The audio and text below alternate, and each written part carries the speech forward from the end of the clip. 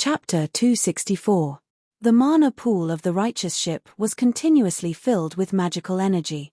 The faint glow of the ship's bow covered a large area of the sea around it. The area was even wider than the windless domain. This time, the wind that was blowing towards them was completely ineffective. Destroy it. The silver mage who was maintaining the magic roared, flustered and exasperated. Let me do it. A one-eyed archer on another ship responded loudly. This was a young man. His sharp long ears indicated his identity, an elf. He drew his bow and readied it, the aura of a silver mage overflowing. His battle energy was madly injected. The next moment, he gently let go and the arrow flew out, drawing a beautiful silver rainbow in the air. The silver rainbow shot almost straight towards the Angel of Tranquility statue. The Draconid youth snorted coldly and used his talent spell, Dragon Roar, to target the arrow. But after the silver rainbow was hit by the Dragon Roar, it suddenly exploded, the silver light dissipating by half, revealing the hazy arrow itself. The flying arrow was still shooting towards the Angel of Tranquility statue. The Draconid youth's expression changed slightly. At the critical moment, the Draconid youth stepped forward bravely. Battle technique, shocking ash. The next moment, the grey shadow of the rapier flew out and hit the light silver arrow. The Draconid youth's expression had just become smug when the flying arrow suddenly disintegrated. Countless thin needles poured down like a storm, indiscriminately shooting in all directions. The Draconid youth hurriedly retreated, rolling on the deck to avoid the needles. After the rain of needles, the Draconid youth stood up in a sorry state. There were many thin needles stuck in his body. The battle energy in his body was in a state of chaos. The Draconid youth hurriedly pulled out the needles in his body and began to use all his strength to suppress the battle energy in his body that was about to go berserk. In a short period of time, he was unable to participate in the battle. The Draconid youth, Zhong Ge, and Kang Shu's expressions all changed. The opponent not only had a silver mage, but one of them was a silver warrior who was an expert in archery. The arrow just now was obviously a powerful battle technique.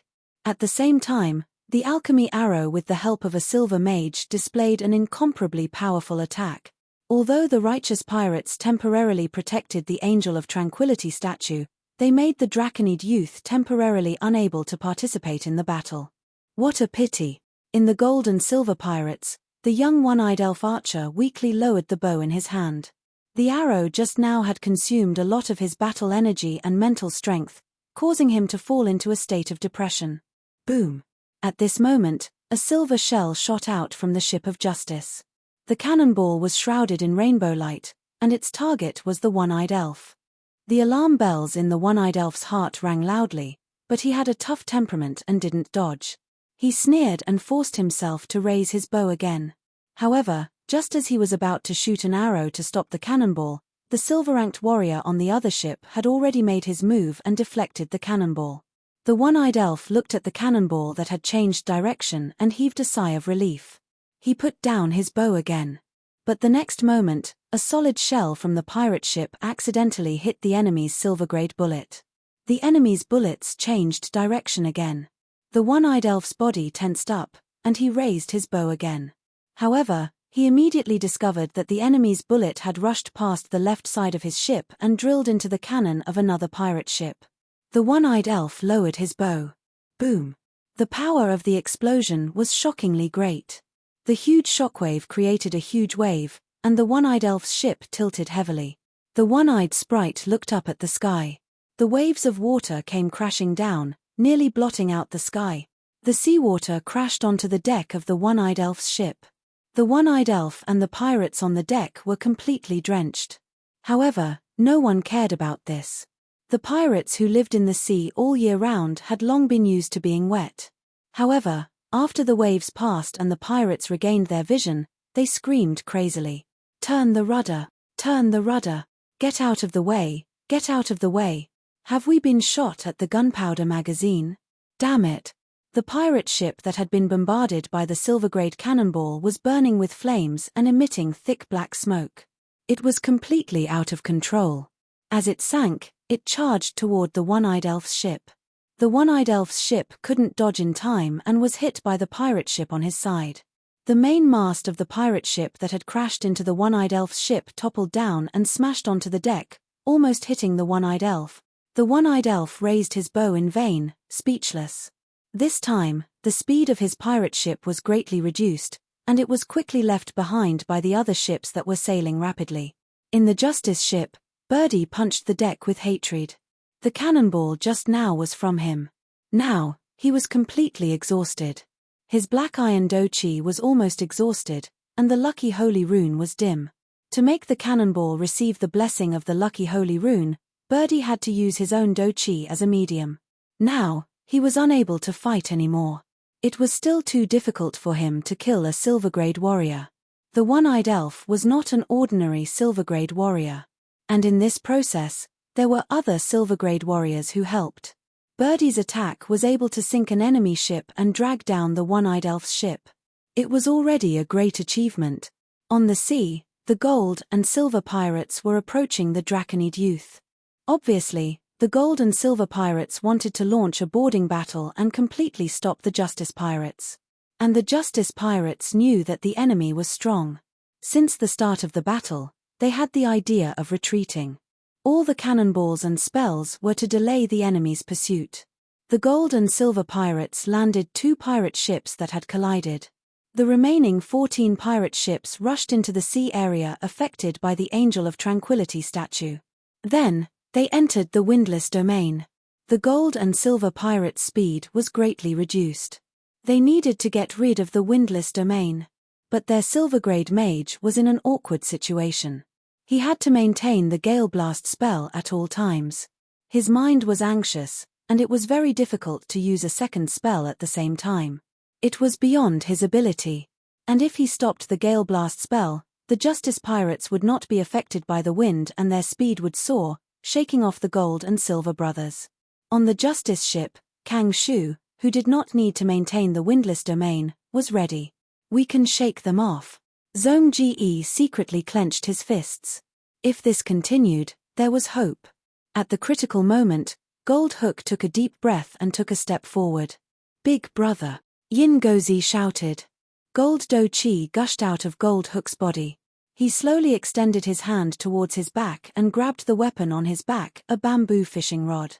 The next moment, he suddenly swung his right arm in front of his chest, and the bamboo fishing rod slashed vertically down.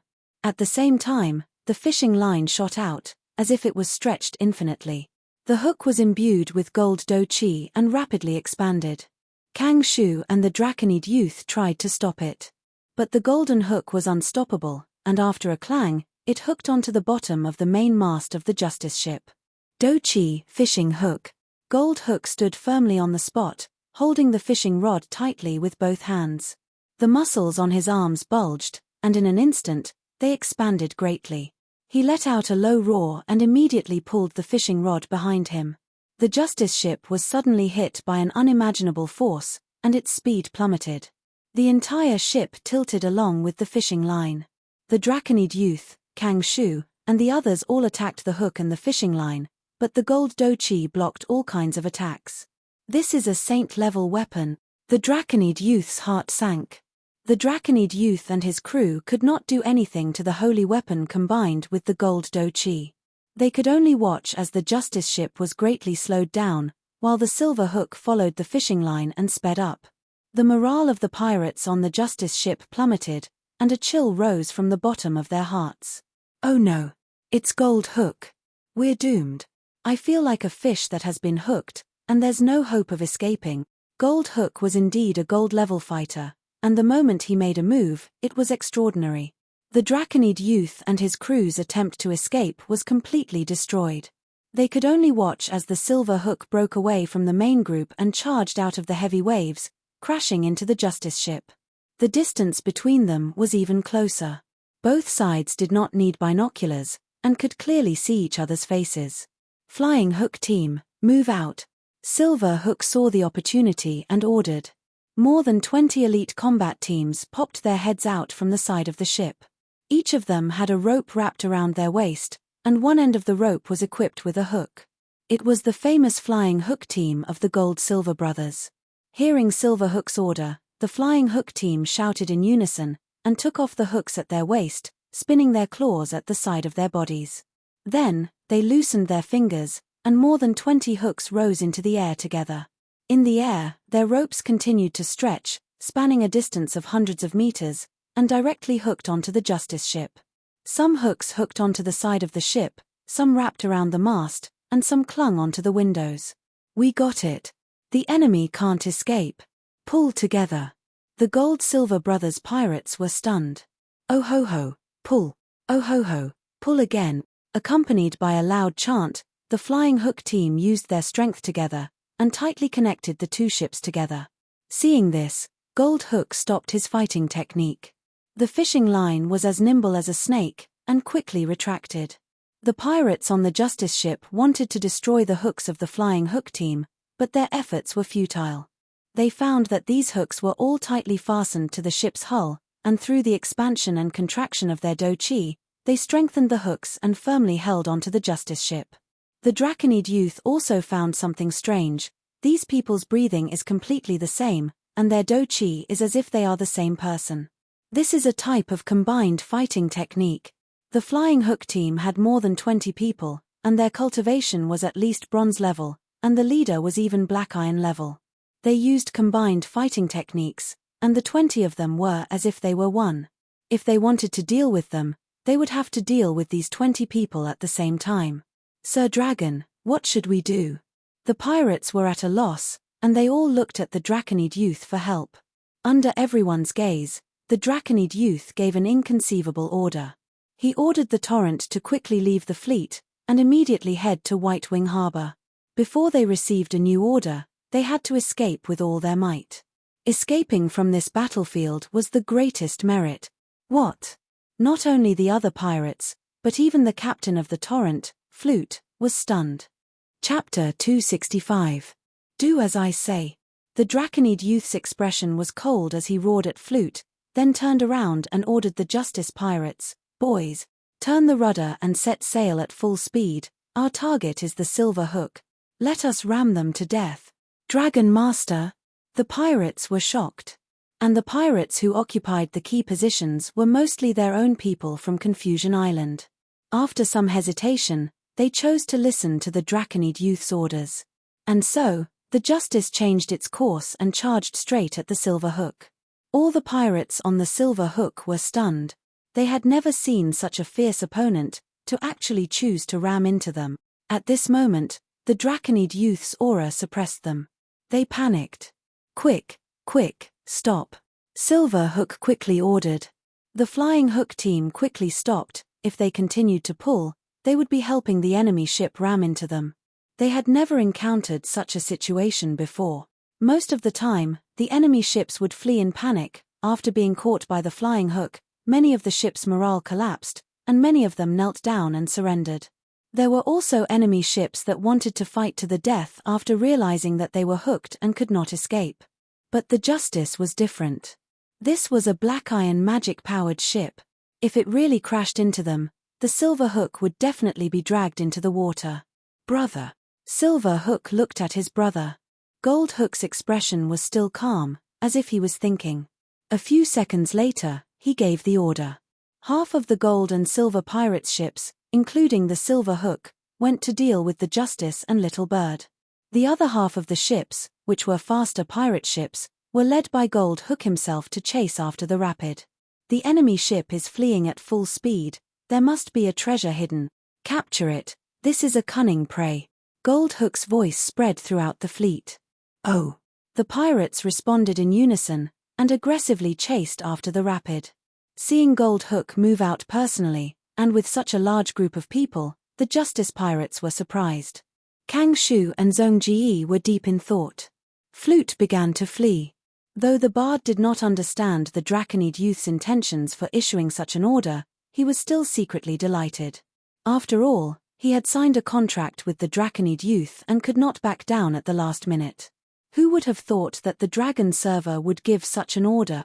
Hee hee. Ah. The snickering in Di Lu's stomach didn't last long. His eyes almost popped out. My God. He saw Golden Hook personally leading the pirates, abandoning the Justice and leading half of the pirates to attack him. Flute's face was filled with shock. "Why are you looking for me? Could it be that you and I have an irreconcilable feud? Don't look for me. I'm just a nobody. The dragon suit is my captain. Why are you looking for me?" Flute roared powerlessly in his heart. Then, he heard Golden Hook shouting to his subordinates. The flute quivered. "Eh? Could it be that there's really a treasure hidden on my ship? Is that why the captain of the dragon suit gave such an order? The dragon suit captain tricked me." The pressure on the leaky flute was immense. It was as if he was fighting against a gold ranker and half of the enemy's ship by himself. Flute was so anxious that his face turned pale. He pulled the helmsman away and personally steered the ship. "Activate the rapid current device," he immediately ordered loudly. The rapid current had magic equipment that could stimulate rapid currents and accelerate the ship.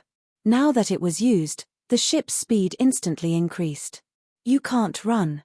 Golden Hook sneered and led the fleet to chase after him. He looked like he would not give up. The battlefield was thus split into two halves. On the other side, the Justice was flying towards the Silver Hook. If it really hit, the Justice's newly purchased Angel of Tranquility would definitely be smashed. Both ships' bows would probably be destroyed. What awaited them would be sinking on the spot. "Stop it, Mage, stop it quickly," Silver Hook shouted anxiously. He didn't want to see his ship being dragged down by the enemy. It wasn't that he lacked the courage to fight with his life on the line, but that his side had a huge advantage. The enemy wanted to fight with their life on the line, but they didn't have to. The Silver Magician was still maintaining Gale Strike to restrict the speed of the torrent from afar. After receiving Silver Hook's order, the mage had no choice but to stop the spell and take out a magic scroll. Magic Scroll, Extreme Frost. Cold air surged wildly and spread across the sea between the two ships. Catcher, the sea water was still flowing a second ago, but in the next second, it had already frozen into ice. The cold air spread rapidly and turned the nearby sea surface into a temporary glacier. Both the Justice and the Silver Hook were covered in silver frost. Although the Justice's momentum was strong, it was restricted by the ice and its speed quickly decreased. In the end, it was only a dozen steps away from the Silver Hook before it regretfully stopped on the ice. "Charge with me!" The Draconid youth roared and jumped onto the deck of the Silver Hook. He recovered from the dust and followed closely behind. Behind them, Lan Zhao and the others boarded the wooden planks to form a temporary bridge and attacked the Silver Hook in groups. "San Dao, you're in charge of the little bird. Everyone else, follow me," Zhong Ji ordered and jumped onto the ice from the deck of the little bird. "Sir." San Dao wanted to follow Zhong Ji, but was stopped by Zhong Ji's stern gaze. "No way, are we really going to attack the Silver Hook?" Shu Ma was scared out of his wits. It was better to be in the little bird, he could still escape. Now that they were charging towards the enemy ship, there was no other way out unless they occupied the ship. But there was no other way. Shu Ma knew that if he wanted to escape, Zhong Ji's two-handed sword would greet his neck at the slightest sign. "Lion Flag Captain tricked me. My God, please protect me and let me survive this battle."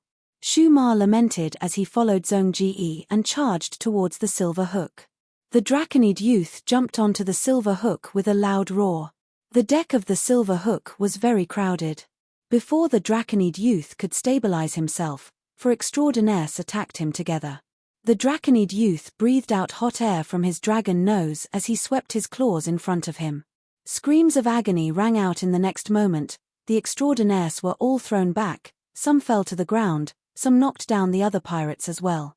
The Black Iron level pirates were lucky enough to survive, but their abdomens were almost cut off by the dragon claws, while the Bronze level pirates died on the spot. Their attacks also hit the Draconid youth, but they were all blocked by the dragon scales. Although the dragon scales given by the legend bloodline were only silver level due to the youth's cultivation, it was still not something these extraordinaires could break through. Relying on the dragon scales, the youth rampaged on the Silver Hook. He took the initiative to attack the famous Flying Hook team. The leaders of the Flying Hook team all went up to block him. The Flying Hooks shot out in all directions, wanting to hook onto the Draconid youth. The Draconid youth suddenly bent his body, almost running with both feet. Bang bang bang! His dragon claws and feet firmly stepped on the deck, explosive chi burst out in intervals, creating small explosions. The explosions pushed his body, making him like a cannonball, constantly charging in a zigzag pattern. The flying hooks could not even hook onto his shadow, but instead hooked onto his pirate companions. The Draconid youth knocked the irksome pirates away. No matter how strong the normal pirates were, they would be instantly killed by him. After a few teleportations, the Draconid youth stepped on the side of the ship, almost sticking to the deck, like a vicious dragon pouncing on its prey, killing his way to the back of the flying hook team. The bronze-level elite flying hook team resisted with all their might.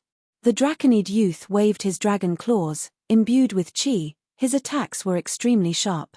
The dragon claws cut through the flying hook pirates' chests as easily as a hot knife cutting through butter. The dragon claws grabbed with force, directly crushing the pirate's head. Warm brain matter and blood splashed all over the Draconid youth's face. Stop! The Black Iron level leader hurriedly rushed back. The Draconid youth turned back to fight. After a round of exchanges, the leaders were all sent flying, and one of the Black Iron level flying hook team leader fell on the deck forever. Come and fight me. A silver level fighter with a sailor's scimitar jumped over from a nearby pirate ship, wanting to stop the Draconid youth's massacre. Your opponent is me. A grey figure stepped forward, using the rapier in his hand to stop this person. I want you to die. Seeing the flying hook team that he had painstakingly nurtured being massacred like this, Silver Hook was so angry that his eyes turned red, and he rushed over with a biting cold killing intent. His weapon was also a fishing rod, emitting a bronze luster. It was a gold-level weapon. The fishing rod was like a spear, stabbing straight at the Draconid youth's face. The Draconid youth bent his knees, squatting down slightly. Chi burst out from the soles of his feet, and with a bang, a mini explosion, his body shot backwards, quickly increasing the distance between him and Silver Hook. Silver Hook chased after him closely.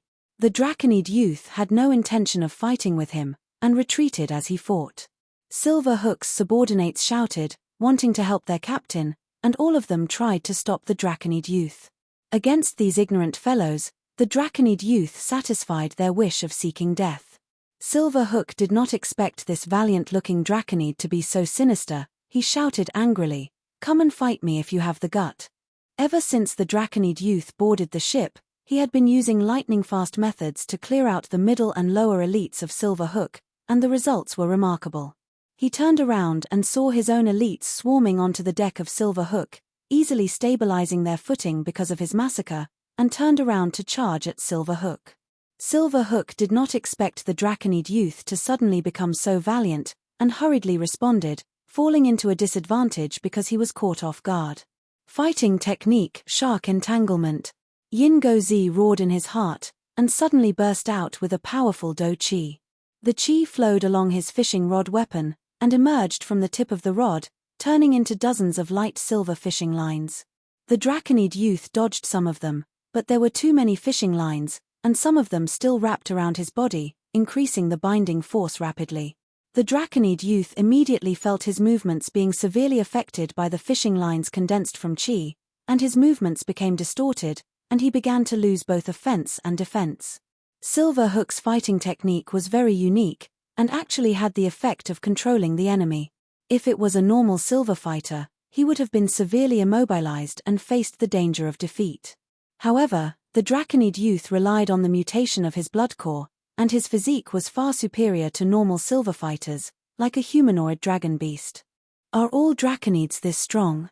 Silver Hook secretly gritted his teeth, still feeling as if he had hooked a killer whale, and even if he gave it his all, he still had a sense of danger, as if the other party would escape the hook at any moment.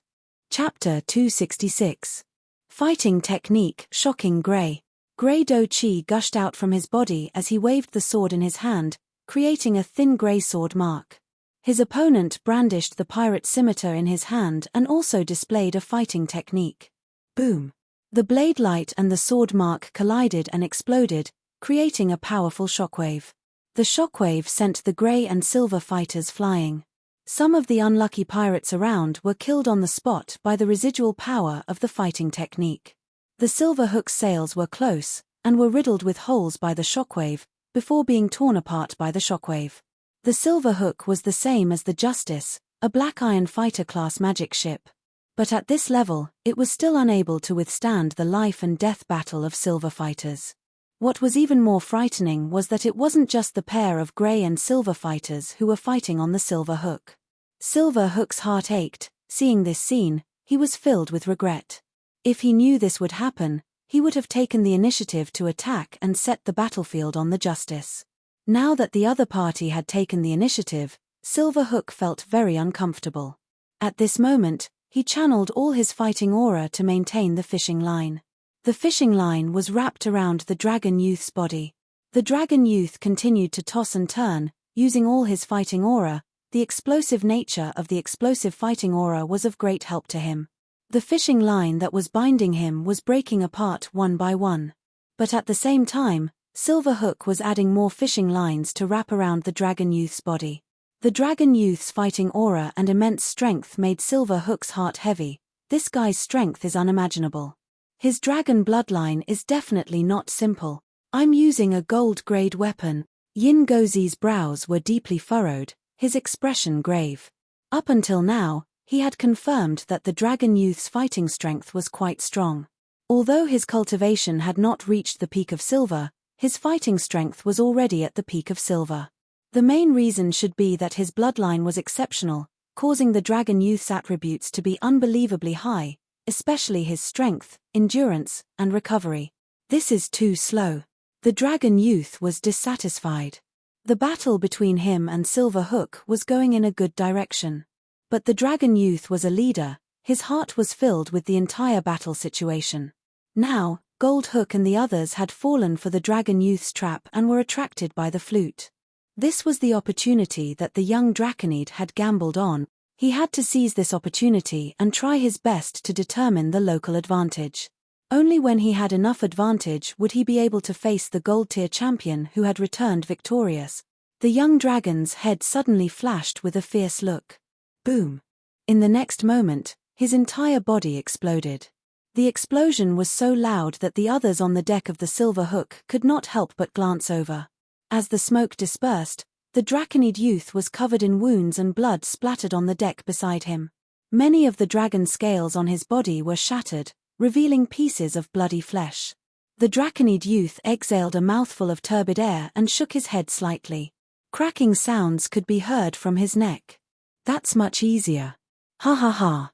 He opened his mouth, revealing a mouth full of sharp white dragon teeth. The fishing line on his body had completely disappeared. He's a madman. Seeing this scene, Ingo's pupils shrank. In order to break free from my control, he actually blew himself up. At this moment, the shadow of his life appeared in his mind. He thought of Ya Wu, that pirate who had challenged all the gold-tier fighters decades ago with his silver cultivation level. The Draconid youth violently broke free from the restraints on his body, causing Ingo to think of him.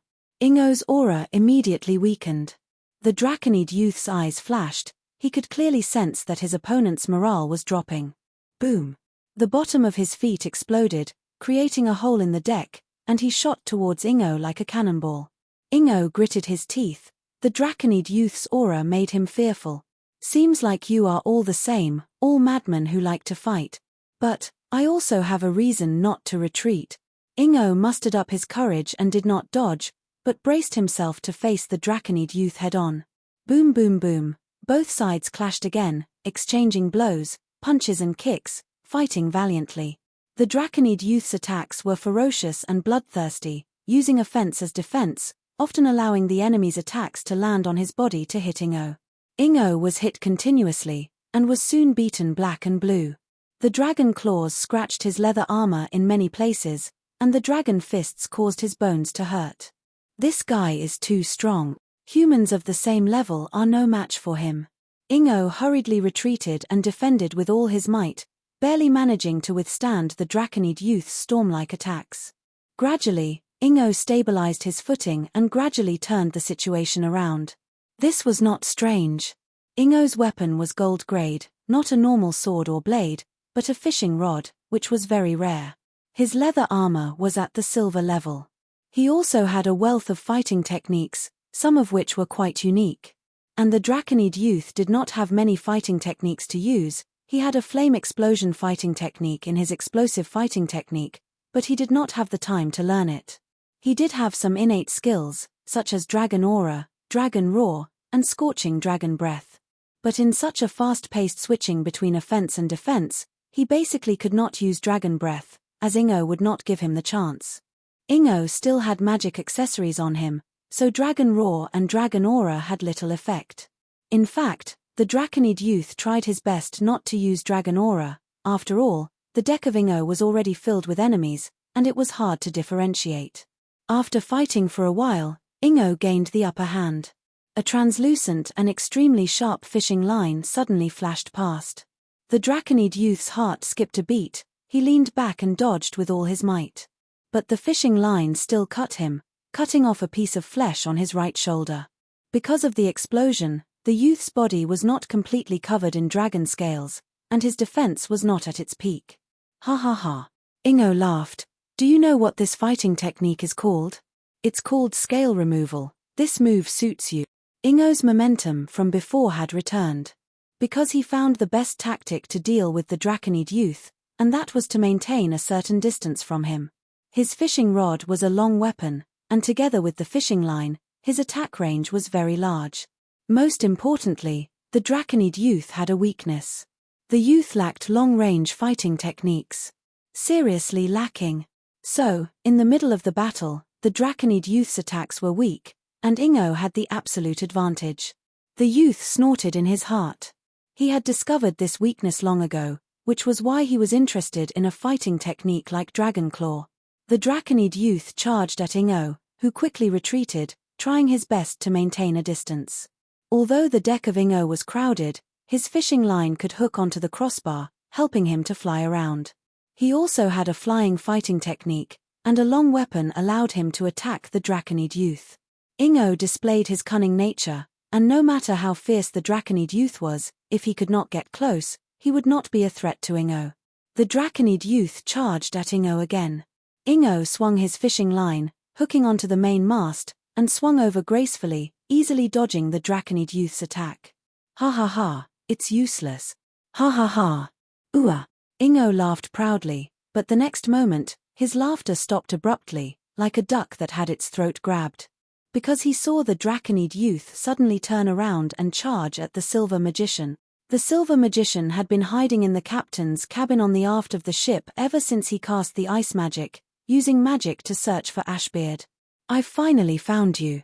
The Silver Magician, who was maintaining the detection spell, laughed coldly, and then split a bit of his attention, at the same time using his fingertips to gently stroke the emerald ring on his right thumb 3 times. The next moment, the emerald ring emitted a bright green light. The green light dissipated, and a faintly discernible wind elemental appeared in front of the Silver Magician. This wind elemental was not normal, it was like a 5 or 6-year-old child, its eyes sharp and cold. This was a wind elemental magic pet that the Silver Magician had carefully nurtured. Through special methods, he had nurtured this wind elemental into a sharp assassin. Go, kill this person. The Silver Magician ordered the wind elemental assassin in his mind. Although the wind elemental assassin was only at the Black Iron rank, it had too much of an advantage against a Black Iron rank mage.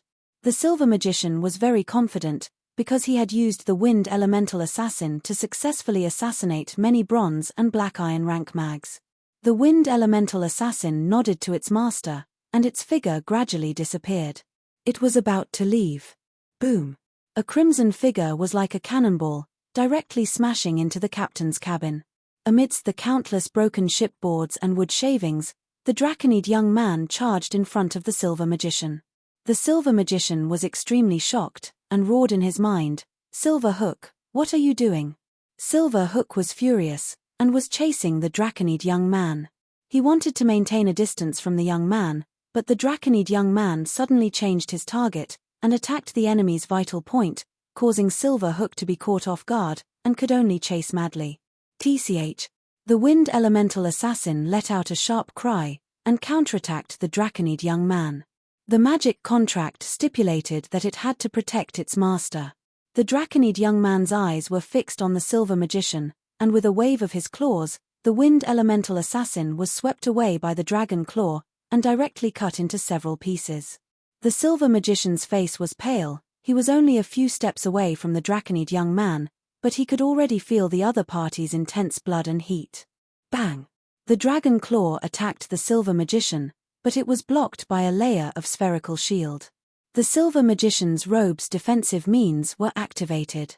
With this delay, Silverhook behind him raised his fishing rod, and fiercely stabbed the Draconid young man's back. The Draconid young man was already prepared, and suddenly opened his mouth. Talent spell, Dragon's Roar. The silver magician paused, and the spherical shield suddenly shattered. The dragon claw viciously stabbed towards the silver magician's head. At the same time, the fishing rod also stabbed into the Draconid young man's back like a spear, and pierced through his heart. The Draconid young man's heart did not turn into a dragon's heart. In fact, even if it was a dragon's heart, it would also collapse after being pierced by a gold-grade fishing rod. At the critical moment, the Draconid young man forcefully twisted his body. The fishing rod was diverted, and brushed past the young man's heart, piercing through his body, and the tip of the rod broke through his chest. And in this time that he used his life to buy time, the Draconid young man's dragon claw stabbed into the silver magician's head. Killing a magician. Chapter 267. No. Seeing the Draconid young man deal a fatal blow to his mage, Silverhook let out an earth-shattering roar. He frantically infused his chi into the fishing rod. The chi passed through the fishing rod and was about to erupt near the Draconid young man's heart. Innate spell, Dragon's Aura. At the critical moment of life and death, the Draconid young man could no longer care too much and used an indiscriminate attack. The next moment, Dragon's Aura pressed down. The majesty of his bloodline origin intimidated Silverhook. But it was only for a moment. The necklace on Silverhook's neck shone brightly, allowing him to quickly recover. It's too late. At that moment, the Draconid young man's intuition flashed through his mind. But he still tried his best to save himself. His arms and legs swung backwards, and he violently shot out explosive chi. The 4 explosions propelled his body forward. In front of him was the silver mage with a hole in his head, who was about to fall. Poof! The next moment, he directly crashed into the mage's body. The mage's body returned to a pile of yellow mud. Shock rose in both the Draconid young man and Silverhook's hearts at the same time. Silverhook's originally frenzied infusion of chi also paused. The Draconid young man finally rushed forward enough to let the fishing rod that pierced through his chest leave his body. At that moment, the young man's emotions were very complicated.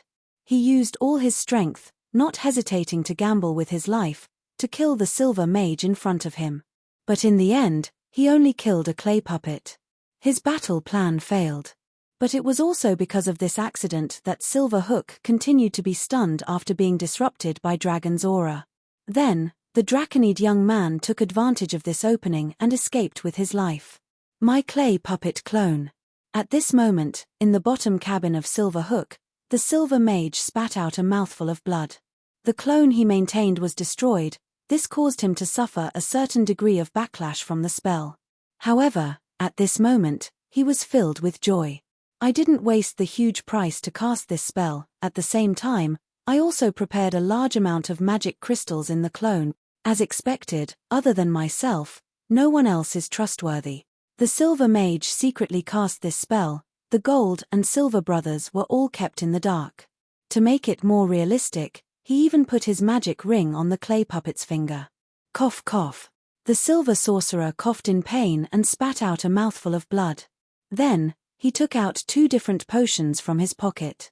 A light red potion was used to heal his internal injuries. The other was a pale white color, which stabilized his mind that was suffering from the spell's backlash. After taking the medicine, his condition quickly stabilized. He let out a long sigh of relief, and a sense of pain rose in his heart. The clay figurine is destroyed, and the most unfortunate thing is that the wind elemental assassin was also killed. These 2 losses were too great. Especially the latter.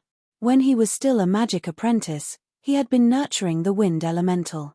After investing a lot of resources into it, it gradually became a mage killer. Who would have thought that he would fall in this battle? In fact, it was very possible for a wind elemental to survive being swept by a dragon claw.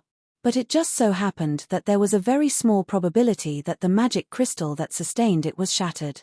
It had to be said that the Draconid youth's luck was exuberant. A casual sweep was enough to kill a wind elemental.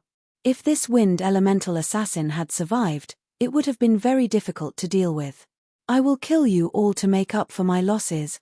The silver sorcerer gritted his teeth, reached into his pocket, and took out a sacred emblem. This was the sacred emblem of the god of concealment, and it was engraved with the sacred runes of the god of concealment. The silver-ranked magician directly crushed the sacred emblem. His aura, which had been restrained to the extreme, completely disappeared.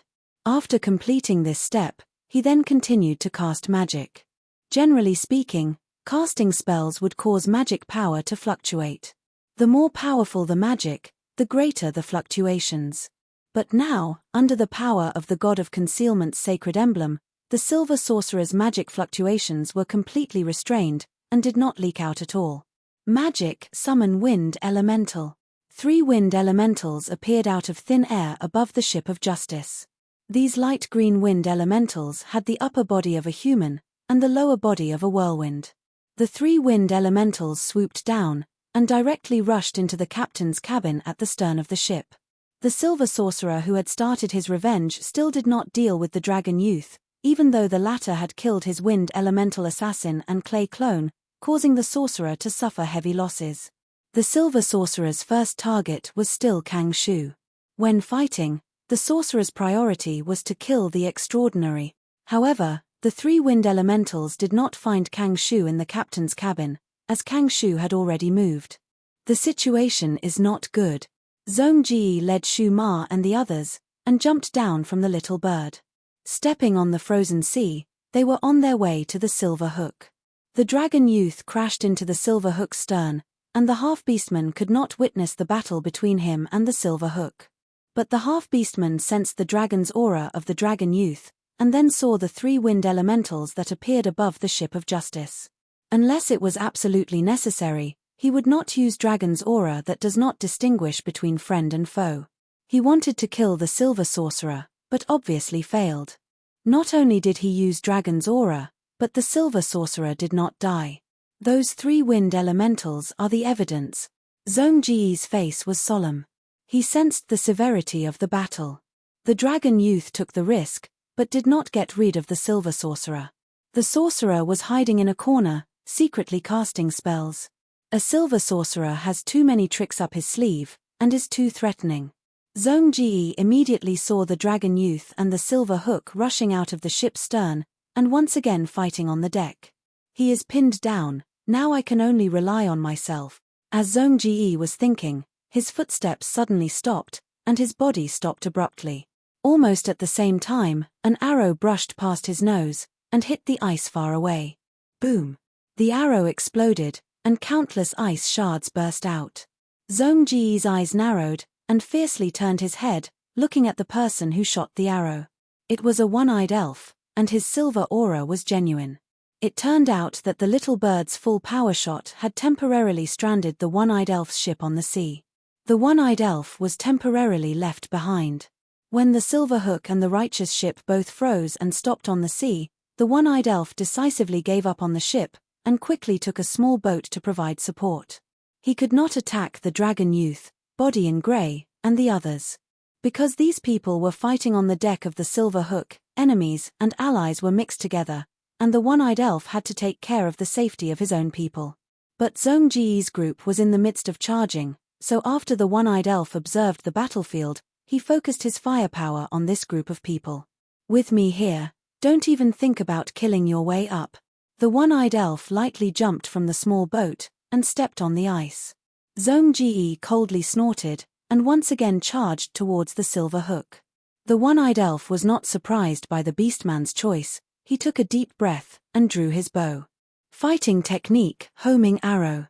Fighting technique, arrow light. Fighting technique, splitting arrow.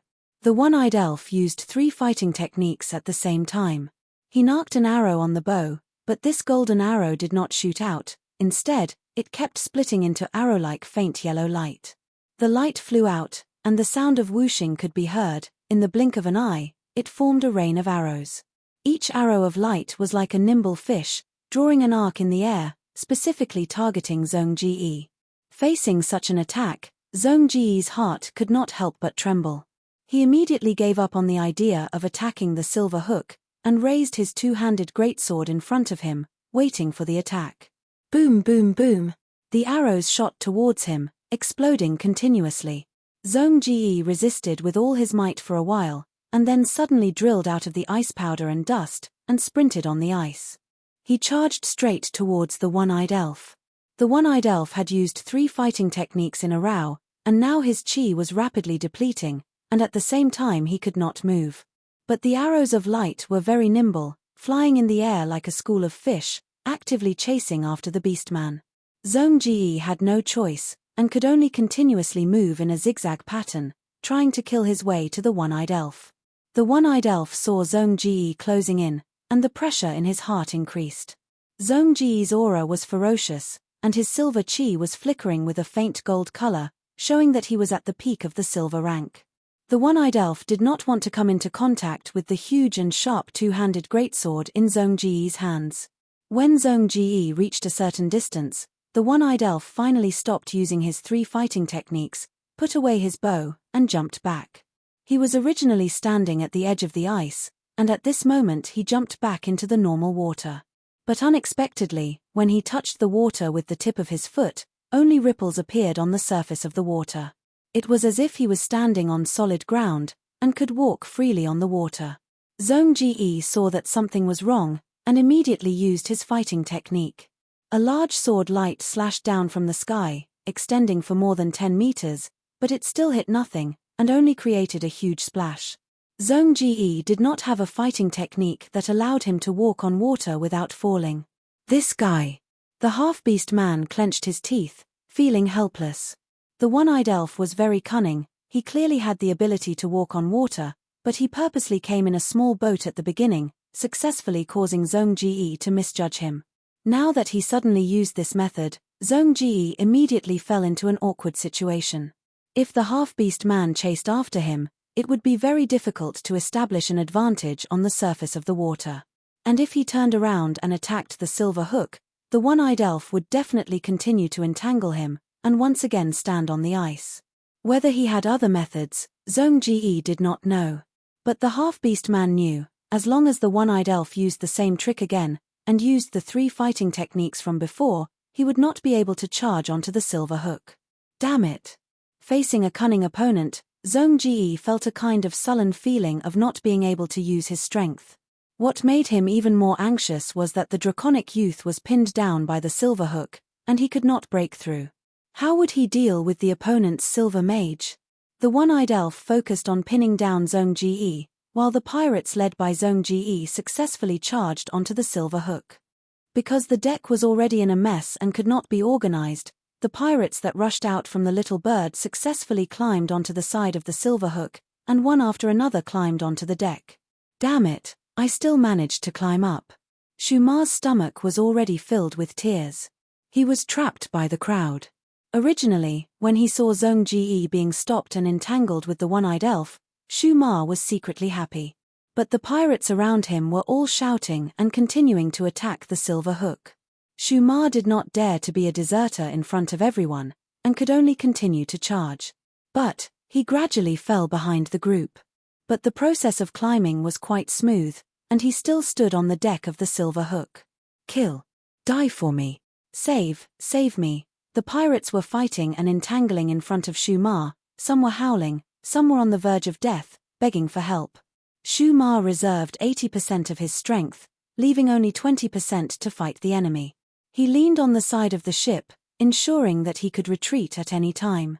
The pirates on the silver hook side rushed at him, and he tried to dodge as much as possible, letting the pirates on his side exert more strength.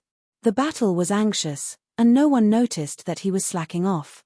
However, good times did not last long, and more enemies came to him. This bronze fighter is a bit weak. First get rid of him, the easy one, and then solve the troublesome ones.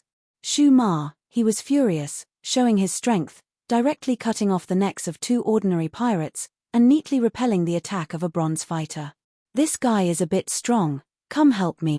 First get rid of the troublesome one, leave the easy ones for later. Shu Ma, on the deck of the Silver Hook, the situation of the Justice pirates was getting more and more critical. Because the other pirate ships of the Silver Hook were docked on the ice, constantly sending pirates for reinforcements. The difference in numbers between the 2 sides was huge. Finally, black iron-level magic fluctuations appeared on the Justice ship. Kang Shu had no choice but to take action.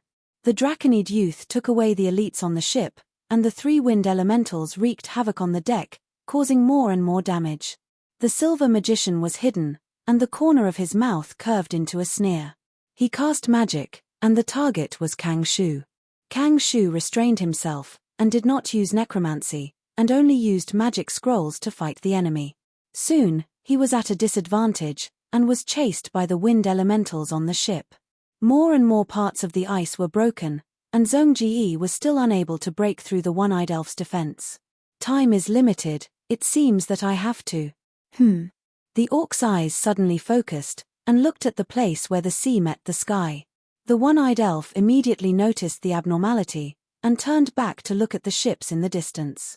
When the 2 sides were in a stalemate, a new ship suddenly appeared. Ha ha ha, our people have gathered. Yin Go laughed loudly, but his laughter immediately stopped. Of the 3 pirate ships that came, 2 of them looked very similar, as if they were twins. The other ship had a strange appearance, the bow of the ship was trapezoidal.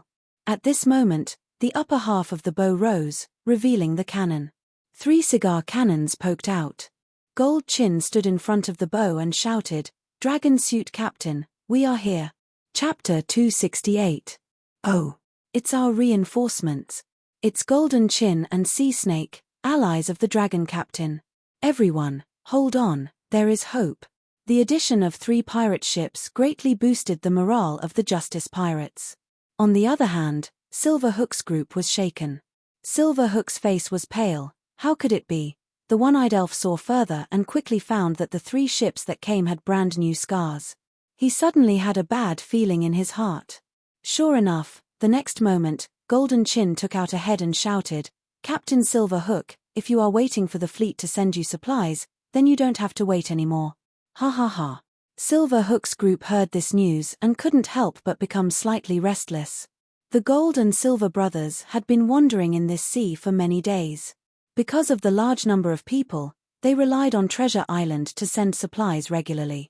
So, when the vague hull of the pirate ship appeared on the horizon, Silver Hook subconsciously thought that it was their transport fleet. In fact, their supply wave was today. Damn it. The transport fleet was destroyed by them. How did they know?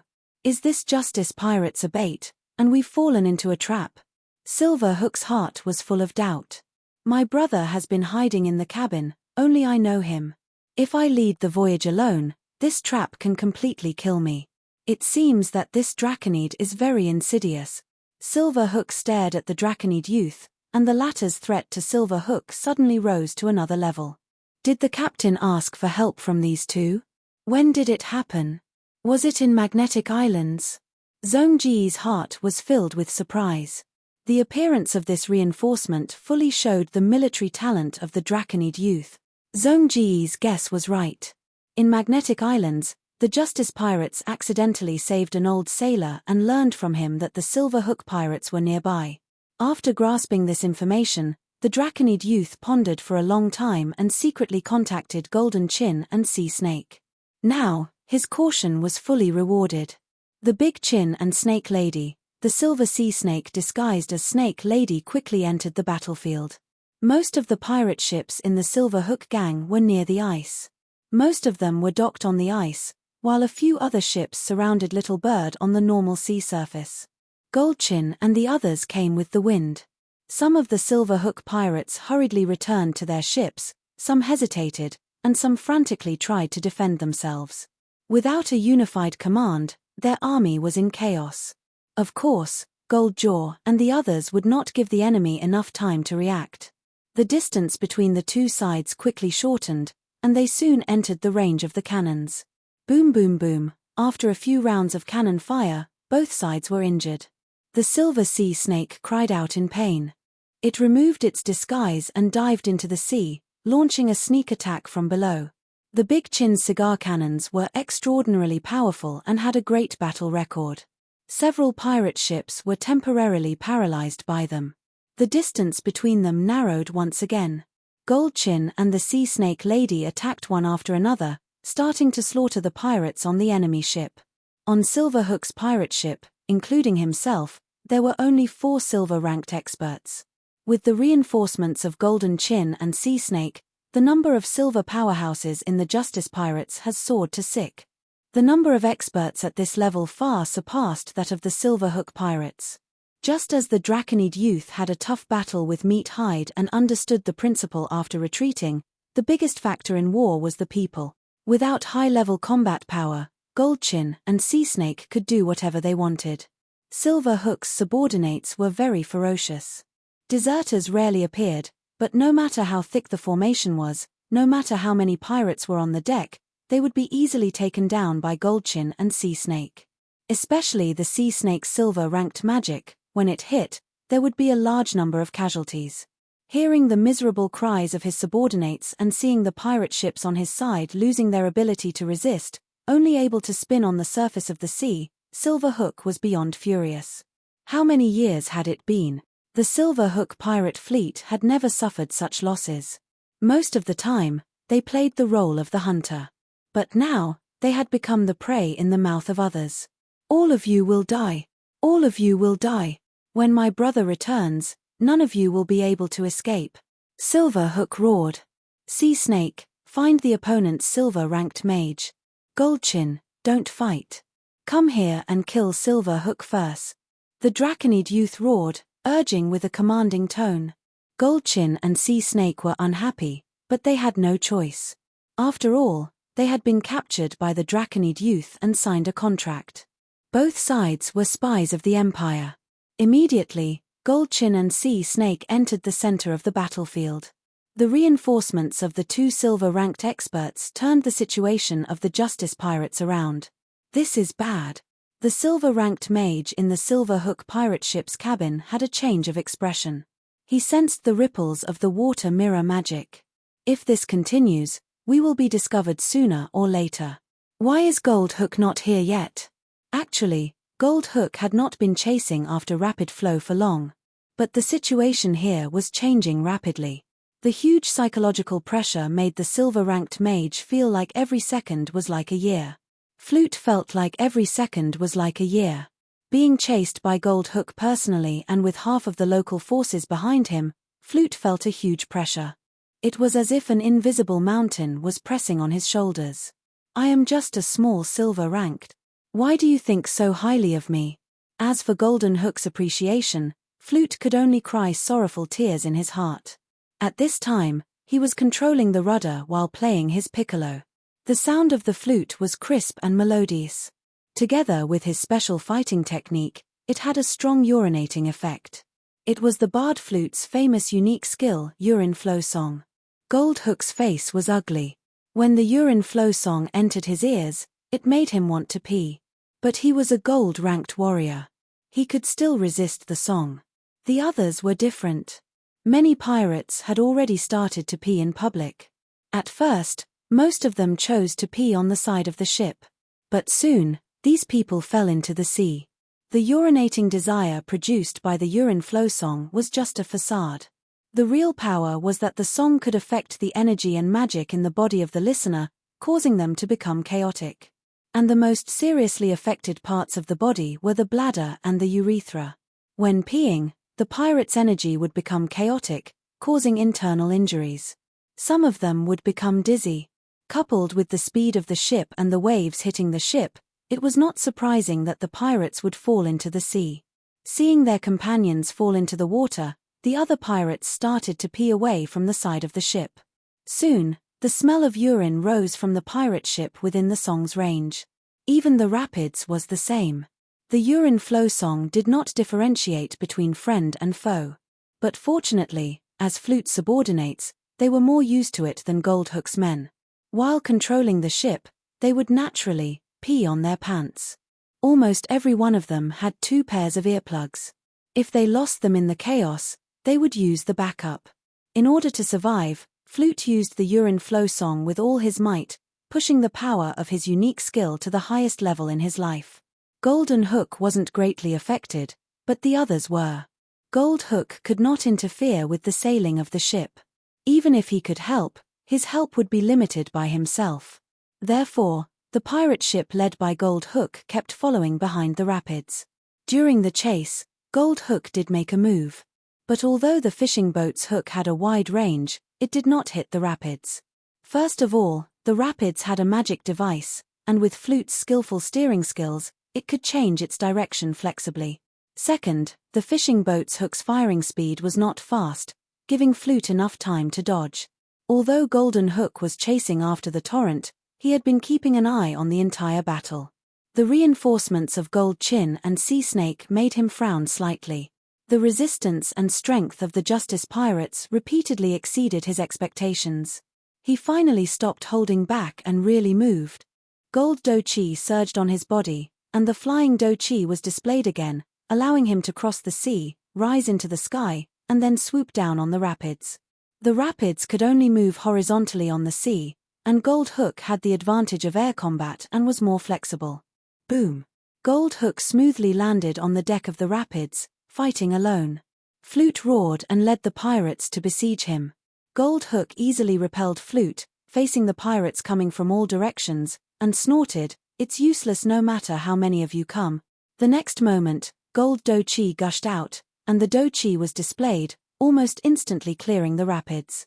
The deck of the rapids was originally crowded with people, and in the blink of an eye, only Flute was left. The masts, sails, rigging, and other things of the rapids were broken under the impact of the Do Chi, and flew out of the ship. The entire rapids was like a hurricane, becoming smooth and smooth. Flute gritted his teeth, jumped back and jumped into the water. Gold Hook was a beat slower, and by the time he reacted, Flute had already entered the water. Golden Hook coldly snorted and used a new Do skill. Do Chi, life-hanging hook. He swung the fishing rod, and the fishing line flew out, and the hook quickly caught up with Flute, who was desperately diving in the water. The hook shone faintly, and gently hooked the back of Flute's head. The next moment, Flute's whole body was weak, and his strength suddenly disappeared. His eyes turned white, and there was no wound on the back of his head, but he was dead. After killing Flute, Gold Hook flew back to his pirate ship, and led the team back to the front of the battlefield. A scream, and Gold Hook, who had just reached the ice surface, had a terrible expression. He could tell that this was the final cry of his silver-ranked magician.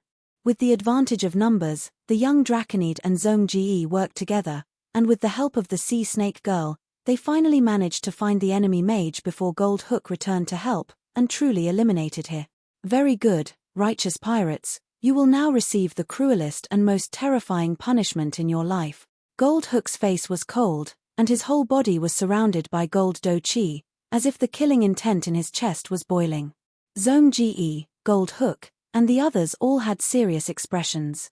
Silver Hook breathed a sigh of relief. The young Draconid suddenly laughed out loud. "Ha ha ha, Gold Hook, we have been waiting for you for a long time.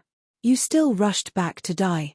The situation was at its most critical moment, but the young captain showed extraordinary confidence. Facing a gold rank, where did his confidence come from? Chapter 269. The righteous pirates were invigorated. Regardless of whether the dragon suit captain was bluffing or had some trump card up his sleeve, the fact that he had such a high-spirited attitude in the face of a gold-ranked enemy was inspiring. There was a saying in the military books of the Eastern Empire, "The general is the courage of the army." The Draconid youth took a deep breath, and his explosive combat aura surged again, forming an explosion that propelled him toward Hook. Fearless.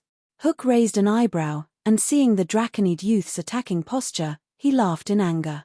Combat technique, wine-brewing fist. The Draconid youth's pupils shrank. Hook's fist disappeared from the youth's vision in an instant. The next moment, the Draconid youth was hit in the chest by a powerful force, and his entire body flew backward at a faster speed than before, crashing into the main mast of the Silver Hook with a bang. The mast groaned, and was almost broken by the Draconid youth. The righteous pirates were stunned. The pirates on Hook's side cheered. This was the majesty of a gold-ranked fighter, but the Draconid youth quickly straightened his body, reorganized himself, and charged toward Hook again. Hook's eyelids twitched, and he was surprised. The combat technique he had used before seemed to be improvised, but he had been accumulating power on his way back. My wine-brewing fist is a wonderful combat technique I learned from the Pandaren tribe in the south of the Empire, and the longer it accumulates power, the more powerful it becomes. Even to the extent of harming oneself. Most silver-ranked fighters can't get up after taking that punch. This guy, he's clearly not at the peak of silver-ranked. Hook was very clear about the power of his attack, but the Draconid youth's physical strength surprised him. It was not that Hook had never fought a Draconid before, but this Draconid youth before him was clearly very different from the ones he had encountered before. The Draconid youth kept charging and retreating. Hook stood where he was, his body tall and straight, like the peak of a mountain. No matter how the Draconid youth attacked, he did not move. On the other hand, the Draconid youth's injuries were getting worse, and his breathing was getting worse, and his body was covered in blood. The battle between the two drew the attention of the entire battlefield. The outcome of their battle would determine the final outcome of this battle. Hook looked calm, but in fact, he was getting more and more shocked. His sharp eyes focused on the young Draconid's wound. He discovered that the young Draconid's injuries were rapidly healing. What kind of bloodline is this? The wariness in Ingo's heart grew stronger as he watched the Draconid youth lunge again and again. I've clearly pierced through his chest and back, and yet he's still so fierce even under my brother's attacks. It's my turn. Golden Hook's voice suddenly sank as he gave up on defense and switched to offense. Battle skill, Crescent Moon Hook. He swung his weapon fishing rod and condensed his combat energy at the end of the fishing line, forming a huge hook. The combat aura hook was extremely sharp. It directly cut the pirate in half and cut off the auxiliary mast. It sliced through the thick sail as if it was nothing. The draconian youth retreated again and again. His dragon scales were unable to withstand such an attack. At the critical moment, Zhong Ji and a body in grey used their fighting skills to support the captain. The three of them fought fiercely against Golden Hook, sharing the pressure together and successfully stabilizing their position. As for Ingo, One-Eyed Elf, and the Silver Warrior with the blade, they naturally would not sit still and continue to fight. Some of them tried to attack the Sea Snake Woman, while others continued to restrain Zhong Ji and the others. Golden Hook's reinforcements did not have the effect of ending the battle. The battle was still in a stalemate. Both sides continued to fight. Ingo was unfortunately reduced to the main battlefield. The entire ship was constantly groaning. The Silver Warriors and above were undoubtedly the bright stars of the battlefield. Even a bronze warrior like Shu Ma had to be careful. Shu Ma's face was covered in dust. He rolled on the deck and hid behind two wooden barrels. Shu Ma panted with difficulty. "We can't continue fighting. I used to think that Lion Flag was a battle maniac, but I didn't expect the dragon captain to be even worse than him. He's actually a madman, daring to attack Golden Hook." This bronze thief was trembling with fear and did not have high hopes for the Draconid youth. "Even if they win in the end, I'm afraid I won't be able to live until then. Being carried onto the deck, that's ridiculous. Right now, no one will pay attention to me. I have to quickly retreat." Bang! A gunshot rang out.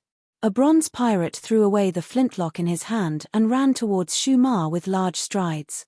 "So you were here?" The bronze pirate roared, his hair standing on end. Shu Ma's mouth was filled with bitterness. He did not know why, but this bronze warrior had his eyes on him. But this is also a chance. Shu Ma blocked a few attacks and took the brunt of it. He directly rolled down the side of the ship and fell onto the ice. The bronze pirate immediately looked down and saw Shu Ma's corpse in a pool of blood. "Humph, who told you to look like my love rival when I was young?" The bronze pirate was pleased with himself. He turned around and went back to fight again. Shu Ma stealthily opened his eyes and clearly saw that the bronze pirate had left. Very good. His heart was roused. He immediately stood up and covered his stomach with his hand. He pretended to be heavily injured and quickly left Ingo. His departure did not attract anyone's attention. The Silver Warriors and Golden Hook on Ingo were busy fighting and had no time to care about anything else. Battle technique, Great Sword Light. Zhong Ji roared. He raised his arms and released a sword light that was as tall as a person. It slashed towards Ingo. Ingo dodged continuously. The sword light chased even faster. But luckily, by retreating, he managed to gain some time to use his battle technique. Battle technique, Curved Hook. The fishing line circled in front of him, forming a translucent silver hook. The sword light struck the hook and was pulled by the hook. It slid down and flew out of Ingo. What's that sound? Shu Ma's ears trembled. He immediately turned his head and saw the great sword light flying towards him. Shu Ma immediately dodged. Bang! The sword light destroyed a large portion of the ice. Although Shu Ma was not hit, he was still affected by the shockwave. He flew out like a sack and started vomiting blood in mid-air. Plop! The mustard horse fell onto the hard ice and slid for a distance. He was dizzy and felt pain all over his body. But he rejoiced in his heart. Luckily I ran away. Otherwise, I would have been in a worse state on the ship. How can you participate in this kind of battle? Do you want to die? Shu Ma stood up and continued to run on the ice. But this time, he did not need to pretend that he was injured. Because he was really injured. Battle technique, Grey Fog Wave. His body was covered in grey. The hair on his body instantly shrunk and released a grey fog. The grey fog formed a fan and pushed forward. The Silver Warrior who fought with Shu Ma was already injured. He was half kneeling on the ground and could not use his battle technique to fight back. He gritted his teeth and grabbed his necklace and broke it. The necklace was strung with countless thin metal pieces. After these metal pieces were freed from the rope, they immediately expanded and formed countless small shields. The shields spun continuously, destroying the grey fog that was attacking them. Shu Ma wanted to continue attacking but was stopped by the arrows of the one-eyed spirit. Just as the Silver Warrior was about to let out a sigh of relief, the Golden Chin charged over with a huge shield. Bang! The Silver Warrior was sent flying. The small shields around him were also scattered. One of them flew far away and bounced a few times on the ice before falling at Shu Ma's feet. What is that? It seems to be an alchemy item. Shu Ma was puzzled. He saw the small shield float up and then quickly spin. Shu Ma was the only one around the small shield. It immediately charged at him. Shu Ma was shocked. He frantically moved his legs, trying to distance himself from the small shield. The small shield was sometimes repelled by Shu Ma's dagger or battle technique. Sometimes, it would catch up and cut open wounds on the bronze thief's body. Shu Ma ran while spurting blood. He was extremely depressed. Finally, he became ruthless and used all his strength to destroy the small shield that was chasing after him. Oh no, I lost too much blood. Shu Ma felt his eyes darken. I have to leave quickly. The farther I am from the battlefield, the better. Shu Ma gritted his teeth and got closer to the little bird. He didn't choose the Righteous. Firstly, the Righteous was the Dragon Server's flagship. He couldn't drive it away.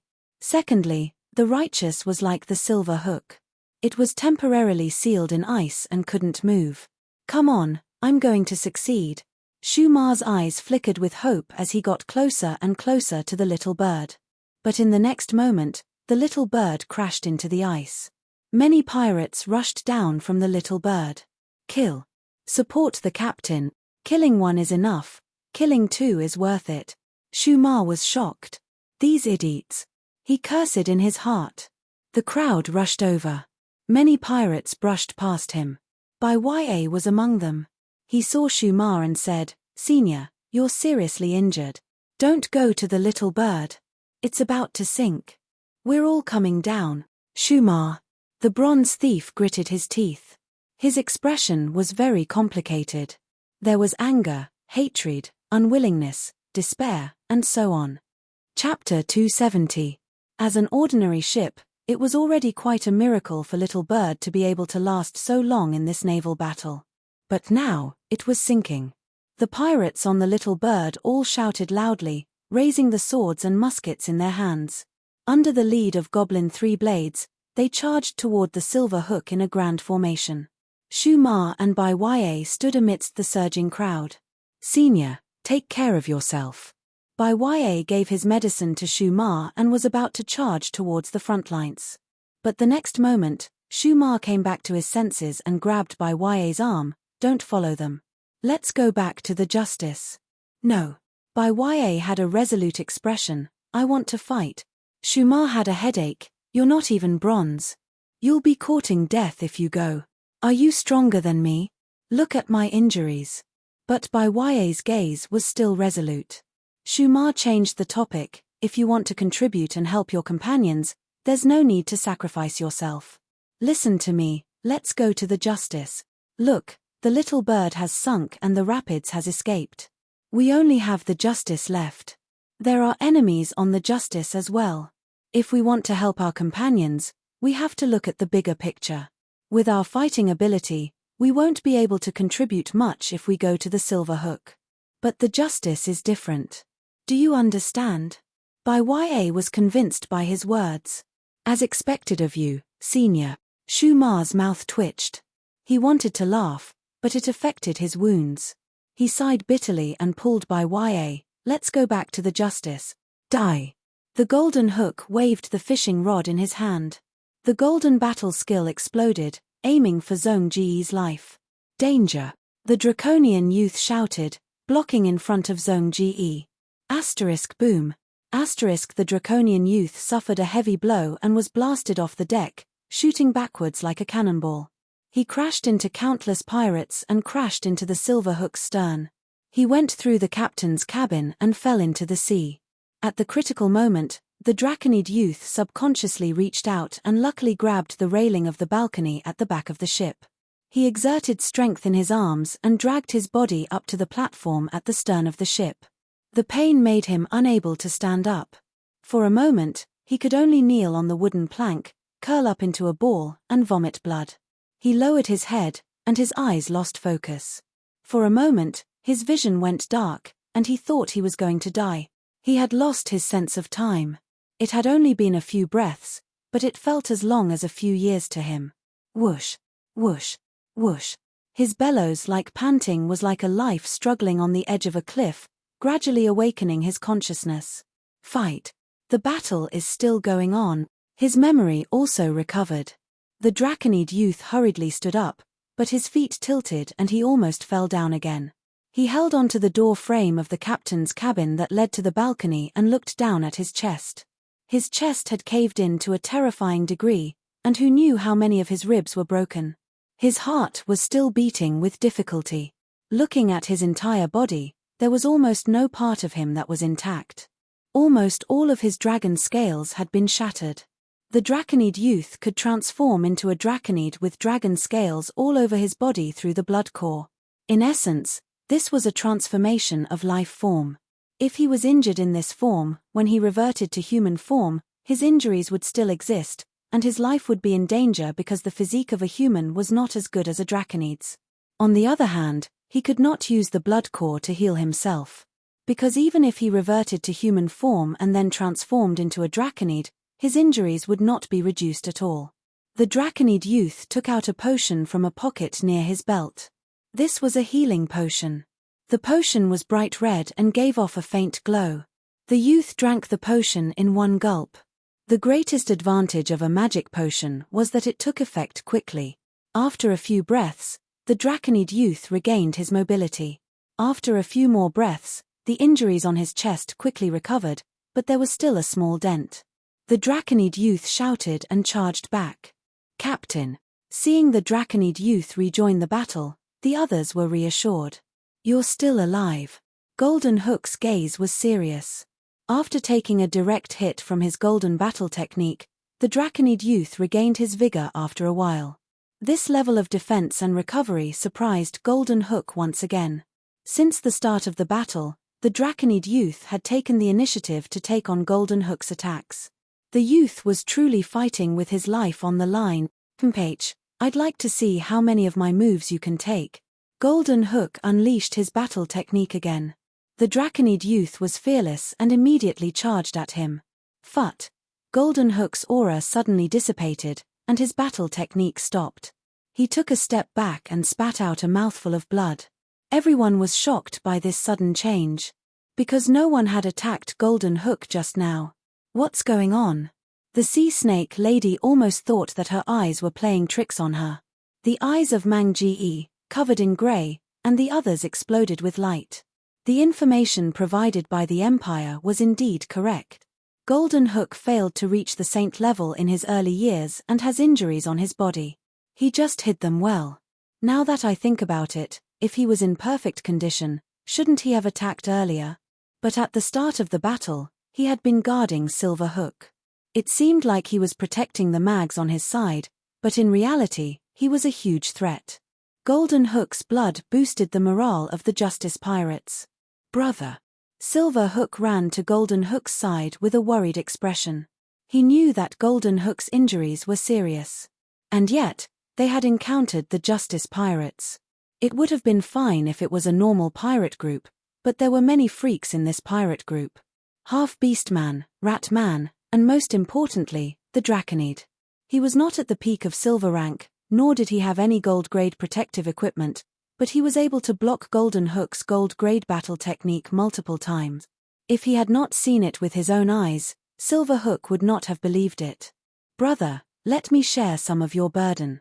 Silver Hook supported Golden Hook. Golden Hook nodded and sighed, all right. After this battle, I can no longer hide my injuries.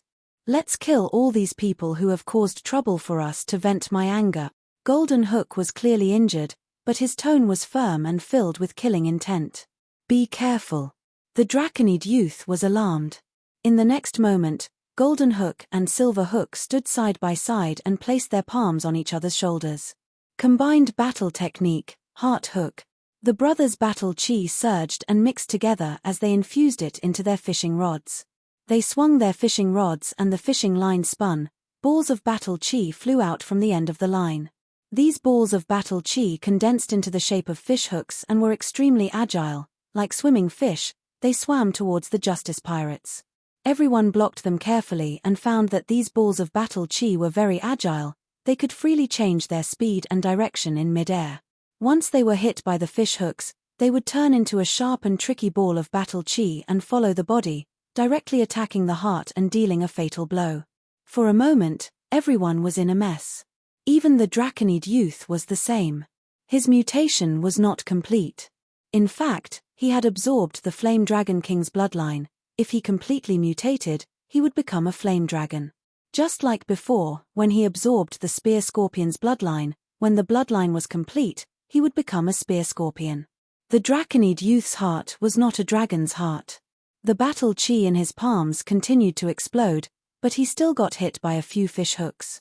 The Draconid youth's face was solemn. He controlled his battle chi to resist the attacks in his body while dealing with the fish hooks outside his body.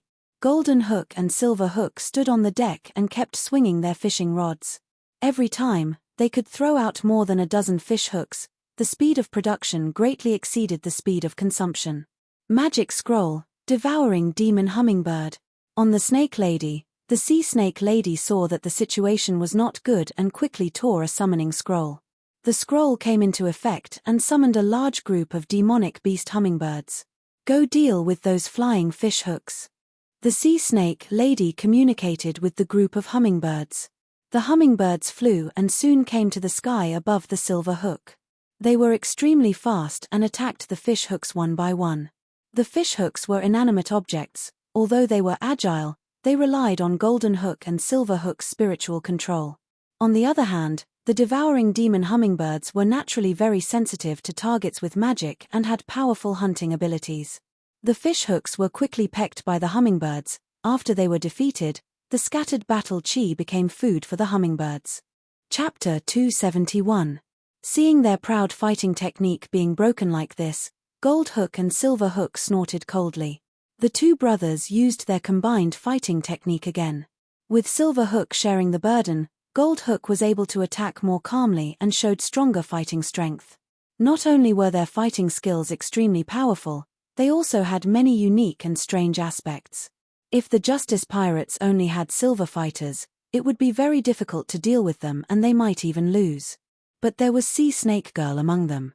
This silver magician displayed a wealth of skills, repeatedly assisting his silver warriors to resist the powerful attacks of Gold Hook and Silver Hook. "Cho, kill that magician." Gold Hook frowned and ordered loudly. The one-eyed elf accepted the order and immediately left Silver Hook. He stepped on the water and headed towards Snake Girl. Without him, the Draconid youth and the others immediately got a chance to attack. They kept using their fighting techniques to greet the Gold Brothers. Gold Hook and Silver Hook could not only stand in place, they could also separate. It was just that when separating, they needed to use their fishing lines to wrap around each other's bodies and maintain the fusion of their fighting energy. Snake Girl started to move away from Silver Hook, but its speed was not as fast as Cho. Sea Snake Girl could only temporarily stop assisting the main battle and use water arrows and other spells to stop Cho. Cho used alchemy arrows to fight back.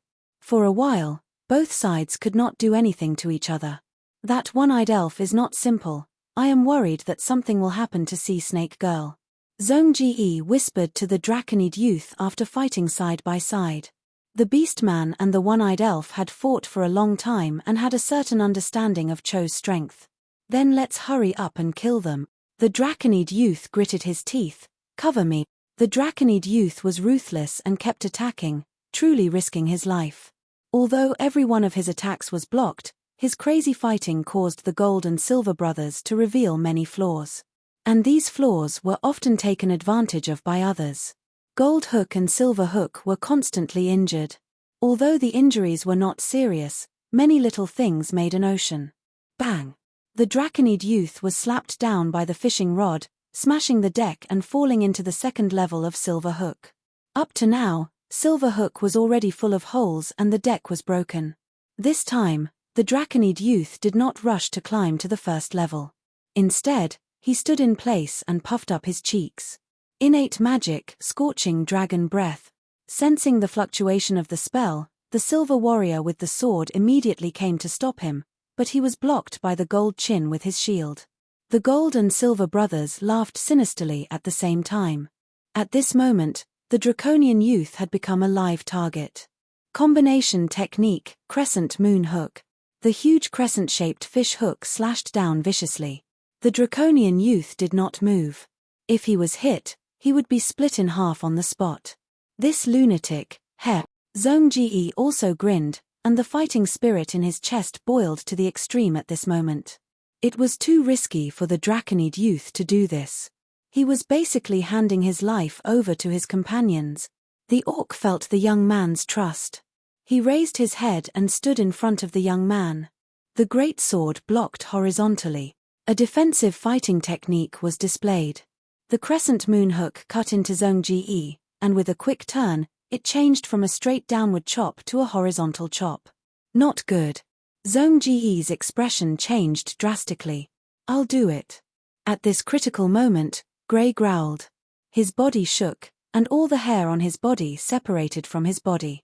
Countless rat hairs containing fighting spirit fused into one, condensing into another rat man. Its facial features were very similar to Gray's. Fighting technique, Gray Rat Man. Gray Rat Man ran toward the Draconid youth, not hesitating to self-destruct, using his body to block the crescent moon hook. The Draconid youth opened his mouth and spat out a large amount of dragon breath. The dragon breath hit the Gold and Silver Brothers. Gold Hook's expression changed. Fighting technique, Sun Ring Hook. He circled the fishing rod above his head, and a dazzling golden ring immediately appeared around it. The huge ring surrounded the Gold and Silver Brothers, firmly blocking the dragon breath. Silver Hook's expression changed drastically. He felt Gold Hook's aura suddenly drop. "Brother." Gold Hook's face was now pale, without a trace of blood.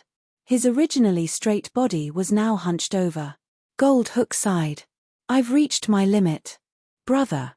Then we'll retreat," Silver Hook hurriedly said. Gold Hook smiled bitterly and shook his head. "I'll send you off. Remember, don't go back to Treasure Island." "No, brother." Silver Hook's body and mind shook. But in the next moment, the Sun Ring Hook suddenly collapsed, and the scorching dragon breath rushed toward him.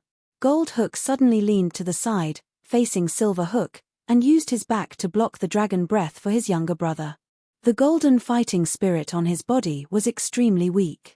In almost an instant, his back was roasted, and a strong charred smell came from it. Stinky brat. Gold Hook grimaced in pain, but smiled. He reached out and patted Silver Hook's head, then rubbed Silver Hook's hair. This was the most familiar and warm action in his memory, causing the extremely anxious Silver Hook to be startled.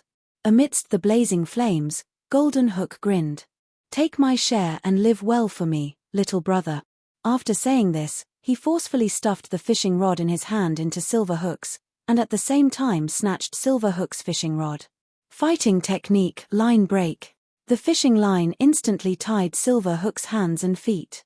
Gold Hook used all the fighting spirit and strength left in his body and fiercely flung it. Silver Hook flew into the sky like a meteor, his tears wildly flowing. He shouted, "Brother!" They could only watch helplessly as the Silver Hook and the Righteous shrank rapidly on the battlefield. The fishing line continued to extend in the air, and finally, when it reached its limit and couldn't be any thinner, it snapped with a snap. Silver Hook's speed increased, and he quickly streaked across the sky, disappearing. Seeing his younger brother escape, Gold Hook smiled, and leaned the end of the fishing rod on the deck, and didn't move. The scorching dragon breath swallowed him in an instant. "Captain, Boss Gold Hook." The dragon breath dissipated. Gold Hook had already turned into a pile of charcoal, his life aura completely gone, but he still stood firm. The battlefield paused for a moment, and then the Justice Pirates erupted into cheers. Gold Hook's group was mourning, and their morale instantly collapsed. A sword fell to the ground, and then a second, a third. Almost no one put up any resistance. Everyone knew that the situation was hopeless. Even the silver fighter with the sword was the same. Under countless gazes, the Draconid youth once again stepped onto the first deck.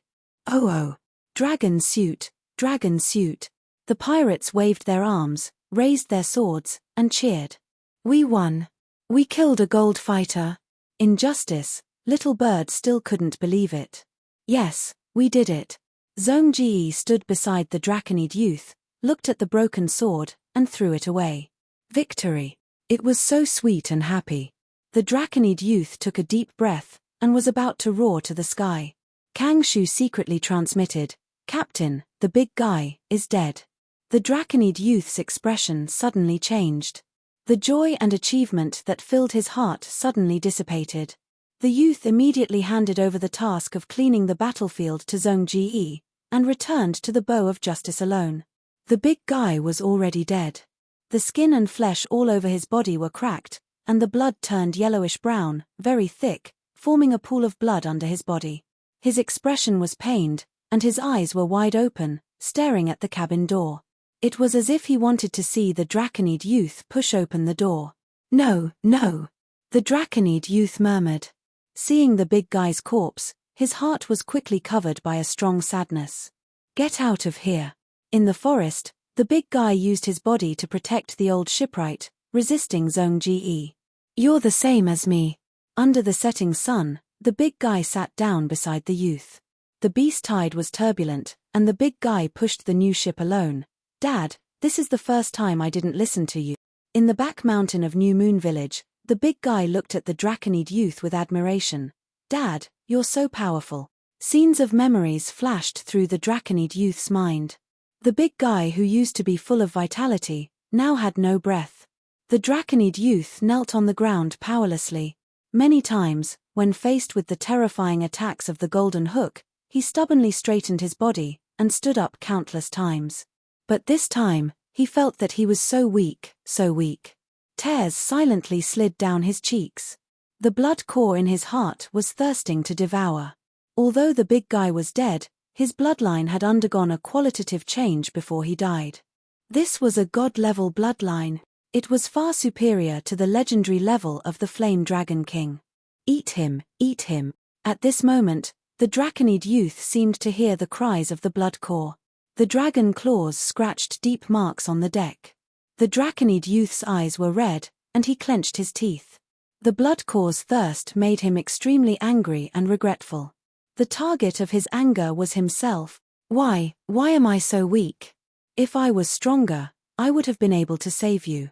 I would have easily defeated the Golden Hook, and there wouldn't have been so many casualties. I should have taken the risk. I should have used the Bloodcore to try and absorb the bloodline in your body. Although this would weaken the quality of the bloodline, it should have saved your life. I should have taken the risk. In fact, the youth had no confidence in this matter. The Bloodcore was extremely domineering. Once used, it would definitely suck the target's life completely, leaving only a handful of fine ash. Since the big guy's accident, the Draconid youth had tried to use only a small part of the Bloodcore's power. There were also a lot of live ducks and chickens stored in the Justice ship. The youth used these to practice, but he failed every time. Fortunately, the big guy could keep his life with healing potions.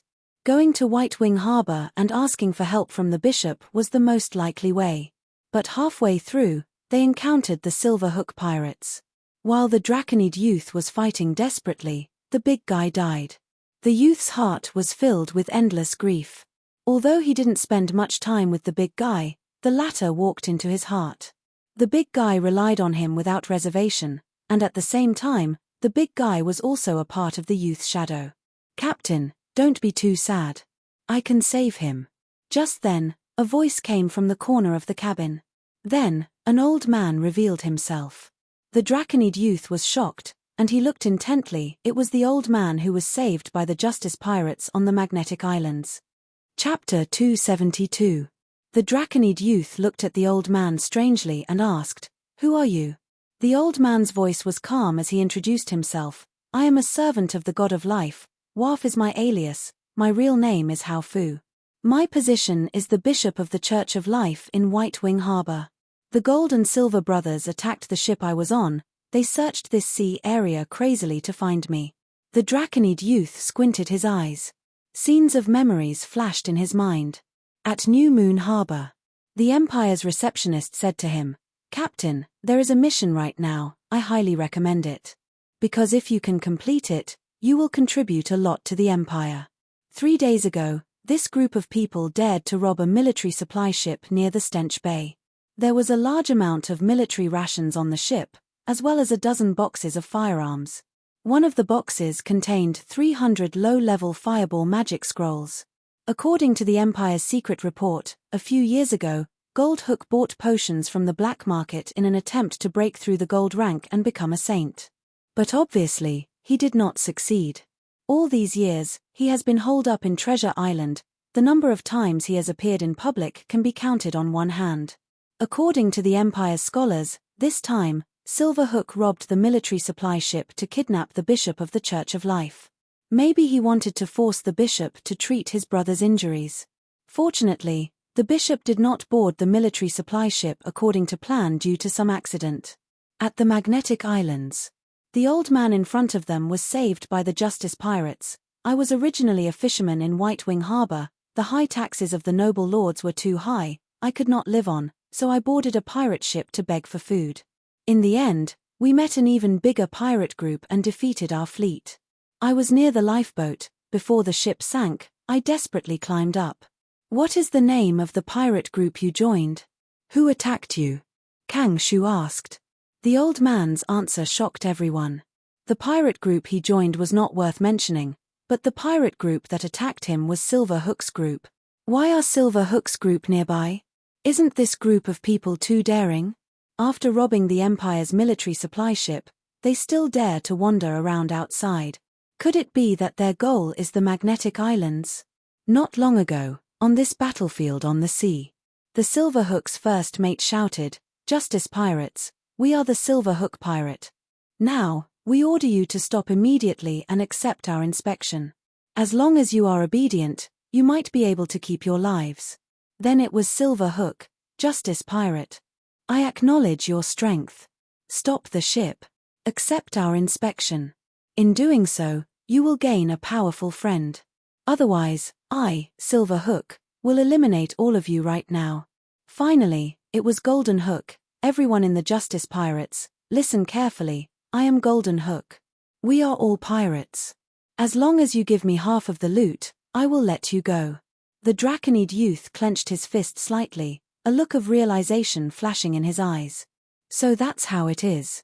Exactly.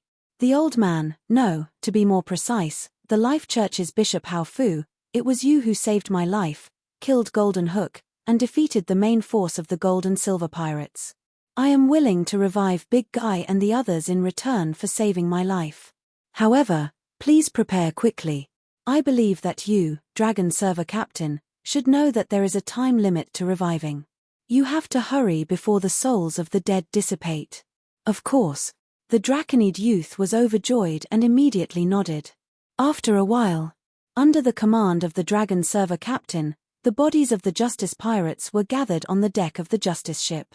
Hao Fu knelt on his knees, bowed his head, and clenched his hands into fists and placed them on his chest. He prayed, "Great God of life, my lord. You are the master of life. You are loved by any life. You have healed me. You have redeemed me. Now, the lowly me prays for your mercy. The mighty power that will resurrect you is also among these people. Let these people live again in the world, live under your eyes, live in your words, live in your glory, and live in your grace." With his prayer, Hao Fu's aura became more and more majestic. From an ordinary person, he quickly rose to bronze, black iron, silver, and even gold. The pirates were stunned, especially the few pirates who had bullied him. They were even more frightened. The higher-ups of the Justice Pirates were also watching closely. It's hard to believe that the Bishop of the Life Sect is actually on our ship. Kindness is rewarded. We saved him in the Magnetic Islands. Bai Ya sighed and immediately asked, "Why is he on the Magnetic Islands?" Kang Shu smiled slightly. "Think back, it's not difficult to guess from the information we got in New Moon Harbor." Bai Ya froze for a moment. So, the bishop was actually on the quartership at the time. Kang Shu nodded. It should be like this. Golden Hook's injuries were very serious. He did not hesitate to attack the quartership to seek help from the bishop to heal him. At that time, the bishop also had means. They actually managed to escape on a lifeboat in the middle of the vast sea. Carefully feel his current aura. Although he is gold level 1, he is obviously weak and his injuries are not light. The Gold and Silver brothers did not capture the bishop, so they frantically searched this sea area. The Empire should have received much more information than we did. They quickly analyzed that the Gold and Silver brothers did not succeed. But in order to cooperate with the bishop's escape, they released false information. On the one hand, they must have dispatched the navy. On the other hand, they also recruited pirates to muddy the waters. We were kept in the dark before, so we didn't know that the bishop was missing. As for the Gold and Silver brothers, they were happy to see the Empire hide it. They wanted to search our ship before, but they used the excuse of plundering to deceive people. Bai Ya clapped his fist and said excitedly, "So, when the Dragon Suit captain ordered the torrent to escape, Golden Hook was so anxious. He didn't hesitate to chase in person and took half of his men with him." "Yes." Zhong Ji nodded, his eyes flashing with admiration. This was a wonderful order, allowing Golden Hook to leave the main battlefield for a long time. If Golden Hook was on the Silver Hook, we would have to pay a heavy price to win. The secret conversation of the crowd came to an abrupt end. Everyone's eyes were attracted to the sky. A bright light suddenly appeared in the sky. The light was as green as jade, and quickly surrounded the entire battlefield. The jade light condensed into balls of different sizes and entered every corpse. The next moment, gasps of surprise sounded. Because everyone saw with their own eyes that the wounds on the corpses were quickly healing, even the broken arms were quickly regenerating. The higher the life level, the more serious the injuries of the corpse, the more green balls of light they absorbed. Although the big guy was only bronze level, he absorbed the most balls of light. Soon, all the corpses on the deck were restored. Bishop Halford slowly stood up, his arms were wide open, he looked up at the sky, as if he wanted to embrace the heavens. Divine art, great resurrection. Boom. His whole body burst out with a brilliant golden light. The golden light was like a pillar, extending all the way to the sky. The green light that spread throughout the battlefield converged into the golden light pillar. The light pillar emitted became more and more dazzling, forcing people to close their eyes. The light pillar was as bright as the sun. But the light was not scorching, instead it was extremely gentle. Under the endless light, the corpses began to react, some began to twitch, some fingers trembled, some breathed again, some even opened their eyes. After a dozen breaths, the light dissipated. Bishop Halford's face was pale, his body swayed, and he knelt on the ground weakly. The corpses from before either sat up or stood up. "What's wrong with me? Is this heaven? I'm clearly dead, but this feeling of being alive. Hey, you're dead too? What was the result of the battle with the Gold and Silver brothers?" The pirates who had died in the battle were bewildered. "You've all been resurrected," the Draconid youth said loudly. "We won, Golden Hook is dead. Thank Bishop Halford, it's because of his resurrection divine art that you've regained your lives." Thus, cheers, thanks, cries, and excited curses could be heard. "Father." The big guy sat on the deck, still in a daze. The Draconid youth came to his side, smiled, and patted his shoulder. Now, the big guy's breath was very stable. He had endured it, he truly had a god-level bloodline. "How did I die? Didn't I escape into the sea?" The flute quickly touched his whole body. "Right, I think I was hit by Golden Hook's attack. Did I get killed just like that?" The flute took a deep breath, still in fear. "Thank goodness, I was so lucky this time, I just happened to save the bishop of the lifesec." "Bishop, I want to convert." The flute shouted, "I'm willing to serve the god of life." Immediately, many pirates agreed with the flute. Some were the corpses just now, some were the pirates who witnessed this miracle with their own eyes. They all began to convert to the god of life. "Back down, the bishop needs to rest." The Draconid youth temporarily stopped the crowd around Halford. Halford's hair was all white, his face was full of wrinkles, and his whole body exuded a strong sense of fatigue.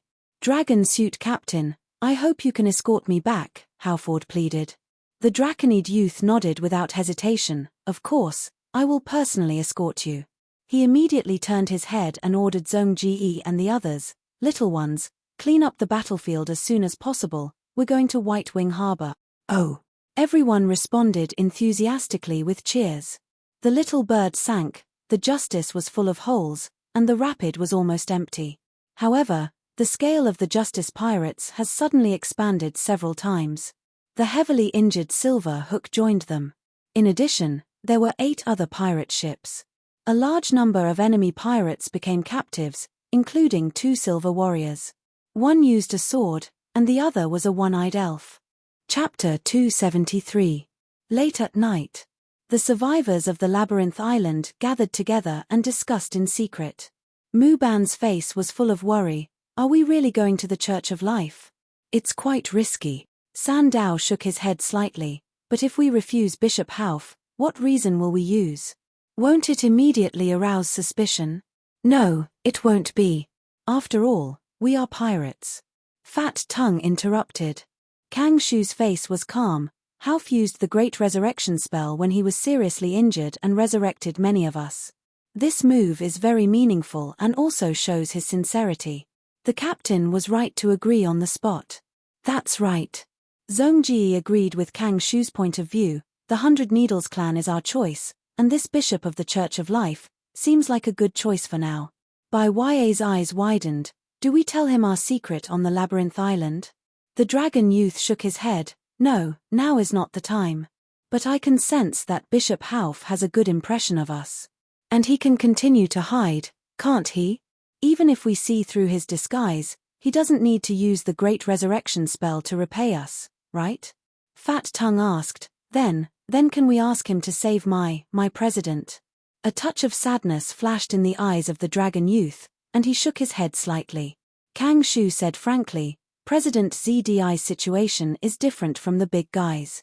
President ZDI's soul clearly has traces of necromancy. Once we use divine spells to save her, it is likely to attract the attention of the gods." As he spoke, the old scholar took out a handful of pearl foam. "Everyone, this is the pearl foam we secretly placed on the big guy before the resurrection. After the resurrection, I counted, and none of these pearl foam were missing. To some extent, this means that the God of Life did not cast a gaze on us during the resurrection process. So, the pearl foam was not consumed at all. Not every use of divine spells would attract the attention of the gods. The essence of divine spells was that the clergy borrowed divine power. For the gods, it was difficult for them to respond to every prayer and pay attention to every use of divine power. Usually, they would only pay attention to important people or important events during major celebrations. The reason why Golden Hook captured Hao Fu was to force Hao Fu to perform divine arts to heal him. He had also taken advantage of this loophole. Kang Shu continued, "We have to admit that coming into contact with Hao Fu and entering the Church of Life is risky. However, the possibility of being noticed by the gods is very small. Even if the gods cast their eyes on us, the possibility of them being able to see through our secret on the island is even smaller. It's worth a gamble. There is a high chance that we will win the bet. If we win, we will gain the friendship of a bishop." Kang Shu had a clear attitude and expressed his support for the young draconian. I agree with Kang Shu's point of view. Zhong Ji was much more concise and comprehensive. As usual, nobody objected to the Draconid youth's decision. The Draconid youth nodded. "This matter concerns the lives of everyone present, so I've gathered everyone here for a discussion. Since this is the result, let's do it. Good luck to us." "Good luck," everyone responded in unison. The next day, 10 ships arrived at White Wing Harbor. Oh my god, so many magic ships all of a sudden. Looking at the miserable state of these ships, there must have been an extremely fierce battle. Who are these people? The harbor became lively because of the arrival of the Justice Pirates. The flag of the Justice Pirates had already been put away. Many people had already vaguely guessed the identity of these ships and sailors, but since the imperial officials here opened the harbor, it proved that these pirates could also be traded. That was enough. Although White Wing Harbor was not a secret harbor of the Empire, receiving pirates like this and providing supplies was already an open unspoken rule of the major harbors. Unless the pirates were extremely vicious and were not tolerated by the Empire, the harbor would refuse to let the pirate ships enter the harbor with gunfire. Of course, even if the pirates entered the harbor, this kind of supply was also risky. In history, there was no lack of cases where the Empire's navy had set up a trap and arrested pirates on land. The Church of Life was magnificent in shape and was entirely made of black jade. The temple was surrounded by lush trees, birds chirped, and flowers bloomed. It was simply a garden. The Draconid youth fulfilled his promise and personally escorted Hao Fu back here. "Lord Bishop, you're finally back." A few of the upper echelons of the church had been waiting for a long time. Seeing Hao Fu again, their faces were filled with joy. The news of Golden Hook's successful robbery of the military supply ship had made them panic. Now that Hao Fu had returned, they had found their backbone again. "It's all thanks to the Dragon Suit Captain. He saved me and even defeated the Gold and Silver Brothers. Golden Hook has already died in the hands of the Dragon Suit Captain," Hao Fu introduced. The upper echelons of the Church of Life looked at the Draconid youth in surprise. They could clearly sense that the Draconid youth had a silver aura, and was not even at the peak of silver. He actually killed a gold ranker with a silver cultivation base. This was a rare achievement. "I was not the only one who killed Golden Hook. My subordinates also fought with their lives on the line. Without them, I definitely could not have done it alone. Plus, Golden Hook was already injured, so he was lucky to win." The Draconid youth smiled and explained. Everyone praised and thanked him. They arranged for the Draconid youth to be welcomed in the guest room. Di Lu and the others who came with the Draconid youth were also properly arranged. These people had all changed their faith to the God of Life because of the Great Resurrection spell. The guest room was located in the greenhouse inside the Church of Life. It was surrounded by large floor-to-ceiling glass, and one could clearly see the dense green plants, bright flowers, colorful parrots, golden-haired monkeys and so on. The Draconid youth sat on the sofa. Exquisite pastries and expensive tea were placed on the milky white coffee table. A fat nanny dressed as a nun stood by his side. The youth casually chatted with the fat nanny for a while, and the fat nanny thanked the youth profusely. It was obvious that Bishop Hao Fu had the charisma of a leader, and was very popular in the Church of Life. "Sorry to keep you waiting, Dragon Suit Captain." A moment later, Hao Fu appeared in front of the Draconid youth again. He had changed into the bishop's pure white robes, and returned to his original appearance, kind and dignified. Hao Fu sat opposite the Draconid youth, and thanked him again for saving his life. The Draconid youth also expressed his sincere thanks to Hao Fu for reviving the pirates. Both sides exchanged a few pleasantries, drank some tea, and Hao Fu asked the fat nanny to leave. Now, only he and the Draconid youth were left. Hao Fu slightly restrained the smile on his face, and asked with a serious tone, "Forgive me for being presumptuous, but I wonder what the dragon suit captain thinks of the major races in the world."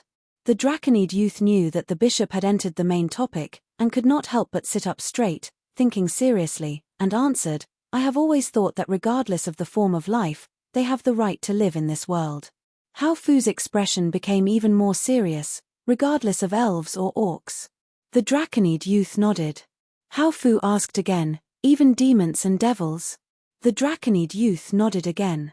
Hao Fu asked again, "But demons and devils are so evil. The Empire's expedition to the Wild Continent, and the orcs are the Empire's greatest enemy. Could it be that the dragon suit captain is against the Empire's expedition?" The Draconid youth shook his head. "What is justice? What is evil? It is actually very difficult to determine these two. A strong orc who has killed many humans is the hero of the orcs, and to the orcs, he is undoubtedly righteous. But to us, he is definitely evil. Any life has the right to live, but there are differences between life forms, strong and weak. The strong eat meat, the weak eat grass, just like tigers and leopards, rabbits and deer. I am not against the Empire's expedition, on the contrary, I am very much in favor of it. This is a competition between the strong and the weak, and only by competing can the humans and orcs recognize themselves and reality, and better coexist in the future. I believe that the Qingming Emperor did not push this national policy to the Wild Continent to exterminate all the orcs, right? Ha ha ha. Bishop Hao Fu suddenly clapped his hands and laughed. "Dragon suit captain, you are indeed different. After I boarded your ship, I clearly felt this. Your righteous pirates have orcs, goblins, rat men, and half-giants. The pirates are indeed complicated, but your pirates are different. Not only can different races coexist, but they can also treat each other equally. This situation is so rare, if I did not experience it myself, I would find it hard to believe. Just now, when I heard what you said, I knew it was because of you." The Draconid youth thought, "The bishop thinks too highly of me. The main reason they can get along like this is because of the life and death experience on the strange island, and helping each other. In addition, they shared the responsibility of the Empire, so they became a close group, hugging each other for warmth." Bishop Hao Fu sighed and continued, "Life is precious, colorful, and full of potential. Any life should be respected, whether strong or weak. There is a reason for life. This is the doctrine of our life sect. Dragon suit captain, do you know why I am willing to use the Great Resurrection technique? Because on the ship, I was taken care of by the big guy. Although his attitude was fierce, how could I not feel the kindness in his actions? And because I saw you, Captain, because of the strong grief of the big guy's death. Whether it is the big guy, you, or others, your respect for life transcends race. This moved me from the bottom of my heart. Dragon suit captain, do you have any thoughts of believing in the god of life?" The Draconid youth bowed his head and thought for a long time, then shook his head with a wry smile. "I'm sorry, please forgive me for not changing my faith for the time being." "Hehe, please don't be in a hurry to refuse." Bishop Hao Fu waved his hand. "I haven't said my conditions yet. If you and the big guy convert to the god of life together, then you can get the position of Guardian Knight. At the same time, there are various conveniences. Please look at this list." The Draconid youth took the list, and after reading it, he could not help but change his expression. "Master Hao Fu, why did you pay such a huge price to recruit us? You have already repaid the favor of saving your life." Hao Fu smiled. "I believe, in the face of a legendary bloodline and a god-level bloodline possessor, any sect will have the intention of recruiting." Chapter 274. Can the bishop detect the bloodline grade of other life forms? The Draconid youth raised his eyebrows. Hao Fu nodded. "This is the field that the Life Church is best at. I have the grace of God, and the God of Life has given me a constant bloodline grade detection divine spell. As long as it's within a certain range, Any life form that doesn't exceed my level can be seen through by me. The Draconid youth asked, "Excuse me, are there many situations like yours?" "Of course not. To be more precise, it's very rare." Hao Fu smiled. The Draconid youth couldn't help but sigh. The god of life's divine realm and divine authority were all linked to life. The Draconid youth had long heard of the bloodline grade detection divine spell. He just didn't expect Bishop Hao Fu to be blessed by God and be able to maintain this divine spell. What he sighed more was the pearl foam. He and the big guy both secretly carried pearl foam on them, but they didn't hide the secret of their bloodline grade. The youth speculated, on one hand, this might be because the bloodline grade detection divine spell on Hao Fu was cast by the god of life herself and was fixed on the bishop, so it was extremely powerful. On the other hand, although the pearl foam was a divine artifact, the Justice Pirates could only passively use it and couldn't truly exert its power. The more he interacted with Hao Fu, the less confidence the Draconid youth had in the pearl foam. How many things did Hao Fu see on the Justice? Did the god of life really not notice during the resurrection process? Was our secret discovered or not? Gods were unpredictable, and their power was as vast as the sea. Gods were omnipotent. The bloodline grade secret was exposed. This was beyond the youth's expectations. But now that he calmed down and thought about it, this might not be a bad thing. The god and legend bloodlines made Bishop Hao Fu think highly of them and offered them an olive branch. Become a guardian knight of the Life Church? This seems to be a good opportunity. The Draconid youth began to frown. If the big guy and I both become guardian knights, then next, we can rely on Hao Fu to reveal the secret of the Fog Island and contribute a part of the harvest. Can we get away with it? The youth analyzed for a moment and felt that this was possible. But he couldn't agree. Deity and legend rank bloodlines are no small matter. The Life Church will protect us because of this. Even if the fairy tale of the green jade golden coffin and the mermaid can be sacrificed, it's still worth it. But the Bloodcore, the Draconid youth's bloodline, was not at the legendary level. The truth was that he had absorbed the bloodline of the Fire Dragon King. The Bloodcore could modify life forms and steal the bloodlines of other external life forms. This secret was simply too great. It would be better if the Bloodcore was the same as the other two divine artifacts and could only be used by gods. The most frightening thing was that the young man could directly use it to eliminate the legendary-level Fire Dragon King and forcefully seize the latter's bloodline essence. The young man had a strong intuition that the Bloodcore could not be exposed. Once it was exposed, it would have a huge impact. Would the Life Church allow a guardian knight to possess it? Impossible. The Bloodcore could absorb external bloodlines. What a marvelous life power Upanishad it contained. Once exposed, the god of life would personally come to take it from me. The Bloodcore existed in the young man's heart. If the two were separated, what would happen to the young man? In addition to this reason, the young man also had a sense of disgust towards the matter of believing in other gods. This might have something to do with the fact that he had mistakenly thought that he was a paladin on the strange island and had repeatedly prayed to the Shungming Emperor. Seeing that the dragon captain had lowered his head in contemplation and did not respond for a long time, Bishop Halford laughed and spoke again. "Dragon captain, do you think your pirate crew can survive for a long time? It is impossible for a carefree pirate career to exist in the future. The reason is simple. The pirate god's throne has been created. In this battle for the throne of the pirate king, it doesn't matter if the empire or other existences win. As long as the new pirate king ascends the throne, he will definitely gather all the pirates under his command and form a pirate coalition army. The previous pirate kings have done this. At that time, what will happen to your Justice Pirates?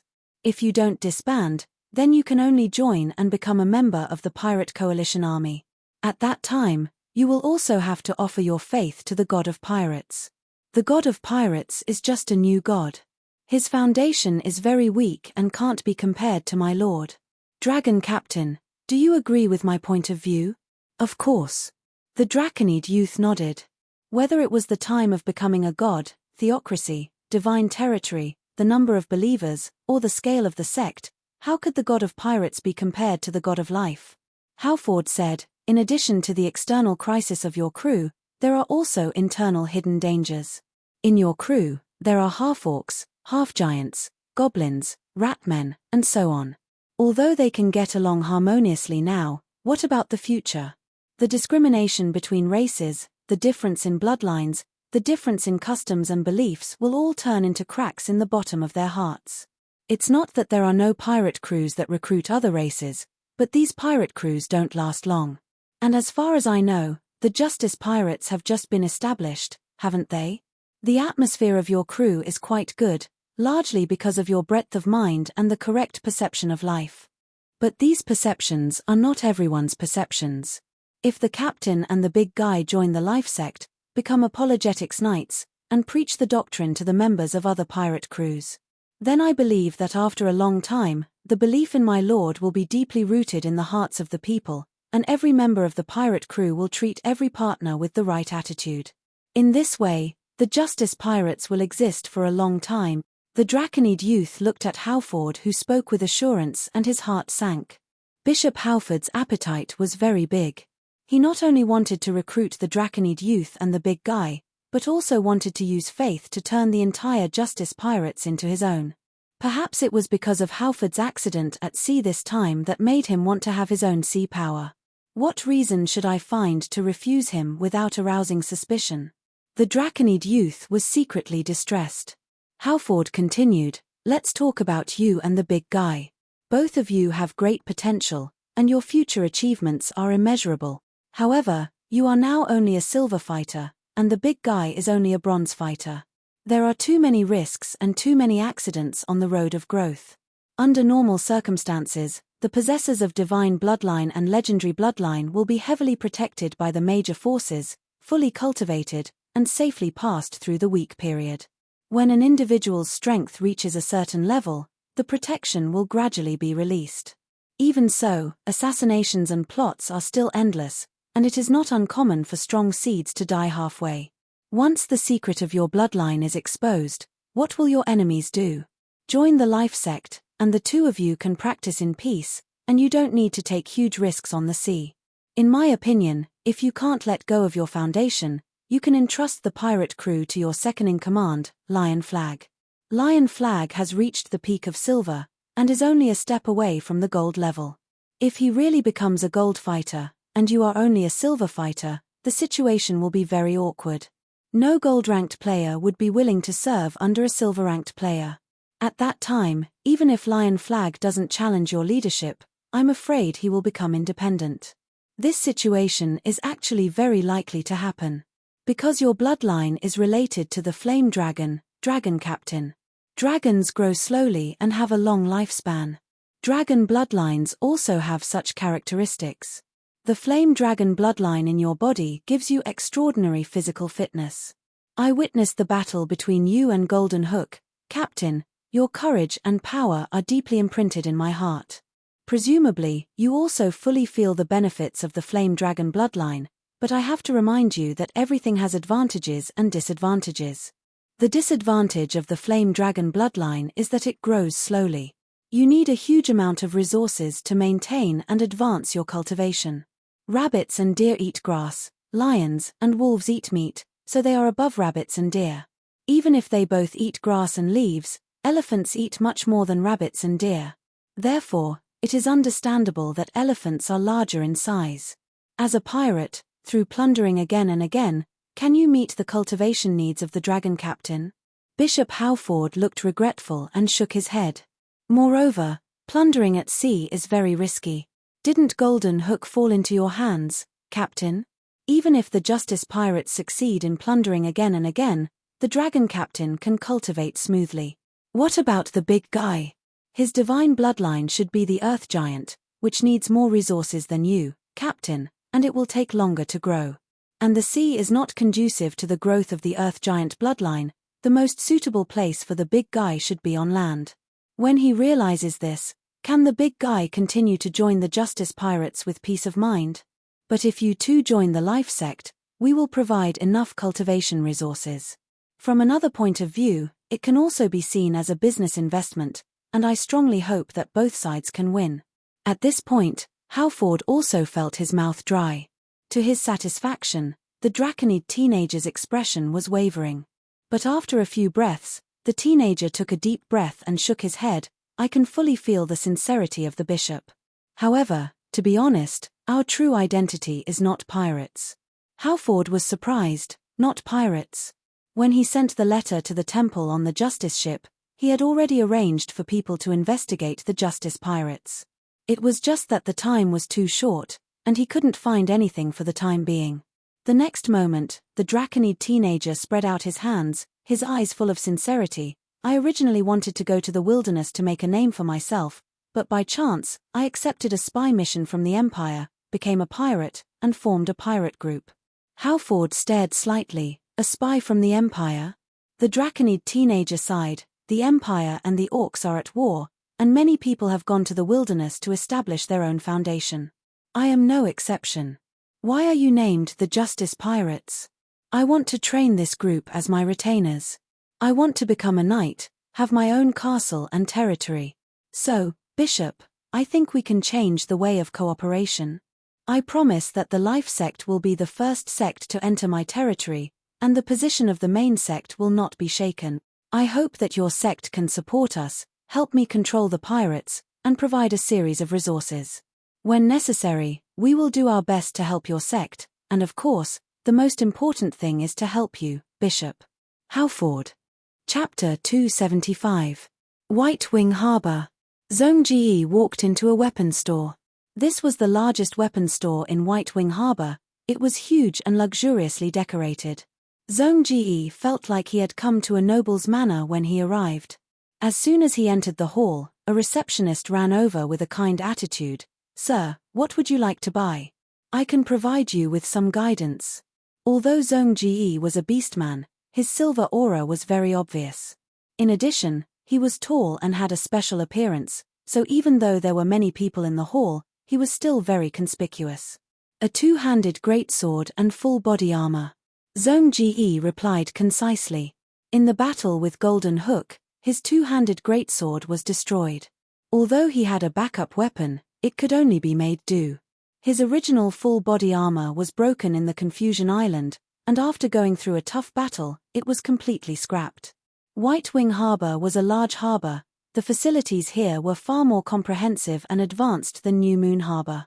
When the young Draconid, Flute, and the others were heading to the Temple of Life, Zhong-Ji wanted to see if there were any suitable weapons and equipment for him.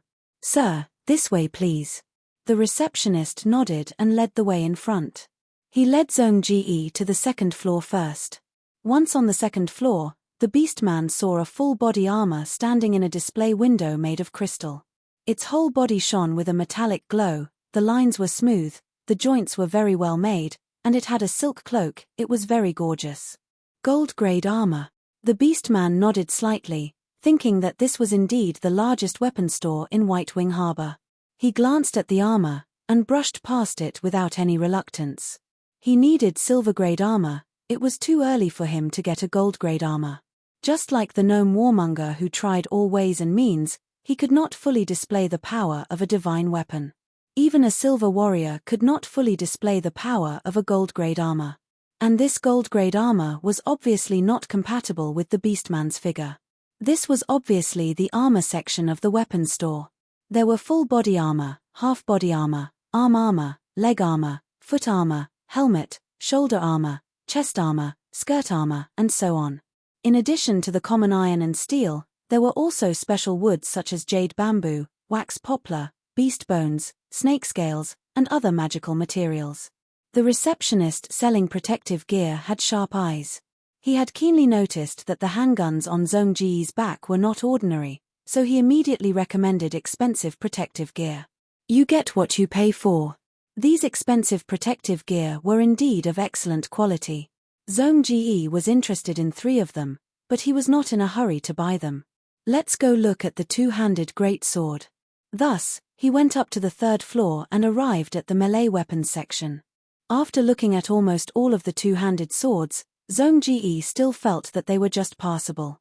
The great sword he used was a military-made one. It was rough, simple, and durable. The two-handed swords here were either too long, too thin, or too light. The closest thing to his ideal was a gold-ranked two-handed greatsword. Although it was expensive, Zhong Ji had enough money to buy it. This is because Zhong Ji's group defeated the Silver Hook pirates and got a lot of money. Before getting off the ship, the pirates divided the loot. "I want to try this sword first," Zhong Ji said. "Of course." The receptionist led him to the shooting range behind the building. In addition to the archery targets, there were also human-shaped melee targets for customers to try out their weapons. Zhong Ji held the hilt of the sword with both hands, suddenly stepped forward and used his fighting skills. The next moment, the shadow of the blade appeared with a trace of golden luster and directly cut the human-shaped target in half. Silver Peak. An elf happened to see this scene and could not help but be surprised. He could tell that Zhong Ji was not very old, but he was at the peak of the silver level. In the future, the orc had a high possibility of becoming a gold warrior. The elf took the initiative to approach the orc and said bluntly, "This sword is not suitable for you, warrior." The receptionist saw the elf and quickly called him boss. The elf smiled, "I am the owner of this weapon shop, you can call me Zhuang." The elf pointed at the two-handed sword in Zhong Ji's hand. "This angel's wings is a magic sword made by me using the wings of an angel and many alchemy techniques. It has several magic spells, I believe the others have already told you. Although it is excellent, it is not suitable for you." Zhong Ji nodded. "So, you have a better weapon?"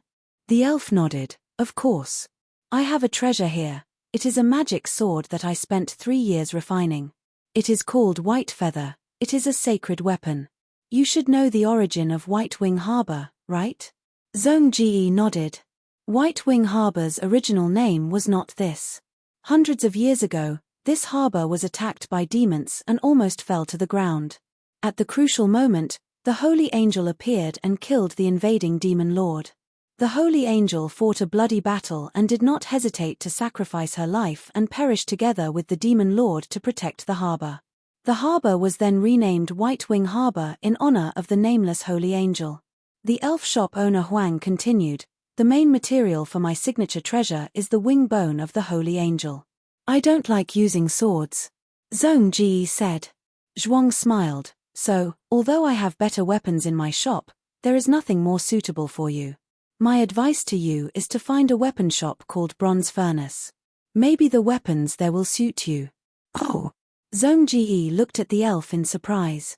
Ordinary merchants would try their best to promote their products, but this elf was different. Zhuang continued, "The owner of Bronze Furnace Weapon Shop is a dwarf called Daijin Bronzebeard. He has a strange temper and might not meet you. The chances of him selling that two-handed sword to you are not high. But your luck has come, warrior. There is a problem with the wine that Daijin has been brewing. Now he urgently needs bronze cider to be added as an auxiliary material. I smell this wine on your body. If you have this kind of wine, maybe you can try it." Zhong Ji's nose twitched. He did smell of wine on him. On the way back, in order to celebrate their victory, the Justice Pirates held a celebration banquet on the ship. Zhong Ji drank a lot of bronze cider, which they excavated from the underwater secret room. The half-beast man thanked the elf and immediately left the weapon shop. Following Zhuang's instructions, Zhong Ji spent some effort to find a small dilapidated shop at the end of an alley. The shop was closed. Zhong Ji knocked on the door, but no one answered, so he shouted, "I have a lot of bronze cider." Hearing his shout, the door opened, revealing a big head with messy hair. It was the dwarf Daijin Bronzebeard. "What did you just shout?" Daijin stared at Zhong Ji. Zhong Ji told him about his experience in Huang's weapon shop. "Do you really have a lot of bronze cider?" After Daijin was surprised, he frowned. "Can you sell it to me? I want to see the two-handed sword," Zhong Ji said. Daijin nodded. "Of course, you can try. Your strength is good, but that's a gold-level sword. It's not that I don't want to sell it to you, but this sword was not made by me. It was made by my teacher. It has killed a lot of people. It's very dangerous." These words made Zhong Ji more interested. Daijin led the orc into the shop. After a while, Zhong Ji saw a two-handed sword.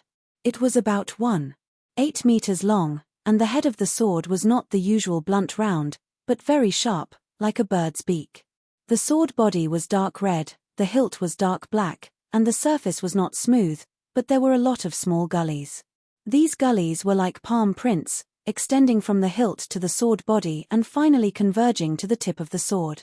At first glance, Zhong Ji could feel some strong negative things contained in the sword. Dai Jin introduced at the right time.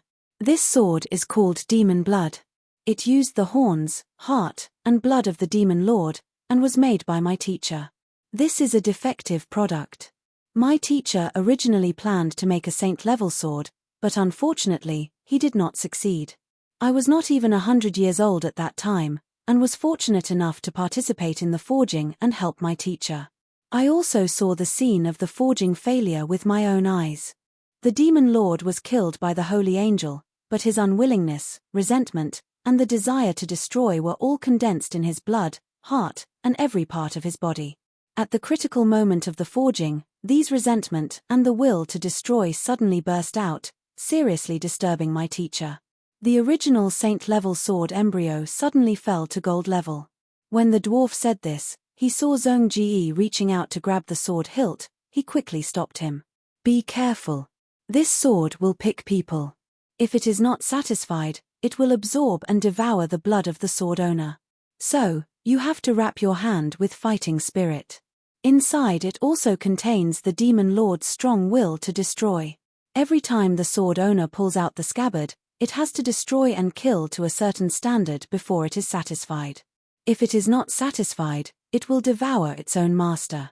Many sword owners were corroded by this spirit, and finally became crazy murderers, and some even committed suicide.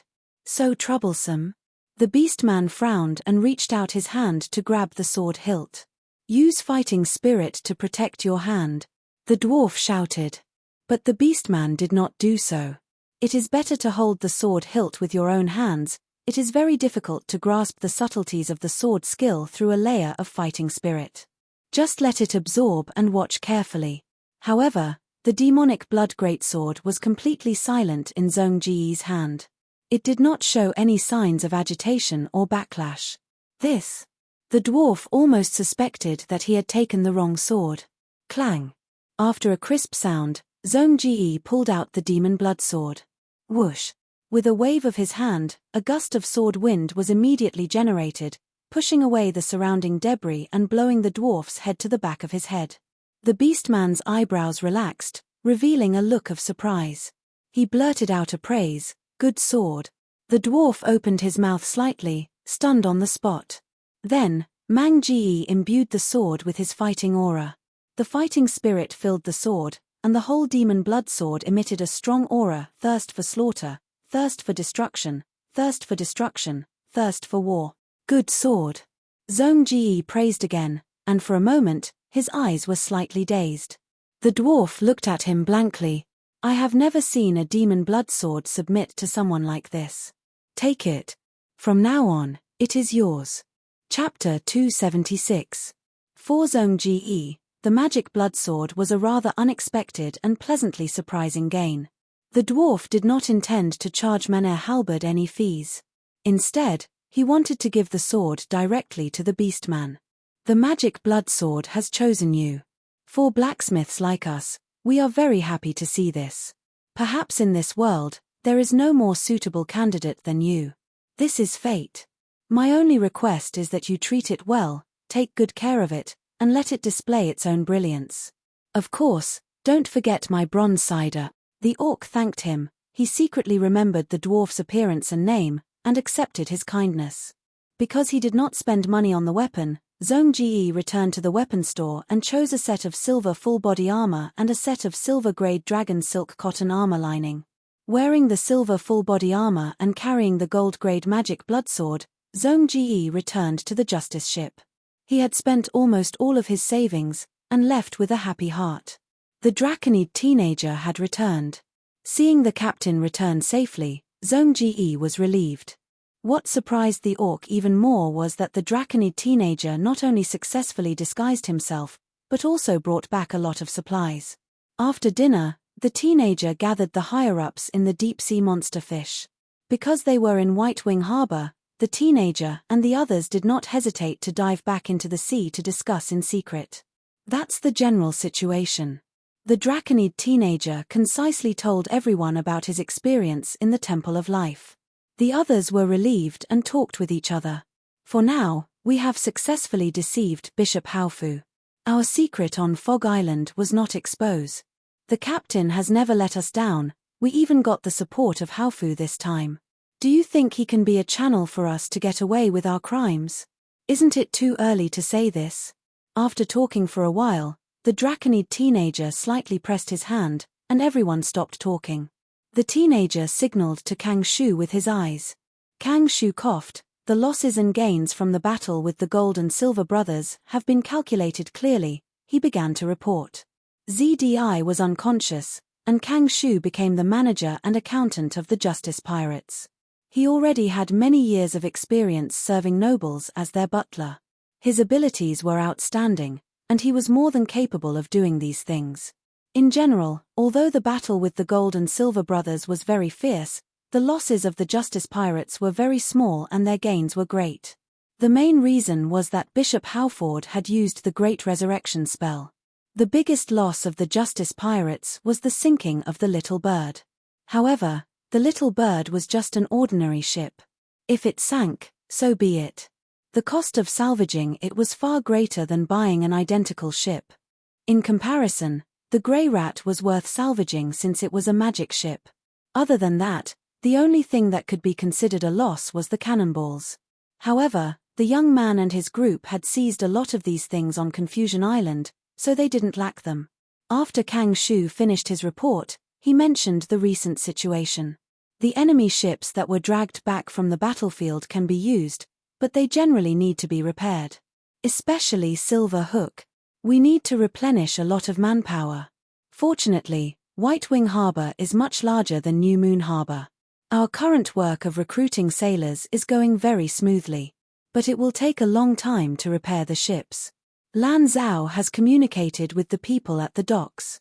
Even if we pay more, it will take a week for the repairs to be completed. What should we do with the captives we brought back? This question was more important. The young Draconid looked at Kang Shu. What do you think should be done? As the young man expected, Kang Shu already had a draft in mind. The One-Eyed Elf's combat power is very high, and his loyalty to the Gold and Silver brothers is not high. I suggest we recruit him and bind him with a magic contract. As for the other Silver fighter, he is a confidant of the Gold and Silver brothers and a hardcore supporter. Also, he has a lot of wanted posters on him and the bounty is very high. If we hand him over to the Empire, we can even get a small contribution from the Empire. The young Draconid nodded. Then let's do it this way. It just so happened that he had received funding from Bishop Haofu. There were a lot of contract scrolls among them. Kang Shu asked again, then what should we do with the other pirates? The young Draconid pondered for a moment. If they want to join us, we can take them in at our discretion. These veteran pirates have good combat power. And if they don't want to join us, we'll let them redeem themselves. We can use money or some information, as long as it's valuable. What about those who can't redeem themselves? Kang Shu asked again. The young Draconid showed a hint of embarrassment. Zhong Ji said, some of them may have bounties on them, and we can exchange them for bounties. If there's no bounty, then we can sell them as slaves. It's still a sum of money. Kang Shu looked at the young Draconid and waited for his decision. The young Draconid looked a little conflicted, but in the end he nodded. Then we'll do it this way. He had always been against the slave trade, but the young man really had no sympathy for these pirate captives who had been the enemy not long ago. The Justice Pirates only stopped at White Wing Port for 3 days before setting off in a hurry. White Wing Port had the Temple of Life, the city guards, and a medium-sized army camp outside the city. The young Draconid and the others carried the secret of Fog Island and were inevitably on tenterhooks here. In addition, they had another reason to set off quickly: Treasure Island. This island was the base and headquarters of the Gold and Silver brothers, and was famous for its rich gold and silver mines.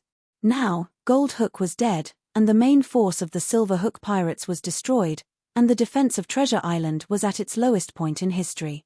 Although Silver Hook escaped, Even if he gathered all his remaining forces, it would not be enough to fight against the Justice Pirates.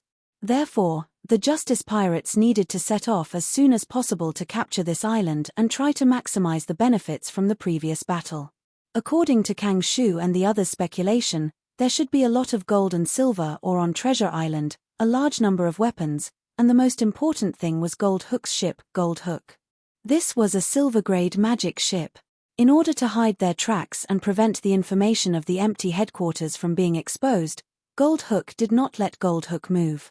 The Justice Pirates had a total of 10 pirate ships, and after a few hundred nautical miles, they split into 2 groups. The first group was led by the young Draconid and Zhong Ji, a total of 5 ships rushing to Treasure Island. The second group was led by Kang Shu, Lan Zhao, and the others, who drove Silver Hook, also 5 ships, to New Moonport. There was no other way, these pirate ships were all damaged.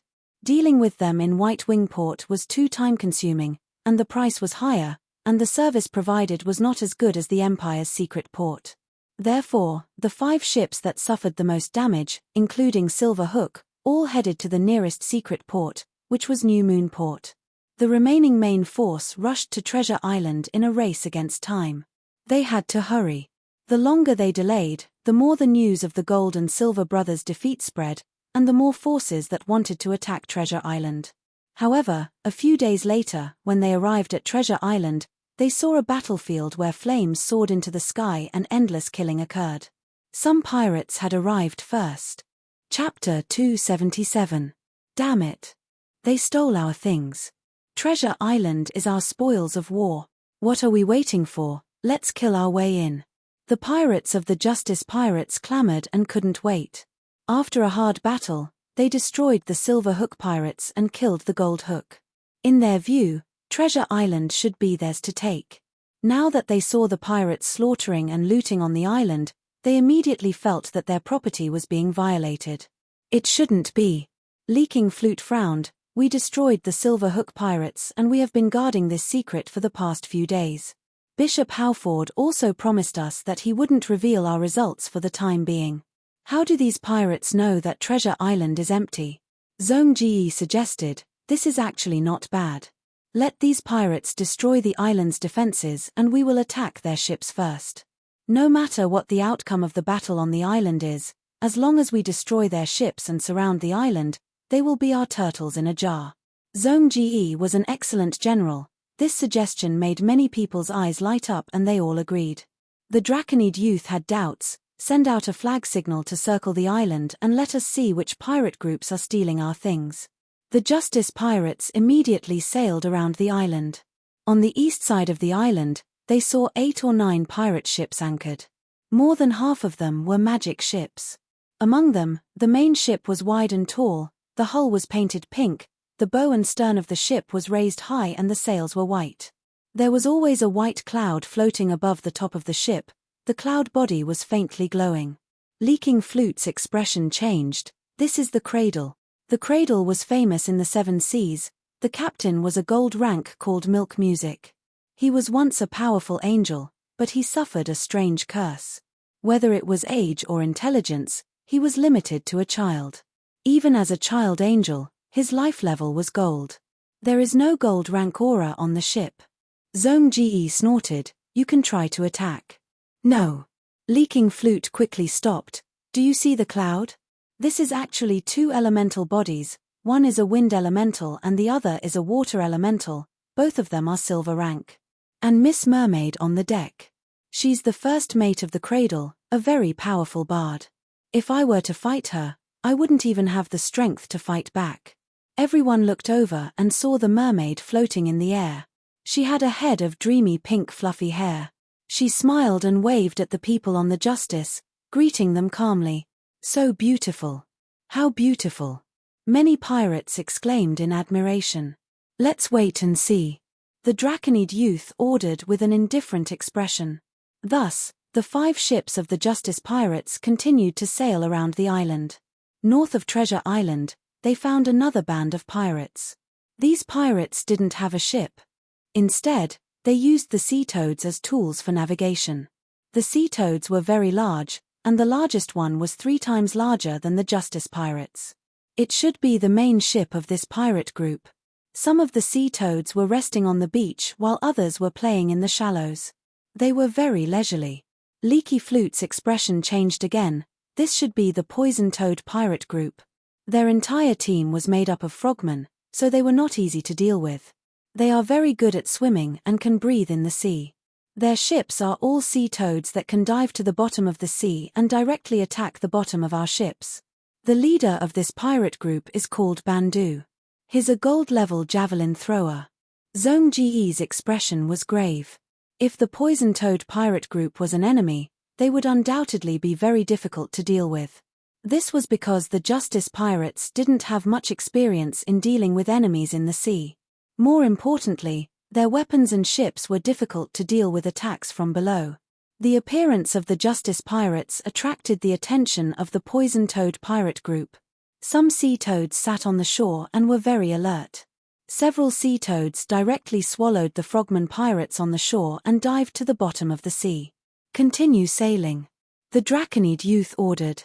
The Justice Pirates quickly left the coast.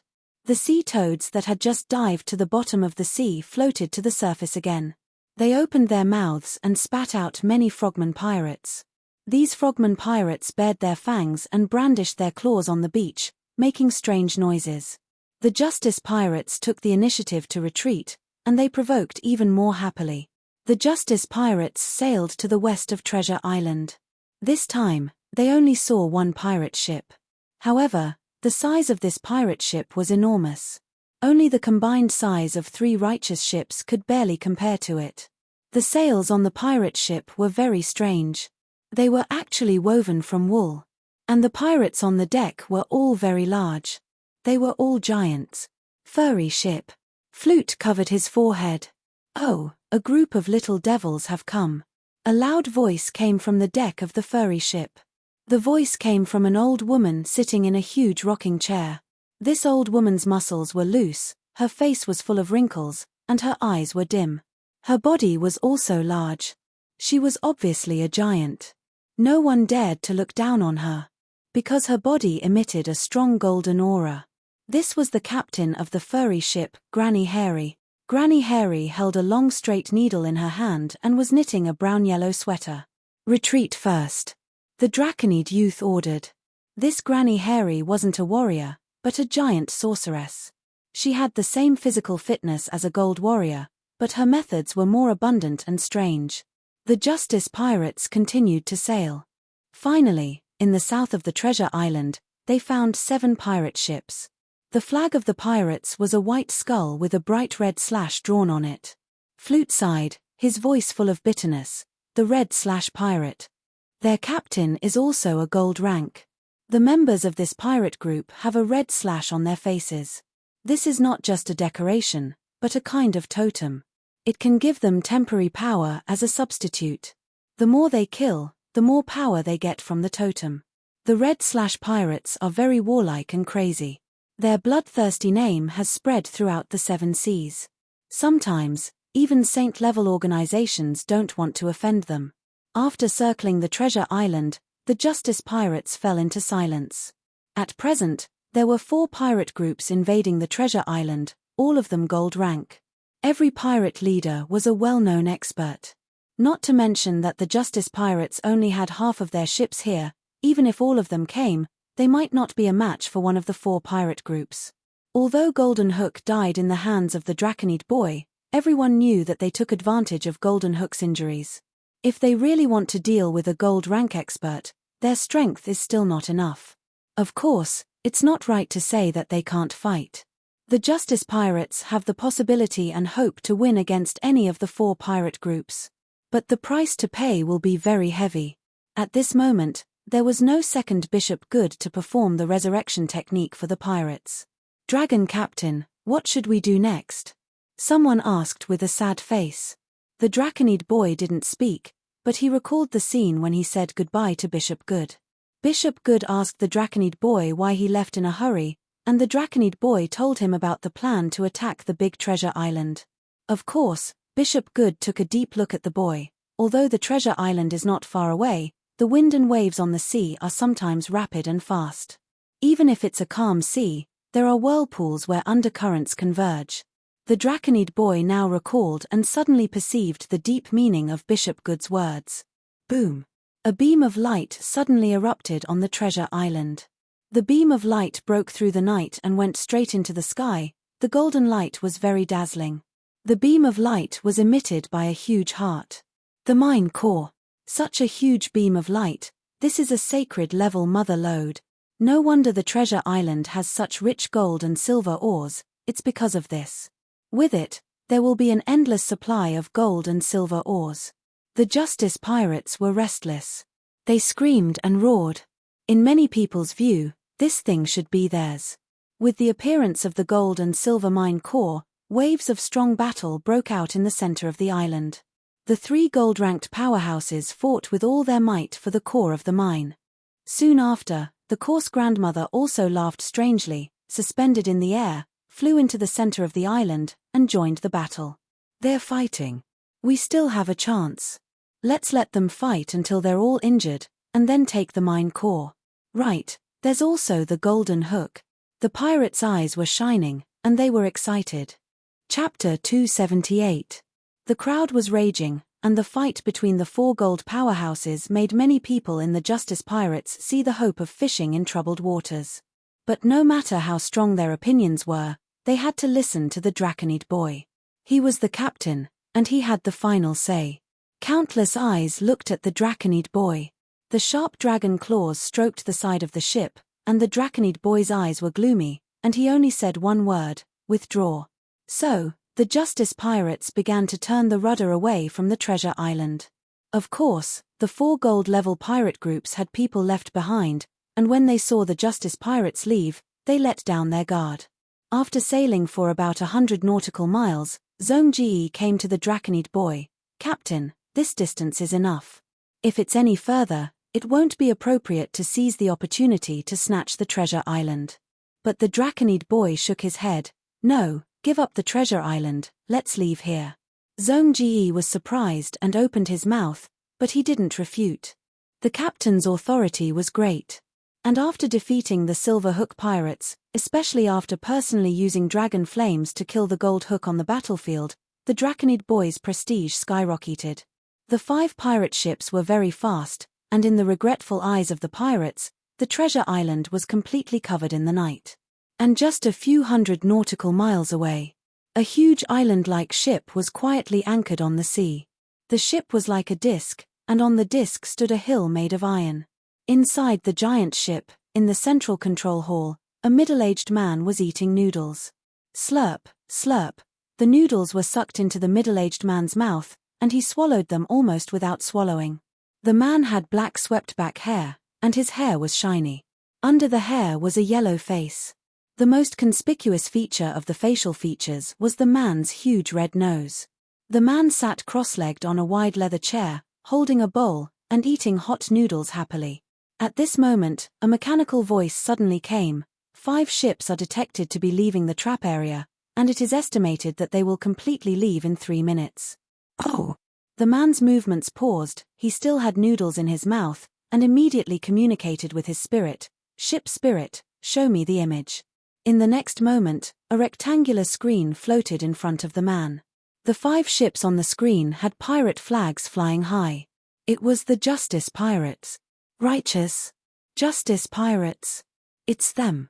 The middle-aged man focused his eyes and saw the words on the flag clearly. He raised his head slightly and swallowed the noodles in his mouth. His bowl was empty. Interesting. After destroying the Silver Hook pirates, they took an emergency break and attacked Treasure Island. Didn't these guys kill Golden Hook? Now you're running away so fast. The middle-aged man stared at the image in front of him and sighed. I really want to make a move and wipe out this group of bastards who ruined my plans. Captain, a little impatience will spoil great plans. At this moment, the first mate walked to the middle-aged man's side. The first mate was very tall, but he was even fatter. His fur was black and white, and his eyes were surrounded by 2 black balls. He was a Pandaren. He didn't come empty-handed, but with a bowl of noodles in his hand. He also wore a tall chef's hat on his head. His identity on the ship was not only the first mate, but also an excellent chef. The middle-aged captain took the noodles, swallowed it, and looked at the screen again. Strange. The captain said, "The psionic control tower I just assembled doesn't seem to have any effect on this group of young people. Look at the 4 golden pirates, they were all hit, but they were fine. At this speed, if we don't make a move, we can only let them escape." The Pandorans' first mate grinned. In order to avoid leaving too many traces, the psionic control tower has been operating at a low power. This group of people just arrived, and the other 4 golden pirates have been immersed in it for a long time. It's not strange for this to happen. They're just a group of silver pirates who were lucky enough to kill the injured Golden Hook. If we make a move in advance for them, it will definitely attract attention. At that time, the 4 golden pirates will probably join forces on the spot. The captain sighed. Then let's let this small fish go for the 4 big fish. Boom. The coarse granny fell from the sky like a meteor and hit the ground. The ground shook a few times, and the smoke and dust dispersed. The coarse granny's huge figure stood in the huge pit. Xie snorted and used a fighting skill, erupting with a dark blade of light. The poison frog cried out, its hands flying, so fast that it created after images. In a few breaths, it threw over 100 javelins.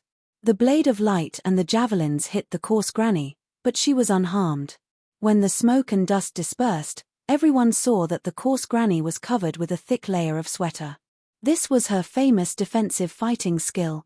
The coarse granny sneered, opened her mouth, and spat out a dozen teeth. The teeth shot out in the air, and her movements were very agile as she pounced on the other 3. Xie and Poison Frog dodged, but Milkla frowned. He held a pacifier in his mouth and blocked the attack. "I'm angry. I'm going to spank you," Milkla called out in a childish voice. But in the next moment, his attack paused slightly. Not only him, but the other 3 also stopped and looked up at the night sky. Whistling sounds came one after another in the night sky, and a majestic meteor shower suddenly fell. It was artillery shells. A lot of artillery shells. The artillery shells fell and directly covered the battlefield in the center of the island. In addition, wherever pirates gathered, they were baptized by artillery fire. Boom boom boom. For a time, the artillery fire roared like thunder. Even the Justice pirates, who had retreated far away, heard the movement and saw flashes on the sea. There are others. This artillery fire is a bit fierce. Damn it, let's kill this guy first, and then we'll fight.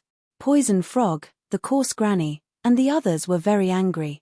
They themselves were fine, but their subordinates suffered heavy casualties in the cannon fodder. It was the mysterious ship that fired the artillery shells. The ship spirit was reporting, "The artillery shells have been fired, and the projection is now underway. The Golem No. 1 Brigade has been assembled, and the projection wells are opened. The projection wells are all open. The launch countdown begins. 3, 2, 1, launch. Bang bang bang." One by one, the coffin-like artillery shells flew into the sky and quickly flew over the treasure island. Then, these rectangular shells fell one after another. Some disintegrated in the air, and some still fell to the ground. Golems walked out of the coffin-like artillery shells. These golems were generally 2 meters tall, flashing blue electric eyes, and were heavily equipped, like small giants. The golems' defense was very outstanding, and they began to attack the pirates on the island. Empire golems. So many. I'm afraid the ambush is that Cannon Hill. Damn it, why are they here? The 4 gold pirates all had the intention to retreat. But at this time, the middle-aged man stepped on a coffin-like artillery shell and flew over their heads. Looking down from above, he smiled and said, "None of you are allowed to run." Oily face.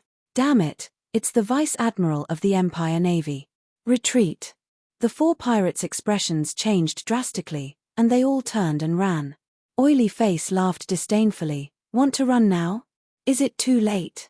The next moment, a sanctuary-level aura surged out of his body. Chapter 279. Righteousness, on the bow of the ship. To the left, a little more to the left. Slow down, don't rush, my son.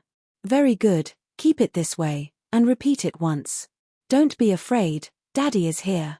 The Draconid teenager kept speaking gently, reminding and guiding the big guy to cultivate chi. This was not the first time the Draconid teenager guided him. Ever since they left White Wing Harbor, the Draconid teenager would take time out to teach the big guy almost every day. The chi art the big guy cultivated was called King Earth art. It was of a very high level. It was a chi art that could go from a normal person to a bronze rank, all the way to a deity. King Earth art was of course obtained from Hao Fu. Hao Fu was indeed a bishop in charge of a region. His authority in the sect was also higher. After failing to recruit the Draconid teenager, he chose to continue working with him. In anyone's eyes, a deity-level bloodline and a legend-level bloodline would have a bright future. They could only invest. Although Hao Fu failed to recruit him, he was not angry. Firstly, it was because he saved his life. Secondly, as a bishop, Hao Fu was not someone who would be discouraged by one failure. King Earth art was one of his financial support. The biggest reason the Draconid teenager chose this chi art was because it was simple enough. The chi circulation of King Earth art was very simple. It had a kind of great wisdom, simple and crude meaning. The Draconid teenager knew that with the big guy's intelligence, he had eliminated most of the chi arts in the world. King Earth art was the simplest chi art that the Draconid teenager knew. Or, to exaggerate, it was one of the simplest chi arts in the world. However, even so, with the Draconid teenager teaching him step by step, the big guy spent more than 7 days. Until today, he had finally completed 3 chi circulation cycles on his own. It could be said that he had truly grasped the cultivation method of this chi art. Very good, very good. The Draconid teenager wiped the sweat that never existed on his forehead. Seeing that the big guy had finally reached this step, he was really relieved. His son was too stupid, too difficult to teach. But luckily, the big guy was very obedient and listened to him. Under the Draconid teenager's patience and constant encouragement, he finally did it. As expected of Daddy's good son. The Draconid teenager patted the big guy's head. The big guy laughed foolishly, enjoying such a reward very much. He was very excited. Dad, I can help you beat up the bad guys. The Draconid youth smiled faintly and took out a portion of earth essence. You're just a bronze tier fighter now, you have to get stronger. Come, eat it. The big guy was stunned. This thing can't be eaten. However, he had full trust in the Draconid youth, directly picking up the earth elemental essence and placing it into his mouth. The Draconid youth quickly reached out to stop him. That's not how you eat it. Use your do chi. It's the circulation method I just taught you. Hold this earth essence in your hand. Following the young Draconid's instructions, the big guy activated his battle aura and circulated it continuously. Do chi gradually shot out from his palms and poured into the earth elemental essence. The earth elemental essence gradually dissolved in the big guy's palm, turning into a mixture of water and light. Under the guidance of the king's earth combat chi, the earth elemental essence permeated into the big guy's body. Part of the mixture was completely integrated into the do chi, adding a new bronze do chi to the big man. The other part was turned into nutrients and was completely absorbed by the big man's body. Very good. After the big guy ate the earth elemental essence, the Draconid youth checked his body again and did not find any problems. Cultivate like this in the future, understand? The big guy nodded. Father, I remember. The cultivation of the king's earth technique was that simple. Its cultivation speed could be fast or slow. This was because this do chi relied heavily on external resources. Normal do chi, like the explosive do chi of the Draconid youth, required him to go through specific training movements to stimulate new do chi from his body. However, the king's earth technique, other than increasing and replenishing do chi from the body, could also rely on external earth elemental resources to directly improve. As long as there were enough earth elemental resources, the big guy's cultivation speed would be very fast. However, the more earth elemental resources, the better, and the higher the grade, the better. Now that the big guy was only bronze level, it would be fine if he ate bronze level earth elemental resources. He could only absorb resources of this level. The Draconid youth still had gold level rubber soil in his hands, but if he gave it to the big guy now, the big guy could not absorb it at all. I got a large amount of bronze-level earth elemental resources from Bishop Howford, enough for the big guy to use for a while. But he only gave me a small part of the King's Earth technique. No matter what, the big guy's cultivation is finally on the right track. Feeling gratified, the Draconid youth left the bow of the ship, went down to the first deck, and entered the training room. He began his cultivation. Facing the huge sandbag hanging from the ceiling, the Draconid youth used a fighting technique. Fighting technique, Dragon Claw Strike. He activated his Do Chi and swung his sharp claws. Instantly, a small part of his Do Chi was consumed, turning into 4 reddish-brown claw marks. The claw marks were like knives, slashing on the sandbag. 4 dents immediately appeared on the surface of the sandbag, and it was hit so hard that it floated back slightly. But soon, the sandbag reverted to its original position, and the dents disappeared at the same time. This was the red bean sandbag that the youth had exchanged with the Empire last time, and its grade was silver level. Its filler was silver level red flame beans, and through alchemy, the sandbag was integrated into one body. When the dragon claw struck, the power was immediately distributed to every red flame bean and absorbed by them. If it was the previous sandbag, it would have been destroyed by the fighting technique. But this red bean sandbag could hold on. I've already mastered this fighting technique, but I still need to practice more to shorten the time needed to complete it. During this time, other than the Dragon Claw Strike, the Draconid youth had also mastered Flame Burst, and successfully used it a few times. The fighting technique Flame Burst was extremely powerful, but it had a huge drawback. Every time it was used, it would consume almost all of the explosive Do Chi in the youth's body. The Draconid youth tried to control it, using only a portion of his Do Chi to prepare Flame Burst each time. But he did not succeed. Once the fighting technique was ready, all of the Do Chi would be completely sucked out, and then all of it would be spewed out in a torrent. The Draconid youth focused on practicing Dragon Claw Strike. After all, it was difficult to make progress with Flame Burst, and at the same time, its tactical position overlapped with Scorching Dragon Breath.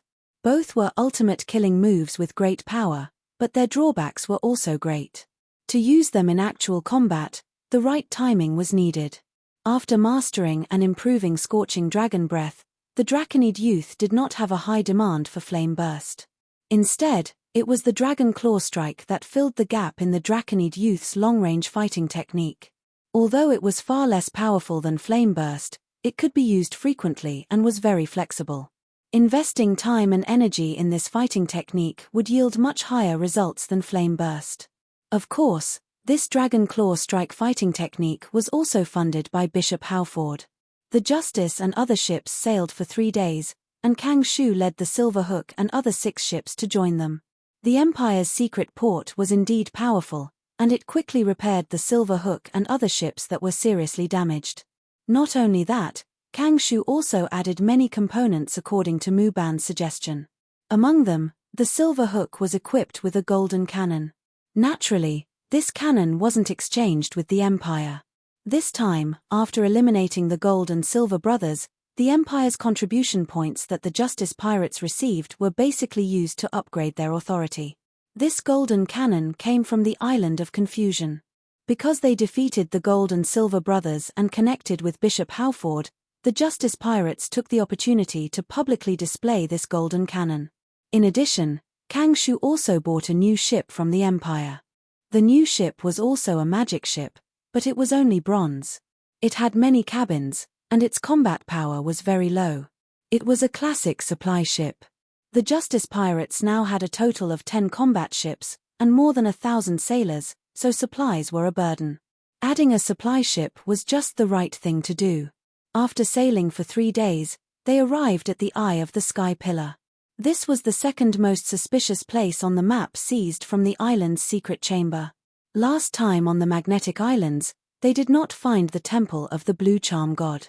After experiencing the big guy's life and death crisis and eliminating the Gold and Silver brothers, they came here, hoping to find something. Chapter 280. Kang Shu slowly opened his eyes. What he saw was his cabin on the Righteous. Turning his eyes slightly, looking at the mechanical clock hanging on the wall, Kang Shu's expression was calm. The meditation was over. Every day started on time and ended on time. Necromancers were also mags, increasing their mana through meditation. Unlike fighters, mags mainly absorbed external elements. Warriors, on the other hand, generate battle chi through their bodies. From this point of view, the King Earth Chi technique practiced by the big guy was similar to mag's meditation, because it could also absorb external elements. But this element was limited to Earth-type resources. All my mana has been restored, and my mana limit has increased by 0.1%. Kang Shu estimated. Mags contained mana, so of course, the higher the mana limit, the better. Since the change to the new meditation method, the increase in the upper limit has been negligible. Kang Shu sighed in his heart. The meditation technique he was using now was obtained from the secret chamber at the bottom of the sea. The biggest beneficiary of the Justice Pirates opening the underwater secret room was none other than Kang Shu. This meditation method was far better than the one Kang Shu used before. Therefore, after the change, every time Kang Shu finished his meditation, the upper limit of his magic power would increase. But as the number of times he meditated increased, the increase in his mana limit became smaller and smaller. This increase of 0.1% was actually the result of the accumulation of the previous few weeks. In the previous 20 days, Kang Shu's mana limit did not change at all. Necromancers used different elements from mainstream mags, but as transcendents, they were also limited by their bloodline. Kang Shu's aptitude was very ordinary, and if nothing unexpected happened, the black iron level would be his lifetime's highest achievement.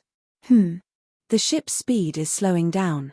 Kang Shu was keenly aware of the change in the speed of the righteous. At the same time, he also heard the sound of water getting louder and louder. He raised the curtain and looked through the round glass window. A huge whirlpool appeared on the sea, intercepting the Justice Pirates. We've reached the eye of the sea. Kang Shu sighed. This sea eye had a radius of 15 nautical miles. It was still fine outside the whirlpool, but once they went deep into the whirlpool, even gold-grade magical ships would be mercilessly devoured by the whirlpool. Kang Shu could feel the abundant water elements outside the ship through the window. I hope we can find the Blue Charm God's temple here. Kang Shu thought of the fairy tale of the mermaid. The pearl foam produced by this divine artifact was becoming less and less. They could no longer keep up with everyone's usage and consumption rate. Currently, there were only a dozen or so pearl foam pearls in their inventory. Kang Shu is very clear about the current situation of the Justice Pirates. They killed the Golden Hook and saved the big guy, but the situation of the Justice Pirates became even worse as a result. Bishop Hauf discovered the big guy and the captain's potential. Although he didn't succeed in recruiting them, he turned it into funding. But from the way he funded it, we know that he hasn't given up on recruiting. There are more eyes focused on the Justice Pirates. When the news of Golden Hook's death at the hands of the captain spreads, the consumption of pearl foam will be even greater. The distance between the Justice Pirates and the cliff is rapidly shrinking. Dong dong dong. There was a knock on the door. Kang Shu knew that it was his breakfast. As the only black iron mage, he had a lot of privileges. For example, his breakfast was delivered directly to his door at a fixed time. Although Kang Shu's body has been modified by necromancy, he still needs to eat to maintain his bodily functions. Of course, he eats much less than normal people. The breakfast in front of him is enough for him to consume for a normal day. The breakfast was sumptuous. Kang Shu ate while flipping through the notes. If this note were to be spread outside, it would definitely cause a huge uproar. Because this is the war dealer's alchemy notes. But Kang Shu frowned as he read. Sigh, I have no talent in alchemy. I can't even be considered half an alchemist. The war dealer's alchemy notes were too profound for him. But he had to read it. Previously, he was able to tinker with the magic circle to use the soul crystal because of this alchemy notes. After breakfast, Kang Shu felt a headache coming on. He put the war dealer's alchemy notes aside. Then, he flipped through another set of notes. This time, his eyebrows relaxed and his eyes revealed a look of joy. This set of notes came from him. It was the latest manuscript of his theory of evolution. So far, I have combined all the records of life alchemy in the war dealer's alchemy notes. The war dealer is indeed a war dealer. He has given me a lot of inspiration. However, theory of evolution still has a lot of space before it is truly completed. The Church of Life has also been improving. Their focus is on plants. Whether it is hybrid rice or juicy grapes, they are all products of their divine arts. If I can have this part of the information, theory of evolution will undoubtedly be more complete. Maybe I can give it a try through Bishop Howford? The old scholar was not passionate about alchemy. He was also not interested in necromancers. What he was really interested in was the research and modification of life. For him, necromancy was actually just a kind of ability and means. After flipping through his manuscript for a while and adjusting, Kang Shu once again began to crack the war dealer's alchemy notes. He found that in this set of notes, there was an analysis and record of the memory crystal manufacturing device. This was a method he wanted to master. The Justice Pirates had a memory crystal manufacturing device. After the youth's group left the island of confusion, they sailed the deep-sea monster fish to salvage it from the bottom of the sea. This memory crystal manufacturing device was originally given to ZDI by the war dealer. ZDI used it to extract Zhenjin's memories and finally formed a memory crystal into the youth's body. But because of the shipwreck on the Pig's Kiss, this memory crystal manufacturing device sank in the sea. The memory crystal technology was developed by the undead ancestor, Yukan. The fact that the war dealer also knew how to make it surprised Kang Shu. Kang Shu really wanted to master this technology, because he also wanted to become a blasphemy priest. A blasphemy priest emptied his own memories and forged a false memory, perfectly disguising himself as a god's believer, thus stealing the god's divine power and secrets. Yukan used his identity as a blasphemy priest to steal the secrets of the gods and souls, thus creating the undead school. If I can become a qualified blasphemy priest, I can disguise myself as a believer of the blue charm god in the future and indirectly master the fairy tale of the mermaid. Kang Shu knew very well how to become a blasphemy priest, how to deceive the gods, and so on. This was not knowledge that he had originally mastered, but it came from the secret room at the bottom of the sea. The owner of the secret room at the bottom of the sea was a blasphemy priest and a necromancer.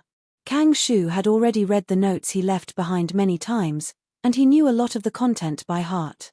Time passed quickly when a necromancer was immersed in research. When the Draconid youth's call interrupted Kang Shu's thoughts, the old scholar came out of the cabin and found that it was already evening.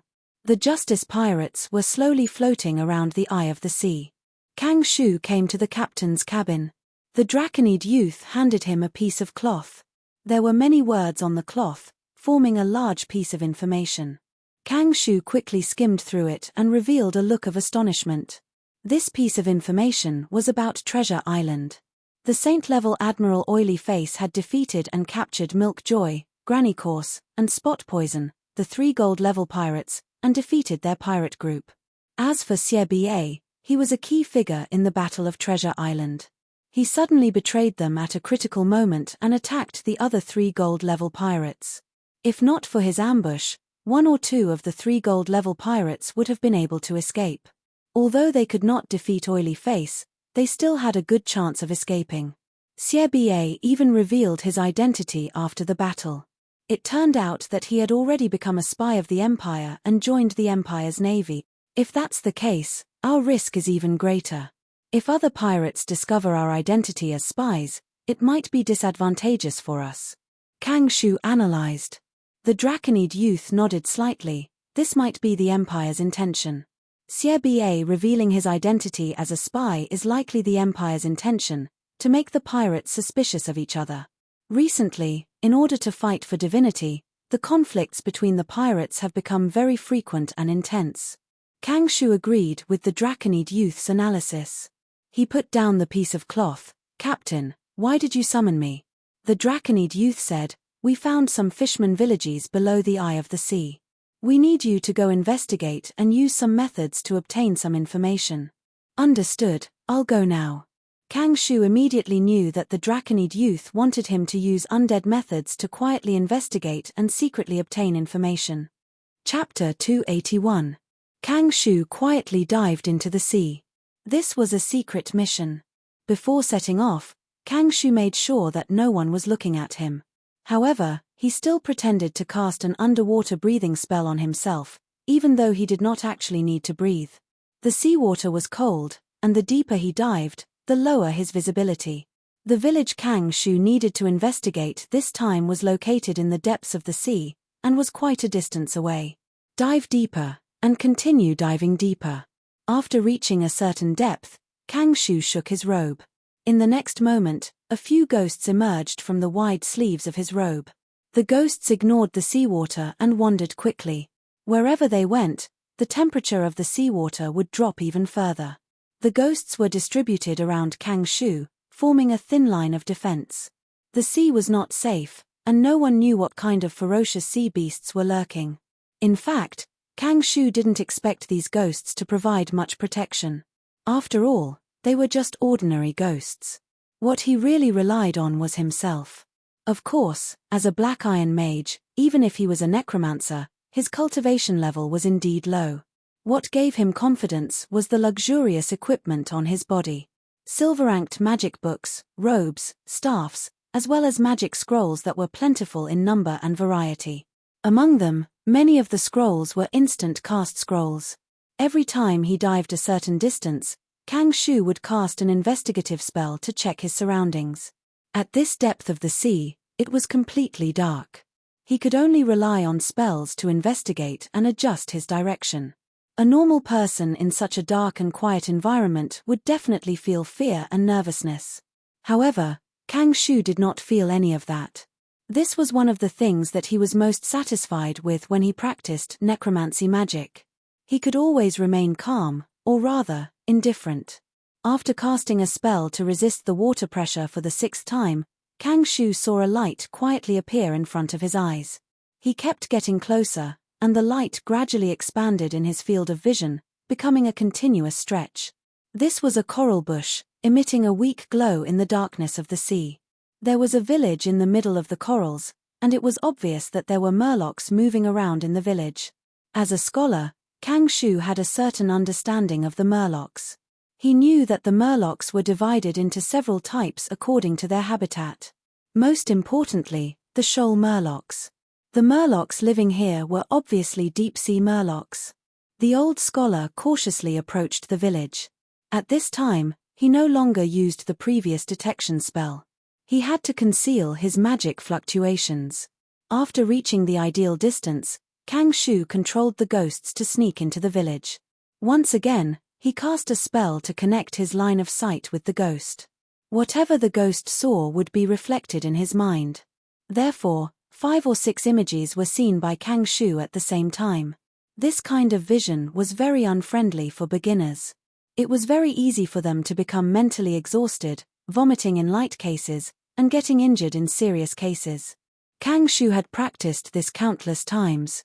His bloodline limited his aptitude. Without enough aptitude, he couldn't use his energy and time to improve his life level. He could only use it to practice spells. Kang Shu began to observe these murlocs at a close distance. The murlocs' main body was a fish, but they had arms and legs. Murlocs generally didn't have necks, and their huge fish heads were directly connected to their bodies. Compared to fish, their tails had degenerated, but their fins were still there, standing upright on their backs and extending to their tails. Their fish scales were colorful, but the main colors were blue, green, and yellow. The murlocs worked in the village, while the small murlocs were playing. The village wasn't big. The houses were made from local materials, or to be more precise, they were dug out from the luminous corals. Obviously, the development of the murloc civilization was very low. It could be seen from the tools they used: stone hammers, harpoons modified from fish bones, fishing nets woven from seaweed, and so on. Iron tools were hard to find. Kang Shu used 5 or 6 ghosts to check the front of the village and found 3 iron tools. Moreover, the surface of these iron tools was covered with thick rust. In addition, there was a magic device, the totem pole of the murlocs. The totem pole was located in the center of the village. It was very dilapidated and could be said to be close to destruction. Seeing this, Kang Shu heaved a sigh of relief. The totem pole had been in disrepair for a long time, which meant that there were no murlocs living here. There were no mags among the murlocs. In history, there were no records of Murlocs mags, but Murlocs had shamans. A ghost crept into the village chief's house and found the strongest Murlocs in the village. This was an old Murlocs. Looking at the saber on his body, it could be inferred that he was a warrior. The old Murlocs were obviously very old. His movements were slow, and he emitted a black iron aura. The ghost penetrated the house, but the old Murlocs didn't notice at all. He was still doing his own thing, he was drinking medicine. Seeing him drink medicine, Kang Shu, who was lurking outside the village, narrowed his eyes. The old Murlocs were drinking magic medicine. According to the situation of this village, it was impossible to produce such a high-level product. This is only the outermost area of the Eye of the Sea. There's more than one fishing village nearby.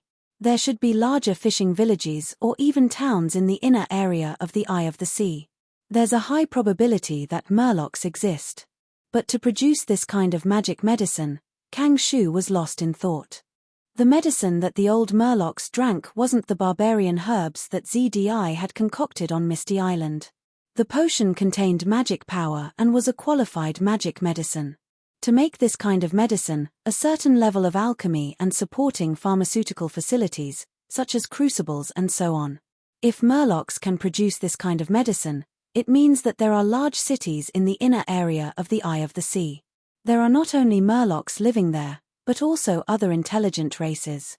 For example, mermaids, or Noggers. Murlocs didn't have mags. At most, they had shamans. But mermaids, Noggers, and other races, especially mermaids, were abundant in mags. The Justice Pirates could deal with Murlocs, but if there were underwater cities, they would certainly be no match for them. In fact, it would be somewhat difficult to deal with Murlocs. After all, humans couldn't breathe underwater, and the young man's group also lacked equipment for underwater combat. Kang Shu's conjecture made him cancel his plan to storm the village. With his own strength, he could destroy the entire Murlocs village. The black iron level old Murlocs were likely to be plotted against by him and be the first to be taken away. Kang Shu decided to secretly catch some Murlocs and torture them as much as possible. He lurked outside the village and used ghosts to investigate. After a long time, the magic power in his body wasn't enough. Although he didn't need underwater breathing spells, he did need spells to resist the pressure of the sea. Kang Shu calmly drank a bottle of light blue potion and quickly replenished his magic power. He waited patiently and finally waited for a good opportunity. A team of Murlocs swam out of the village. This team was obviously hunters. When the hunting team of Murlocs was some distance away from the village, Kang Shu immediately used ghosts to lure the nearby sharks. The Murlocs and sharks began to fight, and soon separated and fled in panic. Kang Shu chose the hunting team leader, and seeing that he was alone and there was no one around, he quickly made a move. Undead spell, Bone Spear. A long spear made of white bones suddenly condensed and shot out in the sea. The Murlocs noticed that the spell didn't work and had already dodged, but Kang Shu had completely predicted his position change, so the bone spear hit the Murlocs and pierced through his armpit. The whole bone spear pierced through the Murloc's body. The Murloc's hunting team leader was heavily injured, and with a scream, he threw the harpoon in his hand with all his might. The harpoon accurately hit Kang Shu. Kang Shu didn't have time to use defensive spells, he only used his spirit to move the magic robe. The silver magic robe suddenly emitted a faint light, forming an invisible force field and repelled the harpoon. A few ghosts screamed and pounced on the Murlocs. The Murlocs clenched his fists and attacked the ghosts, but the damage was minimal. He was only bronze level and couldn't release his chi, so it was difficult for him to damage the ghosts. The ghosts disturbed the Murlocs, and Kang Shu took the opportunity to successfully cast another spell. Undead spell, Bone Prison spell. The bone spear that originally pierced through the Murloc's body, the surface of the white bones seemed to have sprouted, and many branches quickly grew out. The branches bound the Murloc's body and limbs, and then firmly placed together, forming a tight white bone cage. If this scene was seen by an expert, they might exclaim. This was because Kang Shu had used a spell combo technique. This wasn't something that ordinary mags could master. From this, it could be seen that Kang Shu's combat attainments were also extraordinary. If not, he wouldn't have almost single-handedly dealt with the elemental bodies on the Justice during the naval battle between the Gold and Silver brothers. Kang Shu successfully captured the Murlocs alive. The Murlocs were trapped in the bone cage and couldn't move. When he saw Kang Shu appear, he suddenly opened his mouth wide and let out an angry voice. Gal, Walgar, Magama, Aa. The Murlocs had their own language, and Kang Shu wasn't a linguist, so he couldn't understand a word. But after the Murlocs, the Aa after the Murlocs. Kang Shu understood. Those were the Murlocs' screams. Kang Shu's spirit stepped on the bone cage, and several white bone spikes grew out of the bone cage, constantly extending, piercing through the Murloc scales and deeply piercing into his flesh, bringing intense pain. The Murlocs were tortured for a while, and had no intention of surrendering. Kang Shu was worried that other Murlocs would come looking for him, so he immediately used a method to extract his soul. The old scholar's luck was not bad, and he succeeded in turning the Murlocs' souls into ghosts. He continued to ask the ghosts. The Murlocs' ghosts still spoke in the Murlocs' language, but this time, Kang Shu understood. Because of the mental link, he directly understood the ghost's meaning, and thus successfully obtained information. This information surprised and delighted him. He quickly sneaked back to the Justice and reported to the Dragonman youth. In the periphery of the Eye of the Sea, there are many Murlocs villages, towns, and even cities. Every once in a while, the center of the Eye of the Sea will shoot up into the sky. At this time, there will often be divine envoys descending from the sky, coming to the Murloc settlements to preach.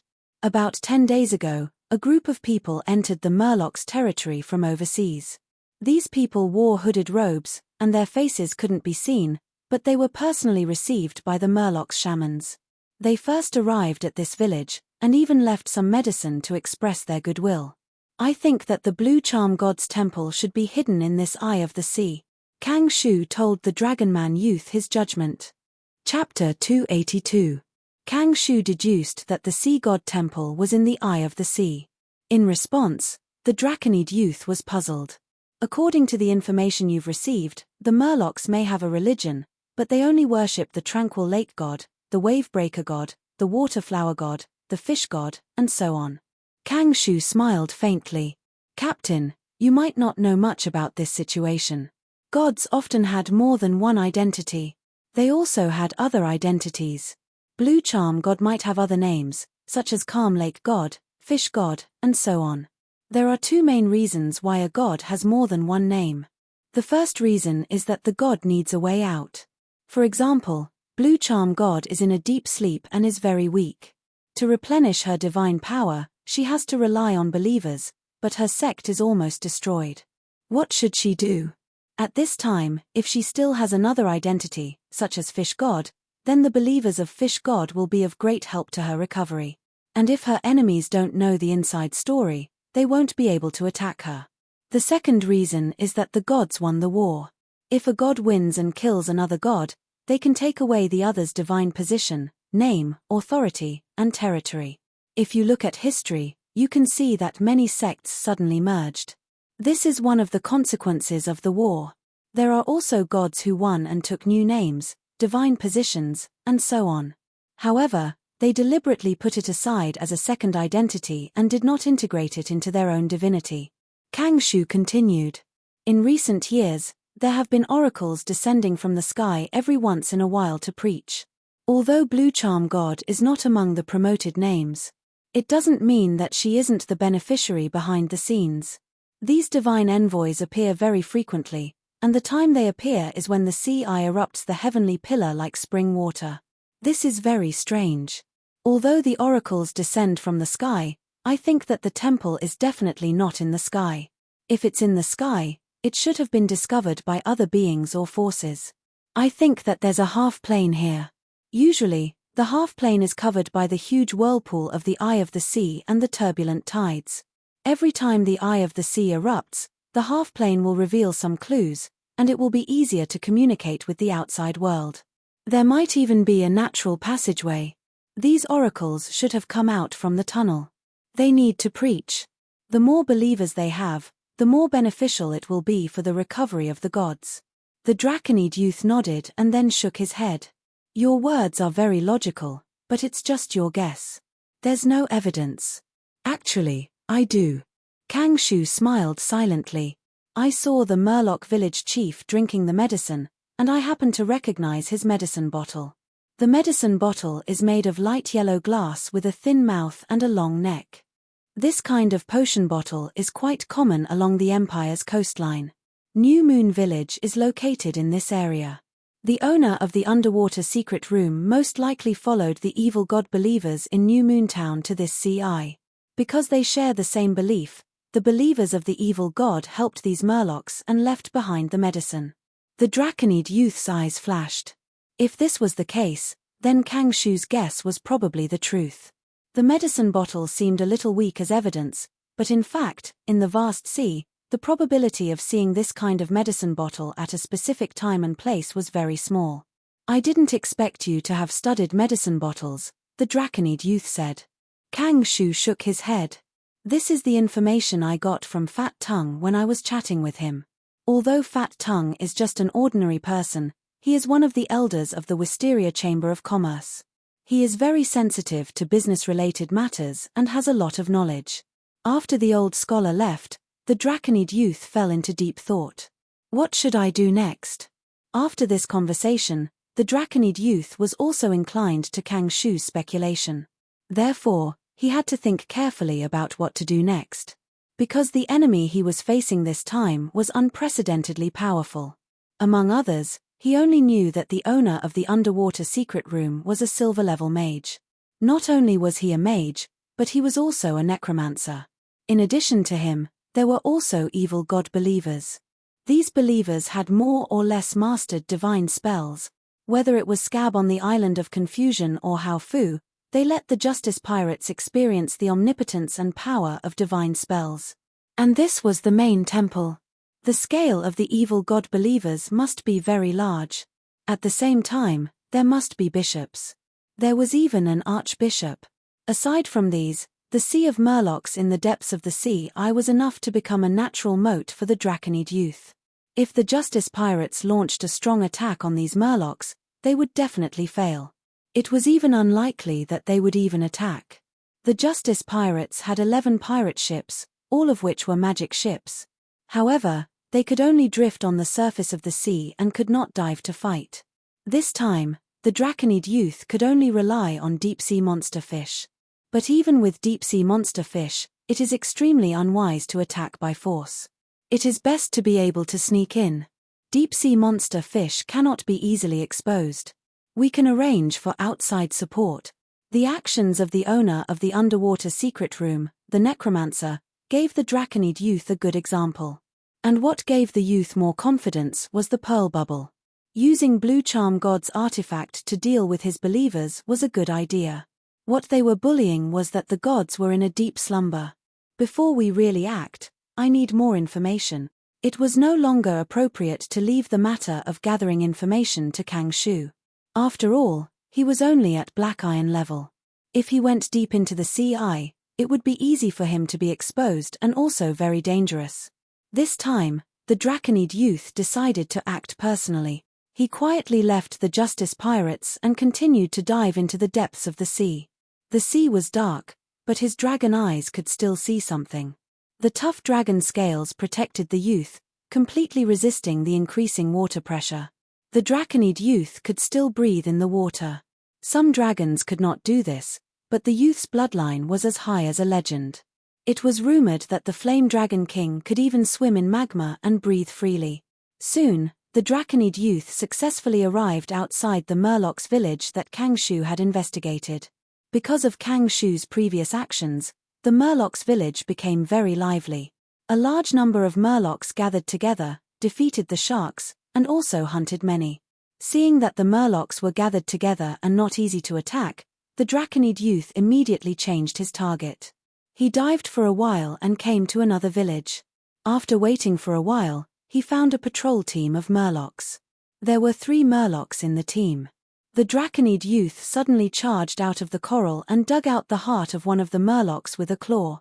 The other 2 Murlocs were shocked and angry, and stabbed the youth with their harpoons.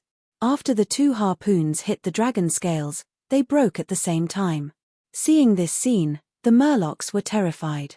They threw away the broken harpoons and turned to run, shouting at the same time, "Gra, W, Magwal." The Draconid youth did not chase after them, but waved his hand casually. Battle technique, Dragon Claw Strike.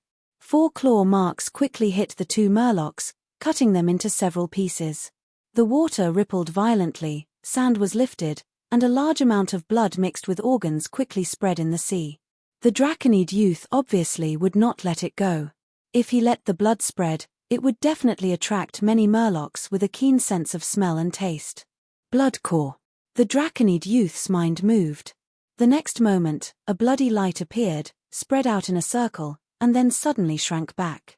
The Murlocs' corpses, organs, and spreading blood completely disappeared, turning into blood essence and gathering in the depths of the Bloodcore.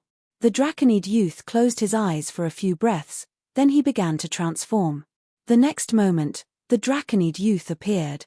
Chapter 283.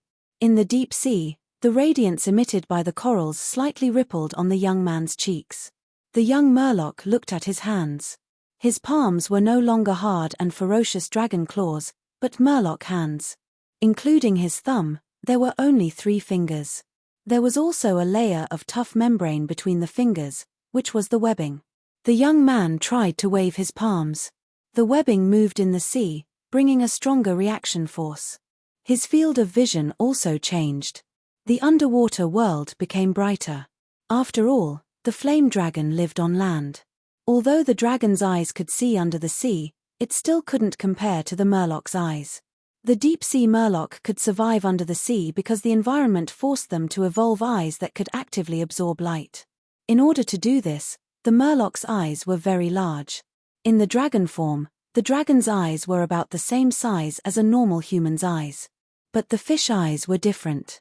The young man's eyes were now the size of a plate. Each pair of eyes occupied the left and right sides. The area was so large that it almost filled the young man's huge fish head. Such large eyes also made the young man's vision expand several times. The young Murloc didn't need to turn his head to see the scene behind him. Only the front of his body couldn't see. The young man took a deep breath. The gills on both sides of his fish head suddenly opened and sucked in a large amount of seawater, turning it into abundant oxygen. The young man looked at his fish scales again. Under the light of the coral, his fish scales appeared light blue. The color of the fish scales was the color of the scales of the Murloc he had killed and absorbed before. My strength is much smaller than the dragon form.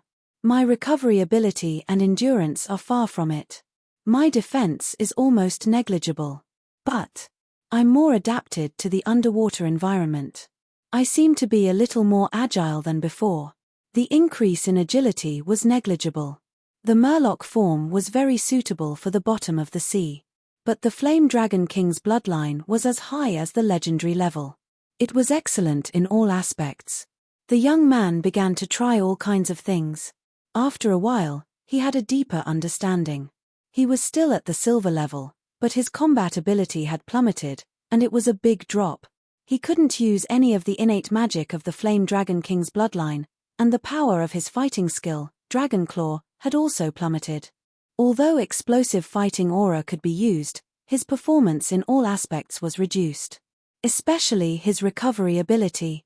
Generally, even if the fighting aura cultivator didn't actively practice, their body would automatically generate new fighting aura.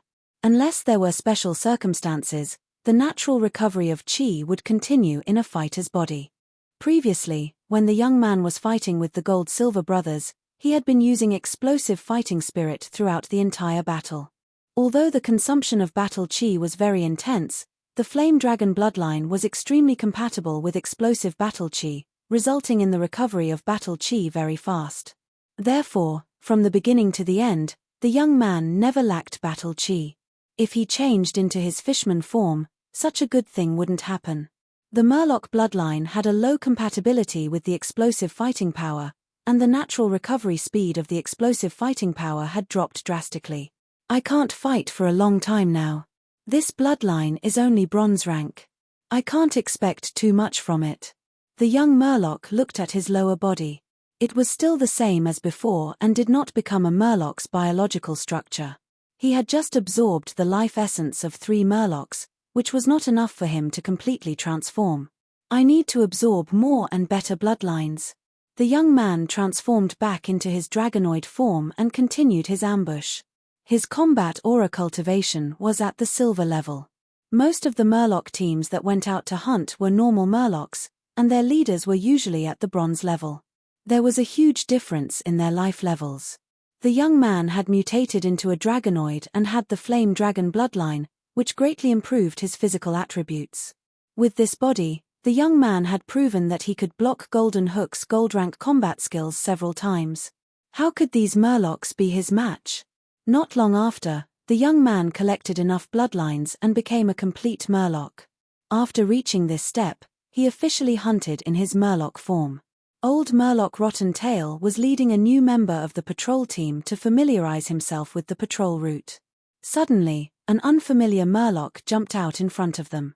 The unfamiliar Murloc was thin and had light blue fish scales all over his body. He held a harpoon in his hand and blocked the way. "Wagula!" Old Murloc Rotten Tail shouted. The unfamiliar blue-scaled Murloc pointed at himself first, then at Old Murloc, and finally raised the harpoon in his hand and waved it. Gmail, WMRA, WML. Old Murloc widened his eyes. The unfamiliar blue-scaled Murloc just repeated his previous actions. The new patrol member beside Old Murloc opened his mouth and said, "RGMA, Gular, Maul." Old Murloc froze for a moment and then became very angry. He patted his new partner's shoulder, indicating that he should watch his performance closely. Then he pulled out his iron sword and strode toward the blue-scaled Murloc with his head held high. The blue-scaled Murloc grinned, understanding that Old Murloc had accepted his challenge. He stomped on the ground with both legs and swung his palms. His body flew forward quickly, rushing toward Old Murloc Rotten Tail. Old Fishman was startled. He quickly moved sideways and successfully dodged the attack. The blue-scaled Murloc noticed Old Murloc's movements early on and immediately adjusted his posture while swimming quickly. However, a shocking scene occurred. The blue-scaled fishman actually staggered, and the direction of its charge completely changed. Its entire body rolled a few times, and then its huge fish head plunged into the sand. Old Murloc and the new Murloc were shocked. They couldn't believe their eyes. Originally, when this unfamiliar blue-scaled Murloc challenged them, they all thought that he was a difficult Murloc fighter. But they didn't expect that this guy actually didn't even know how to swim. Just this guy. The young Murloc awkwardly pulled his big head out. He was the captain of the dragon suit. He wasn't good at swimming. Although the Murloc's body structure was similar to that of a human, there were many differences. For example, a Murloc's head was bigger and heavier than a human's. Just now, the young Murloc was very aggressive, but when he adjusted his posture at the last minute, he lost his balance and fell to the ground. But the young Murloc wasn't discouraged. Instead, his fighting spirit surged. He opened his gills and took a deep breath of seawater. Holding the harpoon in his hand, he charged toward Old Murloc again. Old Murloc raised his head and waved his scimitar, exchanging blows with the young Murloc. The young Murloc used very little battle chi. With the help of the pearl foam, he was just an ordinary bronze-ranked Murloc fighter. When the fight officially began, the young Murloc quickly fell into a disadvantage. Old Murloc laughed loudly, while the new Murloc shook his head. He thought that he would be able to see a fight between shrimps and crabs, but he didn't expect the challenger to be so clumsy. But as the fight continued, Old Murloc's laughter gradually decreased. Watching the fight, the new Murloc also gradually felt that something was wrong. The young Murloc had a strong fighting spirit. The reason why he fell into a disadvantage was because he wasn't used to this life form. Actual combat was the best way for him to improve. Not long after, he and Old Murloc were fighting back and forth. After a short while, the young Murloc suppressed Old Murloc. Old Murloc started to get injured. Old Murloc roared and joined the fight. It was 2 against 1. The young Murloc wasn't surprised. Instead, he was happy. This way, he could train his actual combat ability. Thus, the previous battle situation was repeated once again. After the young Murloc got used to it, both Old Murloc and new Murloc were crushed by him. Old Murloc was covered in wounds. He roared and didn't care about New Murloc, turning around and running away. New Murloc was shocked and angry. He exposed his weakness and was stabbed to death by the young Murloc. Then, the young Murloc caught Old Murloc and killed him with his harpoon. Bloodcore was activated again, and the young Murloc added another bloodline. This bloodline came from Old Murloc. It's a bit more advanced than the one I got. It's at the Dark Iron level. Chapter 284. The youth named the bloodline he had collected before the blue scale bloodline. The peak of this bloodline was only bronze. After killing the old fishman, the bloodline collected was named brown scale bloodline. This bloodline grade reached black iron, that is to say, a fishman with a complete bloodline may cultivate to the black iron level. But there was basically no hope to go any higher. The fishman youth was happy. Of course, the higher the fishman bloodline the better. Because his current cultivation level was silver, if he disguised himself as a blue-scale fishman, there would be a big loophole. Once he used silver do-chi, the disguise would be seen through. It was as if a person who didn't have wings suddenly learned how to fly. The old fishman Rotten Tail and his new companion did not see through the fishman youth's disguise because the latter carried pearl foam. But the pearl foam can't exert its full power, and the Justice Pirate's use of it is very crude. So, once the youth used silver do-chi and showed the characteristics of the do-chi, the other fishmen would be shocked and suspicious. It's decided, the next step is to collect the brown scale bloodline, and at the same time to exercise and improve the fighting power of the fishman form. The youth thought and turned back. It was almost time for him to return to the ship. If he disappeared for a long time, it would make the Justice Pirates uneasy. Lan Zhao stood on the side of the ship, staring at the sea. A group of pirates had gathered around him, and Bai Ya was among them. Everyone subconsciously held their breaths. Some looked at the sea surface, while others looked at the blue-green algae. Lan Zhao held a fishing net in his hand. The fishing net exuded a bronze aura. This was an alchemy item, elastic black fishing net. It's coming. Lan Zhao looked at the turbulent sea under the ship, a flash of light in his eyes. In an instant, his arm shook and threw out the fishing net in his hand. The fishing net fell and quickly stretched out in mid-air. When it fell on the sea, the area covered had expanded by more than 10 times. Entering the sea, the elastic black fishing net quickly sank and then violently contracted, like a big open palm, catching many sea fish. The end of the fishing net was closed, like a hand clenched into a fist. Retract! Lan Zhao roared, using all his strength to pull the fishing net back. The pirates around him exerted their strength, and like a tug-of-war, everyone lined up and pulled on the same long rope. The fishing net was very heavy. With everyone's combined efforts, it quickly left the sea. The pirates at the side of the ship became excited. Another great harvest. I think we've gained the most this time. Everyone, work harder. The fishing net was bulging and full of fish. The fishing net was as big as a carriage and was extremely heavy, but it was still dragged onto the deck by the pirates' shouts. Lan Zhao shook his hand, and the elastic black fishing net retracted. In the span of a few breaths, the net returned to its previous state. Without the restraint of the fishing net, the pile of fish collapsed and scattered. A large number of fish were jumping around on the deck. "Captain Lan Zhao, you're really something," someone exclaimed loudly. Lan Zhao laughed. He was originally a fisherman, and casting nets was a method he relied on for half his life. Naturally, he was very skilled.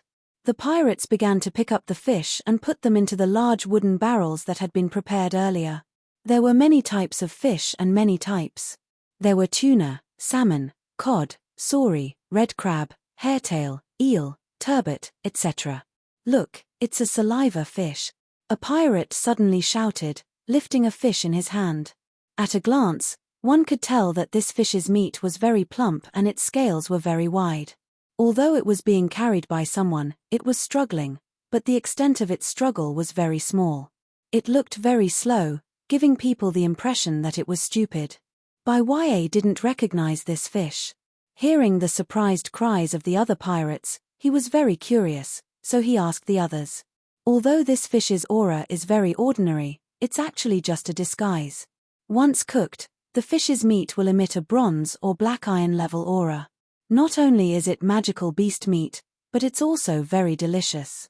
It's said that just smelling the fish's aroma can make people drool uncontrollably. Lan Zhao explained with a smile. So that's how it is. Bai Ye suddenly realized that most of the fish in the sea were ordinary fish. The saliva fish wasn't, so it was very expensive. Bai Ye continued to bury his head in picking up the fish. But not long after, he heard Lan Zhao whisper, "Be careful." Then, he was pulled over by Lan Zhao. Because Lan Zhao used too much force and didn't pull back in time, Bai Ye sat on the deck and even slid back a distance. How? Bai Ye reacted, and his startled expression turned to panic. He saw a water elemental body emerge from the pile of fish. If he hadn't been pulled by Lan Zhao, Bai Ye would have been seriously injured, if not dead. Bai Ye was terrified. The water elemental exuded a bronze aura, and its body was still taller than an adult. Its ambush didn't kill Bai Ye, who was closest to it, so it gave up on this target and went to deal with Lan Zhao. Lan Zhao held a scimitar in his hand and dealt with the water elemental. The other pirates surrounded the scene, and after a moment of surprise, they began to jeer. "Come on, Captain Lan Zhao, kill it. Chop off its head. Next game, let's bet on how many rounds Captain Lan Zhao will take to defeat this water elemental. Are you looking for death? Have you forgotten our rules? Gambling is prohibited." In fact, it wasn't only the Justice Pirates that had a rule prohibiting gambling. The vast majority of pirate groups were like this. Bai Ye was also in the crowd, nervously watching the battle. Lan Zhao was fully focused, suddenly moving forward and suddenly retreating. The water elemental's intelligence wasn't as good as his. After being played by him a few times, it began to shoot water arrows. The water arrows came one after another, but they didn't hit Lan Zhao. Instead, an unlucky guy watching the battle couldn't dodge in time and was injured. However, his injury wasn't serious, and he still chose to continue watching the battle. 5 water arrows. It shouldn't be able to shoot water arrows. Lan Zhao counted silently while dodging. When he saw that the water elemental's state was obviously dispirited, he launched a real attack. The scimitar didn't cause much damage to the water elemental's body. However, Lan Zhao continued to succeed, and the injuries continued to accumulate, finally causing the water elemental to collapse. The water elemental died, and its body disintegrated into a pool of water, splashing on the deck. There was a light blue, glass-like water elemental essence left in the pool of water. Lan Zhao gasped and picked up his spoils of war, winning another round of cheers from the pirates. The Draconid youth, who had just sneaked back to the ship, saw this scene and smiled. There were many alchemy items like the elastic blackfishing net. When Kang Shu led half of the ships to New Moon Harbor to resupply and rest, he exchanged a lot of them with the Empire. This was the decision made by the youth, Kang Shu, Zhong Ji, and the others after a discussion. In order to save time and find the Blue Charm Temple as soon as possible, the Justice Pirates might be drifting on the sea for a long time. Therefore, they needed some means to reduce the pressure of resupply. From the looks of it, the elastic blackfishing net was quite useful. Of course, this also had a lot to do with the environment here. In the vast majority of the sea, the harvest of fishing with a net was very small, infinitely close to zero. The places where there was real harvest were usually natural fishing grounds formed by the intersection of the ocean currents. Although this wasn't a fishing ground, it was the eye of the Sky Pillar Sea. The whirling torrents brought rich nutrients, attracting a large number of fish to gather. The abundant water elemental essence made the place overrun with monsters. The Justice Pirates were currently at the periphery of the Eye of the Sea, so they didn't encounter many monsters. During dinner, everyone gathered in the cafeteria. Everyone's food had a few more fish, and the other meat had been reduced a little. Loose Flute was at the head of the long table. He stood up and said, "Well, my fellow believers, let's start praying." He put his hands together, bowed his head, closed his eyes, and prayed loudly. The pirates at the other table also put their hands together and prayed in unison. They were praying to the God of Life, thanking the God for the food and showing their respect to the God of Life. After the Great Resurrection, most of the Justice pirates became believers of the God of Life. Among them, Loose Flute seemed to be the most devout. Lan Zhao was also praying silently. The object of his prayer was the fishing net goddess. According to legend, this goddess didn't wear ordinary clothes, but only a fishing net. Her fishing net could cover the sky and the earth. Unlike Loose Flute, Lan Zhao's beliefs were very mixed, and he believed in many gods. The fishing net goddess was just one of them. Lan Zhao didn't often pray to her, but today he gained a lot through the elastic black fishing net, which made him feel grateful. He quietly prayed to the goddess alone to express his gratitude. The fishing net goddess had very few believers, and there was no special missionary organization, let alone a temple. Compared to Loose Flute, who only believed in the God of Life, Lan Zhao's situation was more common. Most people believed in many gods at the same time. When traveling, they would worship the god of travel, and when giving birth, they would worship the god of birth. So, most people were Pan-believers. The Draconid teenager was also pretending to pray. Since the Island of Confusion, he had become a non-believer. Non-believers were very rare. This was a world full of beliefs, and non-believers were often excluded and not understood by others. The world generally believed that life was short, and after death, the soul feared destruction and needed to find a place of peace. The kingdom of God was the best home for the soul. The teenager didn't insist on the path of non-believers, he was just in the period of conversion and was more confused. If someone really ascends to the pirate throne, then more people here will believe in the god of pirates. Kang Shu ended his prayer. Although he was a magician, he also had beliefs. He believed in the Ghost Lord, one of the gods of death. Magic and belief didn't conflict. Zhong Ji believed in the god of war, and also the god of war. He, Kang Shu, and the teenager all sat at a table. The half-orc reminded the Draconid teenager, if someone becomes the god of pirates, I suggest that most of the pirates change their beliefs. This way, we can get the support of the pirate city, and send priests. Or one of our own people can be promoted to a priest. The role of divine spells was very important. In a large-scale war, magic could be lacking, but divine spells couldn't be lacking. The Draconid teenager put a murloc into his mouth, deep in thought. The problem of faith needed to be taken seriously. There were many religions that were naturally opposed to each other, and for a collective organization, this was a big internal problem. And if everyone believed in the same God, there would also be a huge hidden concern. It was likely to cause the leader to be under the god, and lose control of the organization. This fish tastes good. The Draconid teenager who was chewing subconsciously looked stunned and blurted out a compliment. Is this the saliva fish? Yes. Kang Shu nodded. Unfortunately, we don't have a chef. This kind of ingredient is above average, and if we really make a delicacy with magic coordination, it will be of great assistance to us transcendents. The processing of this fish is quite a failure. Its magic is almost exhausted, and the taste is barely satisfactory. Kang Shu shook his head. He and Zhong Ji also had saliva fish meat in their dinner. Zhong Ji interjected, so, in this regard, I am a little envious of the murloc. They can eat the saliva fish raw, completely absorb the magic contained in the fish meat, and strengthen themselves. Unlike us humans, who need to process the ingredients, and can only eat cooked food. When the Draconid teenager heard this, he paused slightly. Is that so? Chapter 285. At the bottom of the sea, the radiance of the coral rippled around the young murloc. The young man sat on a rock, holding a geoduck in his hands.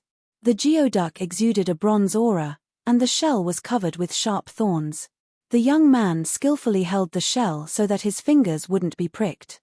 Then, he slammed the shell against the rock under his butt. After being smashed a few times, the geoduck's shell cracked open, revealing the muscle's flesh inside. The young man opened his fish mouth, revealing a mouthful of sharp teeth, and bit it. The meat was tender and plump, and simply melted in his mouth. The murloc's body digested quickly, and a large amount of magic power filled in. Sure enough, murlocs have an advantage in eating seafood. Their digestive organs are different from humans, and they absorb the magic power in seafood more efficiently than humans. A few days ago, Zhongji inadvertently opened a window for the young murloc. He tried to eat seafood raw and gained a lot. It wasn't just the mouth fish, it was the same for other seafood. Humans had evolved to eat cooked food far more in line with the structure of the human body than raw food. The young murloc consulted Kang Shu on this matter, and the old scholar told him, a long time ago, humans also ate raw meat. But because they learned how to use fire from the elves and dwarfs, humans began to roast food. In doing so, they could effectively kill a large number of bacteria and viruses in raw food. As a result, the human birth rate was greatly reduced, and the population rapidly multiplied. Today, of all the races, humans were the largest. But this also led to the fact that it was difficult for humans to adapt to raw food. Murlocs were different. Murlocs were amphibious creatures that lived in the water for a long time. This was true even for freshwater murlocs. Although these murlocs could go ashore, they spent more time soaking in the water. The air was too dry for them. Going ashore would make them uncomfortable. Because they lived in the water for a long time, murlocs rarely used fire and had always retained the habit of eating raw food. Although their population didn't increase because of this, after a long time of evolution, their bodies were more resistant to germs, more able to obtain nutrients from raw food, and more effective at absorption. A brand new path of cultivation was revealed in front of the young man's eyes. I can eat seafood raw in the form of a murloc and get more efficient absorption. Then I can transform into a dragon man and cultivate. Unfortunately, the Flame Dragon King's bloodline was not complete. If the young man transformed into a complete dragon, he would be able to eat other magical beasts raw. The fishman's digestive system was very developed. Soon, the young man felt his stomach swell. There wasn't a lot of food, but it was bronze-ranked. It was a great supplement for this fishman body. The young merman quickly stood up and mobilized his explosive fighting energy. He took a horse stance and waved his fists forward. Although each punch was empty, it still caused turbulent currents on the seabed. According to the cultivation method of explosive fighting power, he transformed the nutrients in his body into a brand new fighting power. A caravan slowly swam over. The leader was a merman knight in full armor. He was sitting on the back of a sea toad. The Murloc Knight was the first to discover the young man who was practicing boxing. He raised his arm, and the long caravan gradually came to a stop. The scene of the young Murloc cultivating was seen by even more Murlocs. The leading Murloc Knight watched with interest for a while and then shouted, "Mwaggle, Gigi Wall, warm?" The young merman didn't stop cultivating when he heard the voice. He continued to practice boxing and didn't say a word. The Murloc Knight saw that the young man ignored him and a trace of anger flashed across his face. The other Murlocs beside him scolded him. Unfortunately, although the geoduck is rich in nutrients, the explosive fighting power that can be successfully transformed is not much. The explosive fighting power was of the fire attribute. The nutrients in the geoduck were suitable for producing the water attribute fighting power. The young man probably digested the geoduck's nutrients. He pulled out the harpoon weapon next to his feet and hooked his finger at the Murloc Knight. The Murlocs in the caravan were stunned at this moment. The Murloc Knight roared, "Mamgrel, Malu, Lgmiel, Wawa." The Murloc Knight was proud of his status and didn't go down personally. Instead, he waved his hand and called 2 bronze Murlocs. They were both blue-scaled. The young merman was quite familiar with this bloodline. After all, he had killed many of them. The 2 blue-scaled Murlocs screamed and pounced on the young man. The young man smiled contemptuously and didn't dodge. He held the harpoon and rushed forward brazenly. The 2 sides approached each other quickly. The young man suddenly threw the harpoon in his hand. The 2 Murlocs, one on the left and one on the right, successfully dodged. The harpoon was stuck between the 2.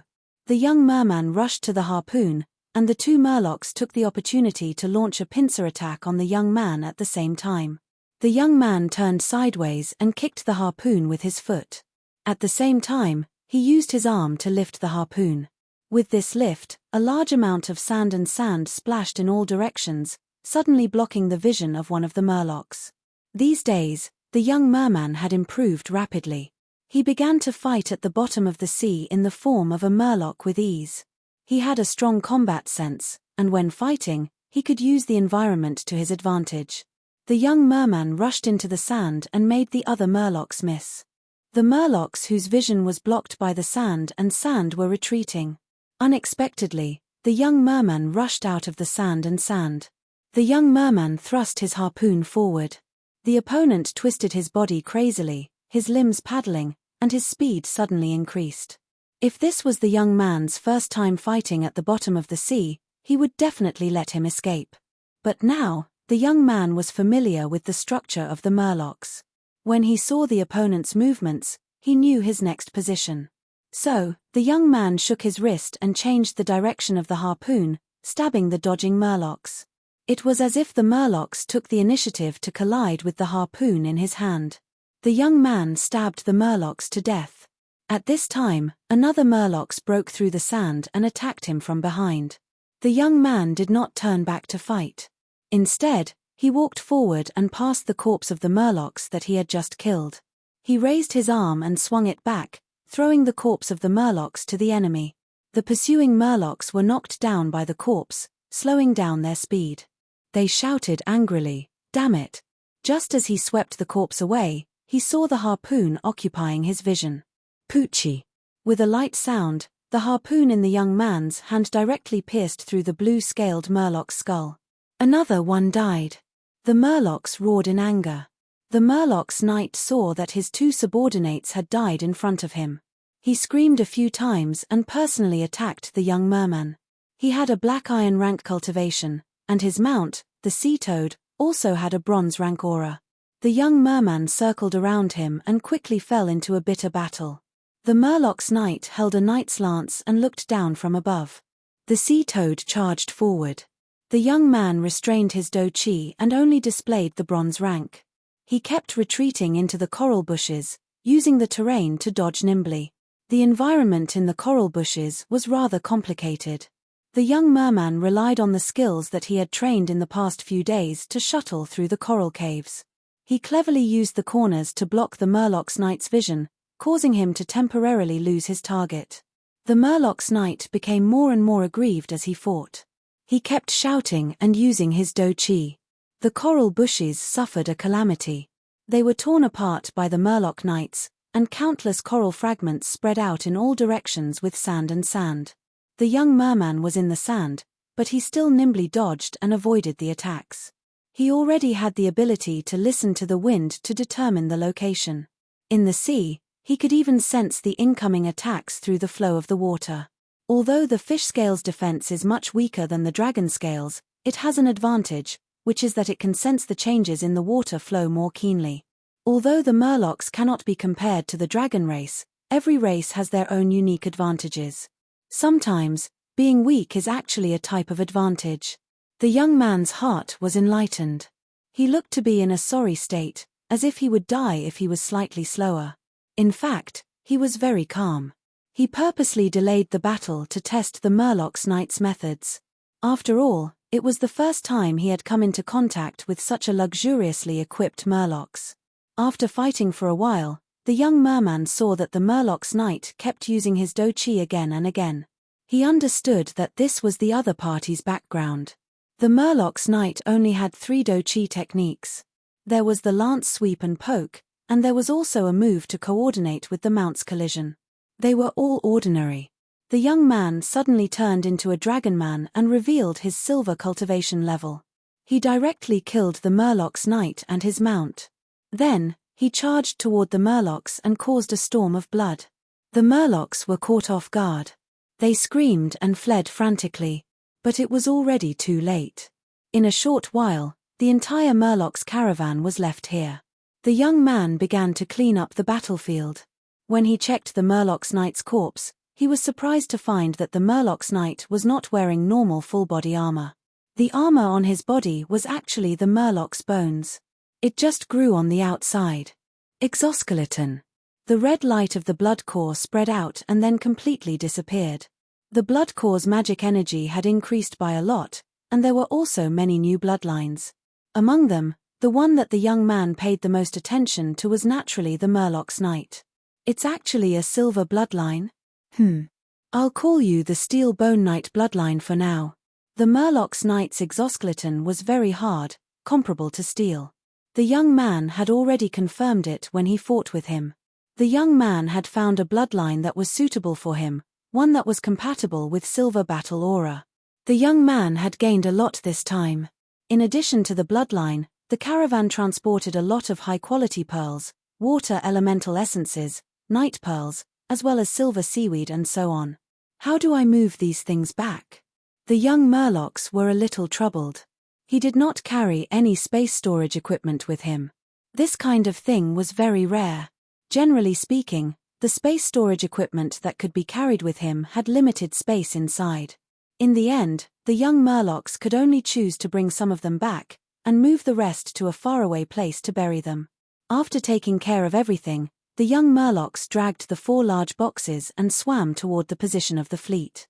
When he was about to reach the surface of the sea, he was troubled again. It was easier to sneak back to the captain's cabin alone, but it was more difficult to carry 4 large boxes.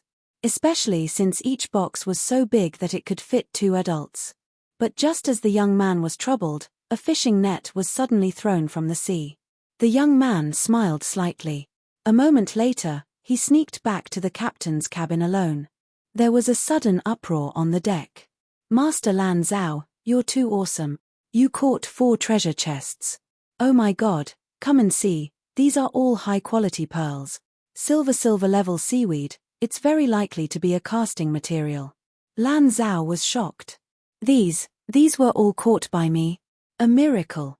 Thank the gods, thank the goddess. In an instant, his faith in the goddess of fishing nets rapidly deepened. Chapter 286. Sky Pillar CI. The sea was turbulent, and the sound of fighting was deafening.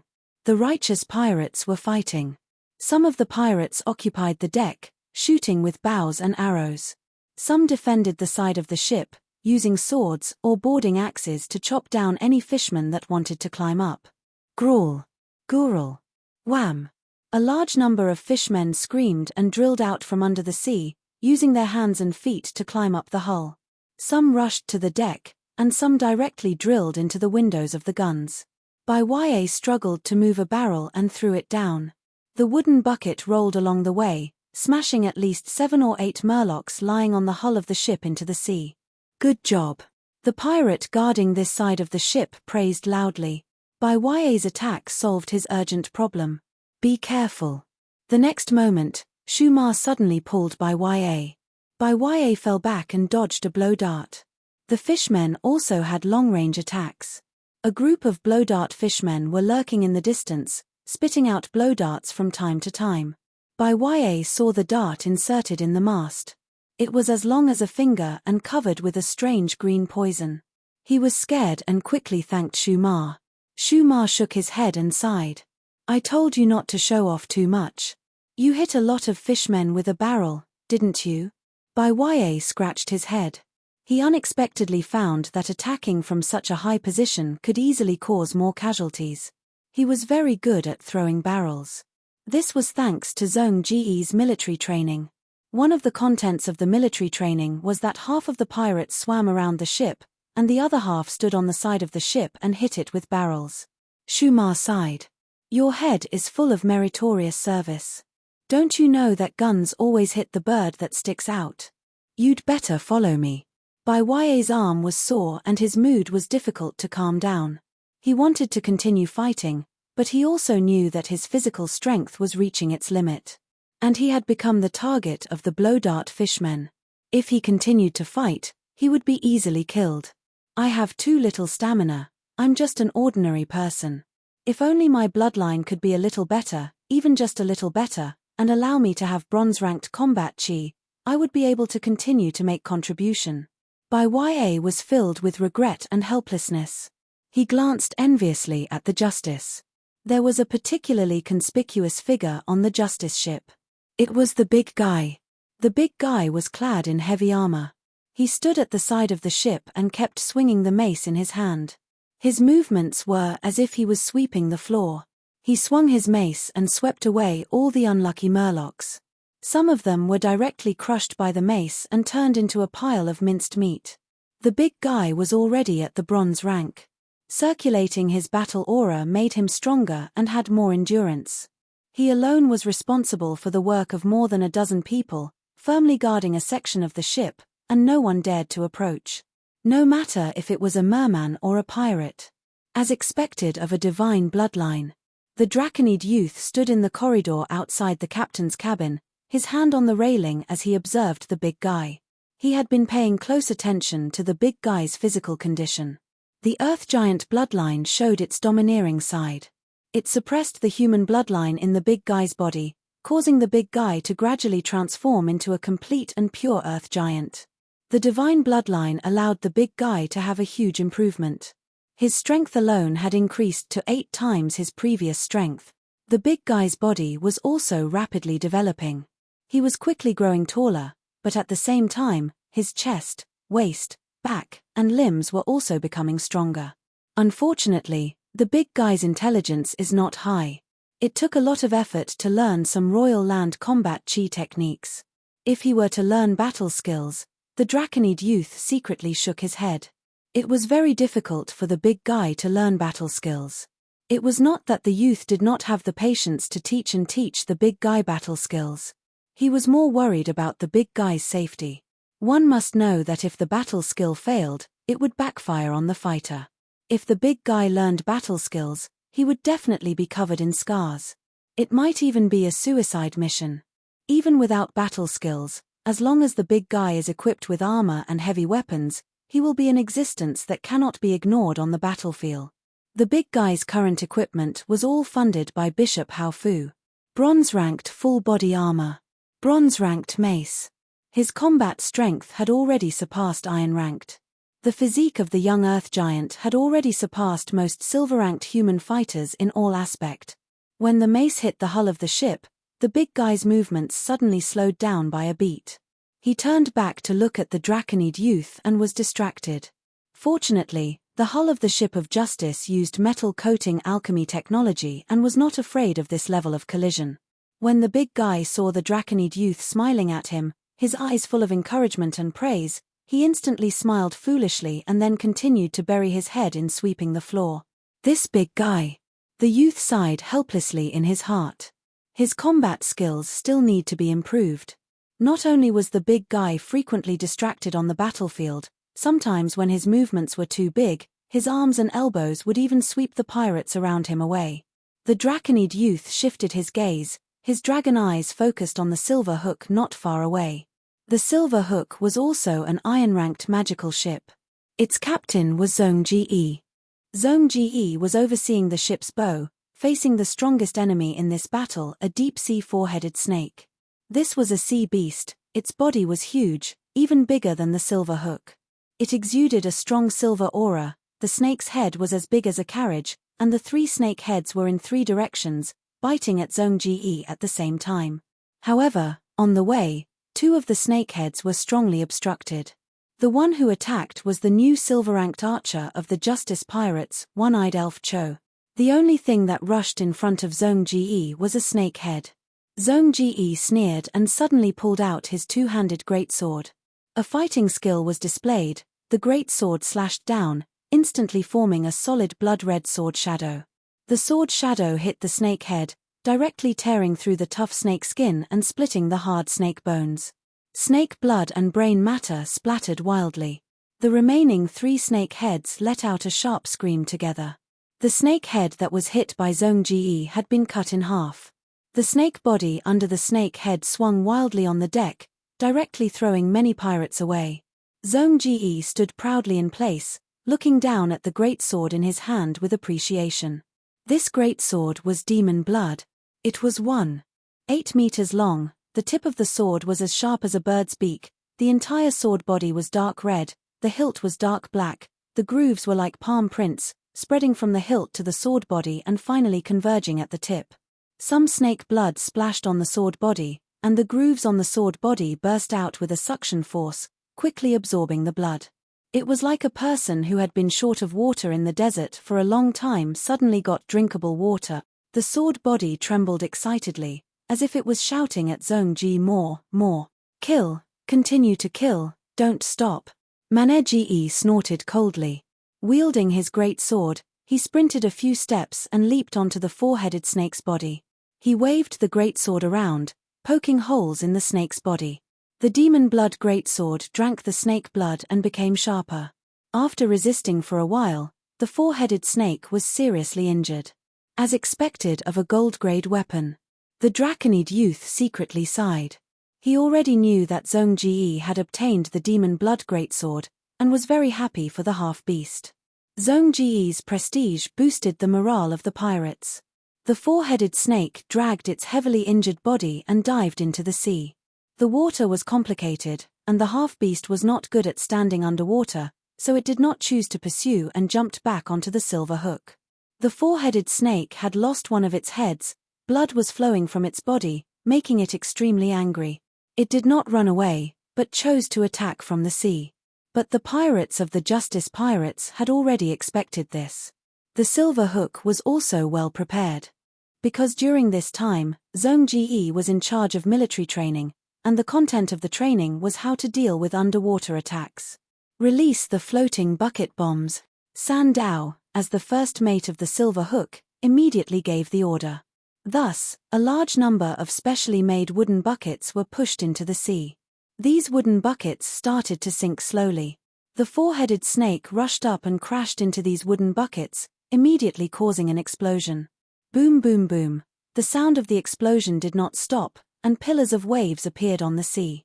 The four-headed snake was dizzy from the explosion, and its injuries were worsened. Release the barbed fishing net. San Dao ordered again. The next moment, several alchemy fishing nets were thrown down. There were sharp blades at the knots of these fishing nets.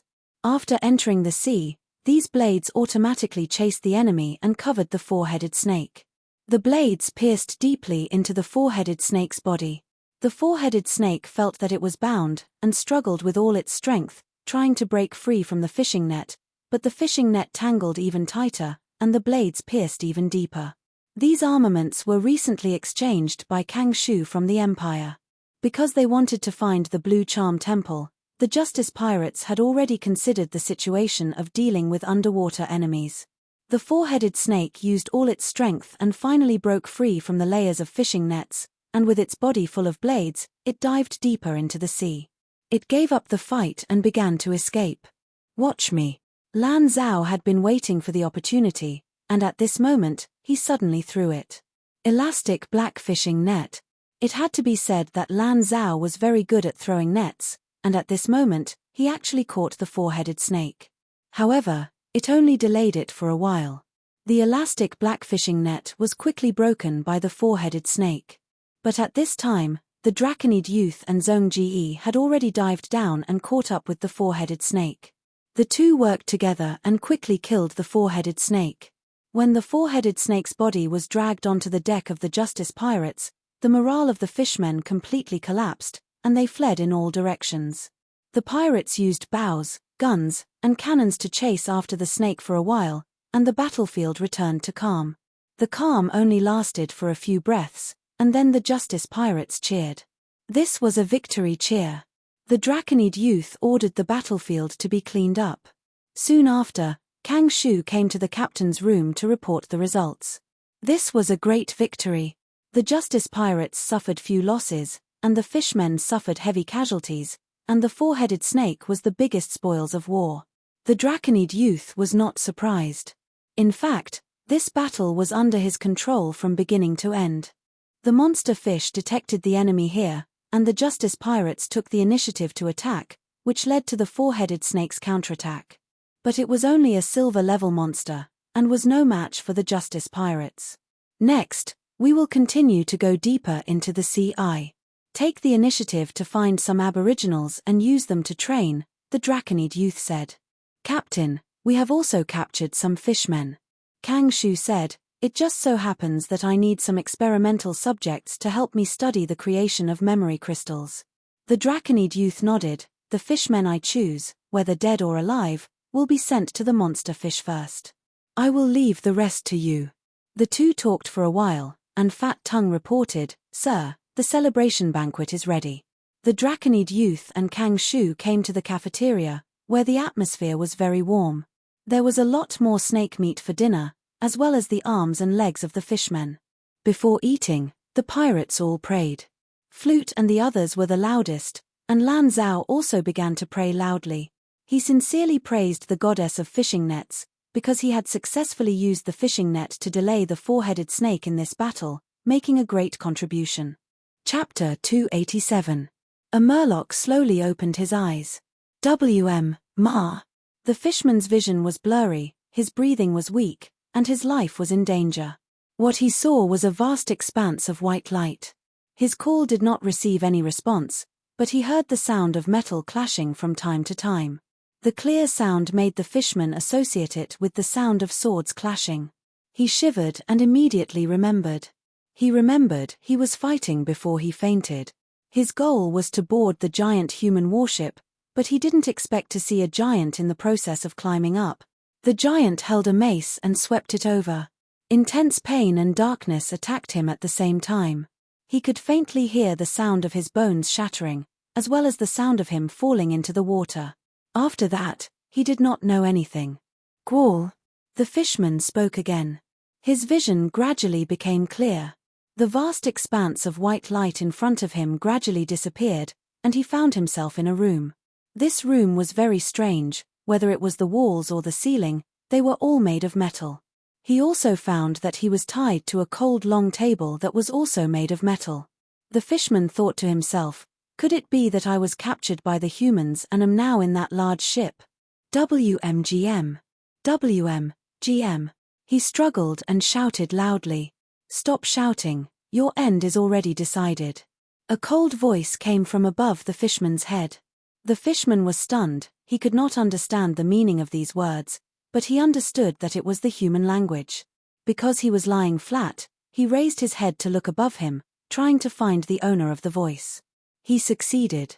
He saw an old man of the human race. He wore a pair of glasses and had a white beard.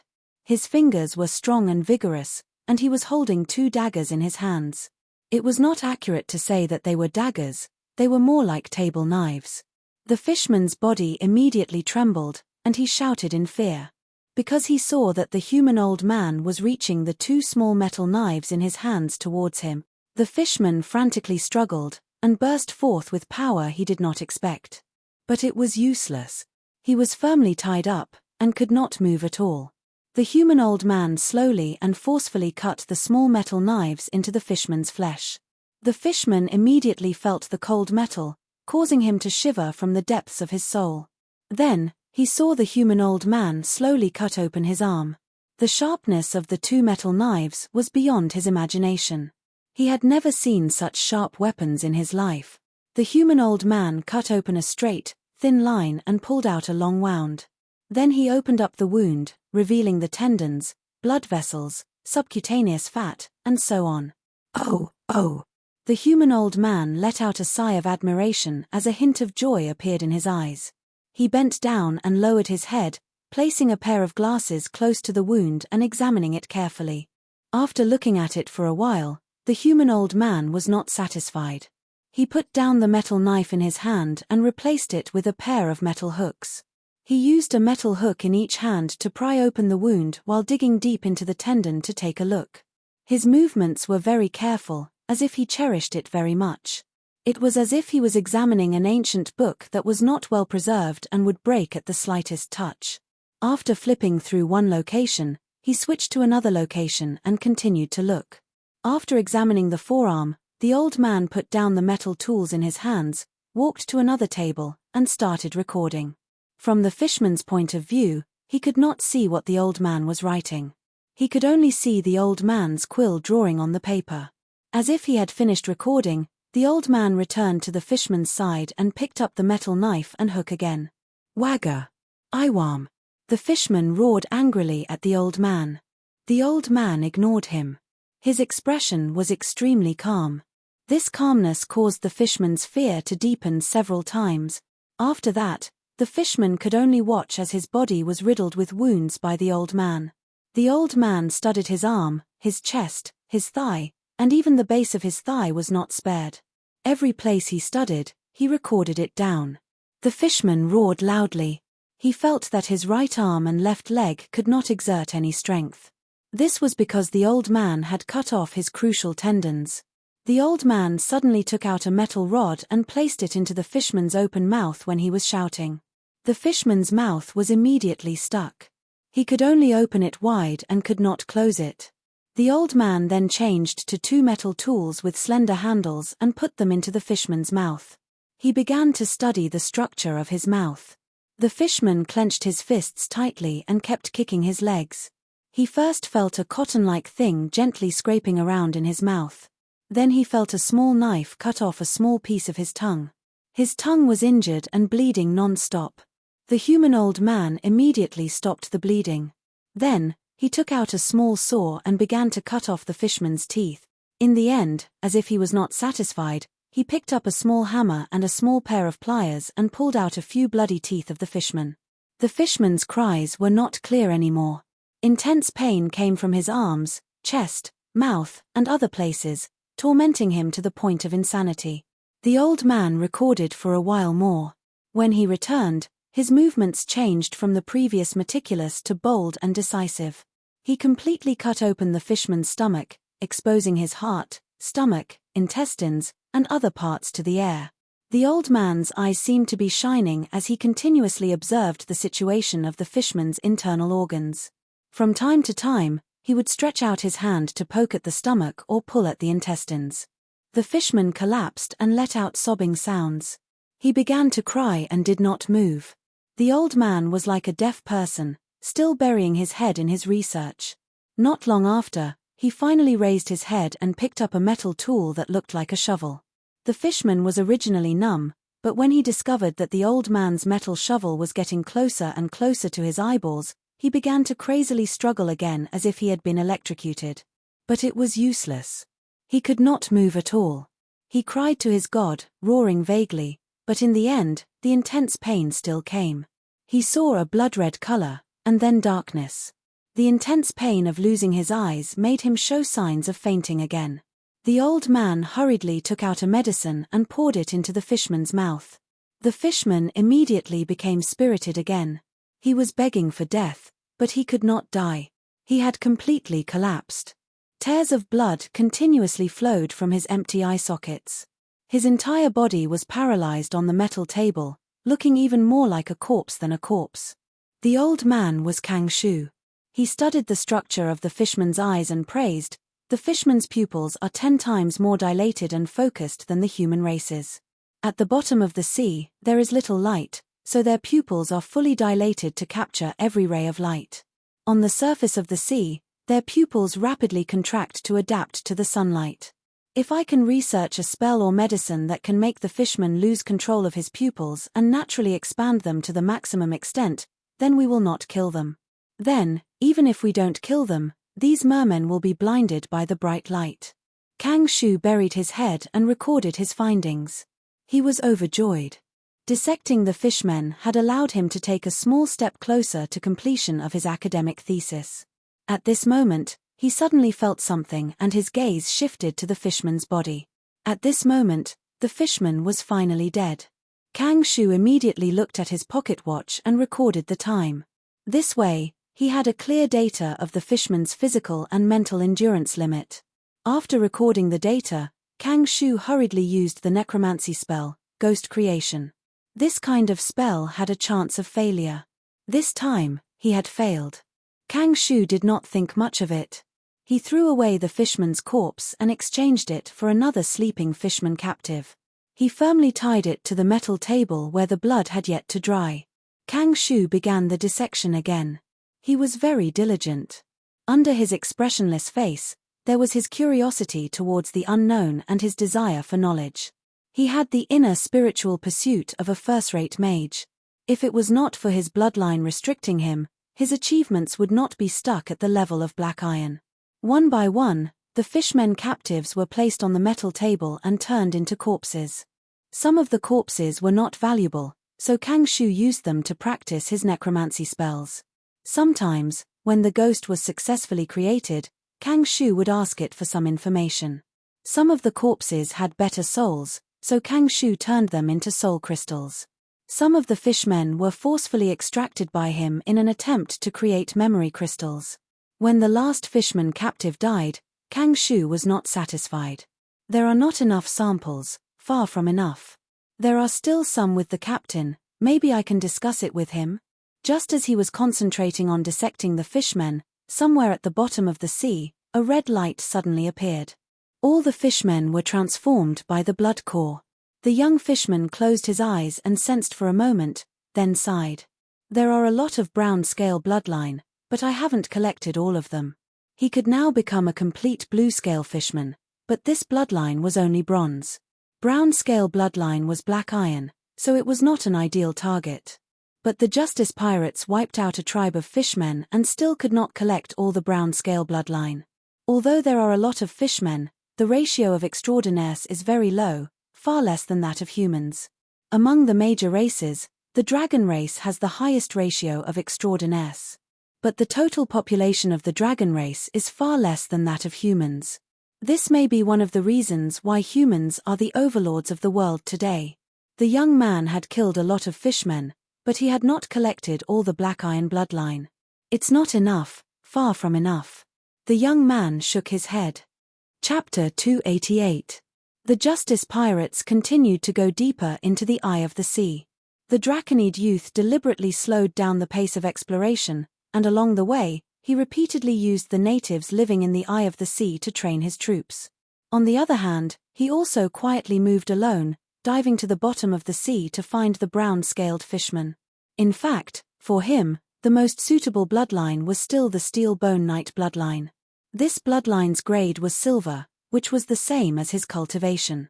However, the youth rarely encountered such a bloodline after the first time he succeeded. The black iron level brown-scaled fishman bloodline was so difficult to collect, the Steel Bone Knight bloodline could be imagined. Let's collect the complete brown-scaled bloodline first. With such a plan, the youth once again dived into the sea. There was a fishman town in the coral. Now, the Justice Pirates were already in the middle of the sea eye. Every time the Draconid youth dived, he would go deeper on this basis. The fishman's figure began to become more common, and large-scale fishman settlements were repeatedly displayed in the youth's eyes. Lurking in the periphery of the town, the youth could sense a lot of bronze and black iron-level auras in the town. Should I storm this place? According to my Draconid form and silver cultivation, it won't be difficult to take down this fishman underwater town. But the youth was worried that if he did this, it would alarm the other fishman settlements.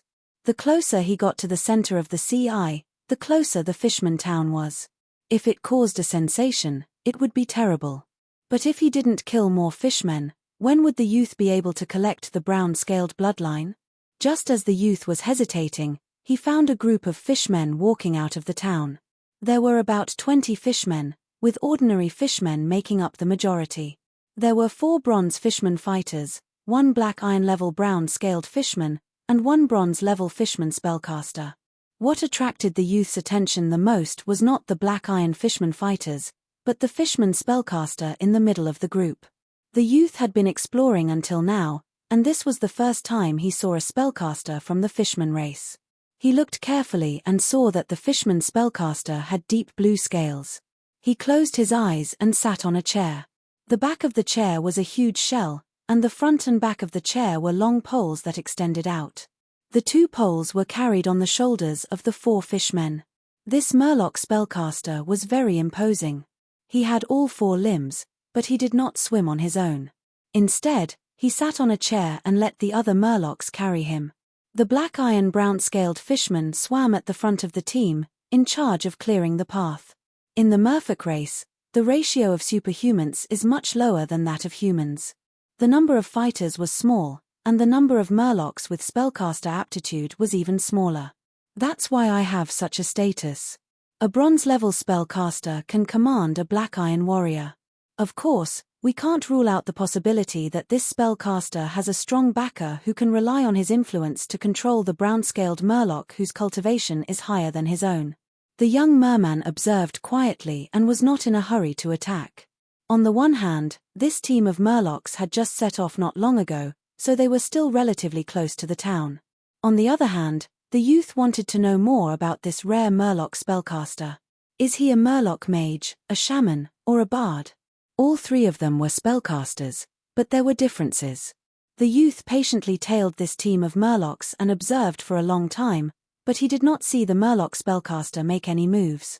Even when the youth purposely attracted a group of sharks midway and brought disaster to this team, he did not see the Murloc spellcaster make a move. He did find out that the brown-scaled Murloc was not weak, and had mastered at least 2 powerful fighting skills.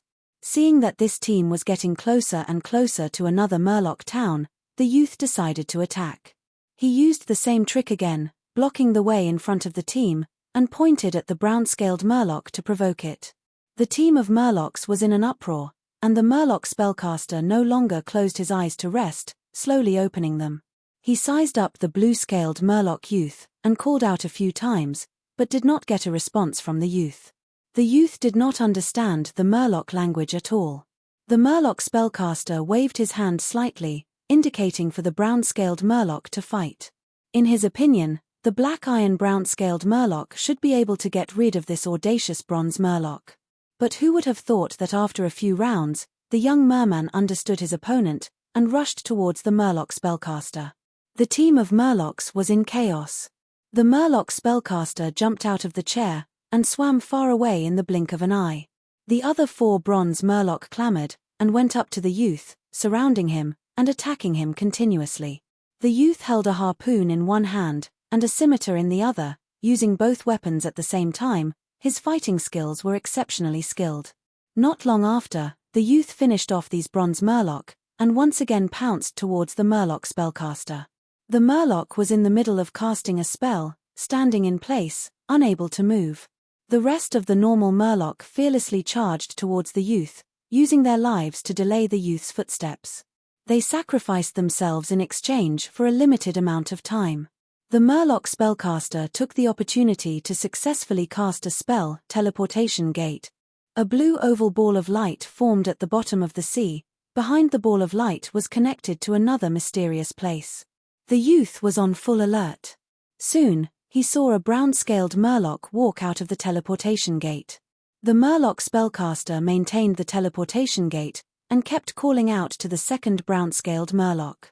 The brown-scaled Murloc weighed the hammer in his hand, and pounced towards the youth with a sinister smile. Kneeling.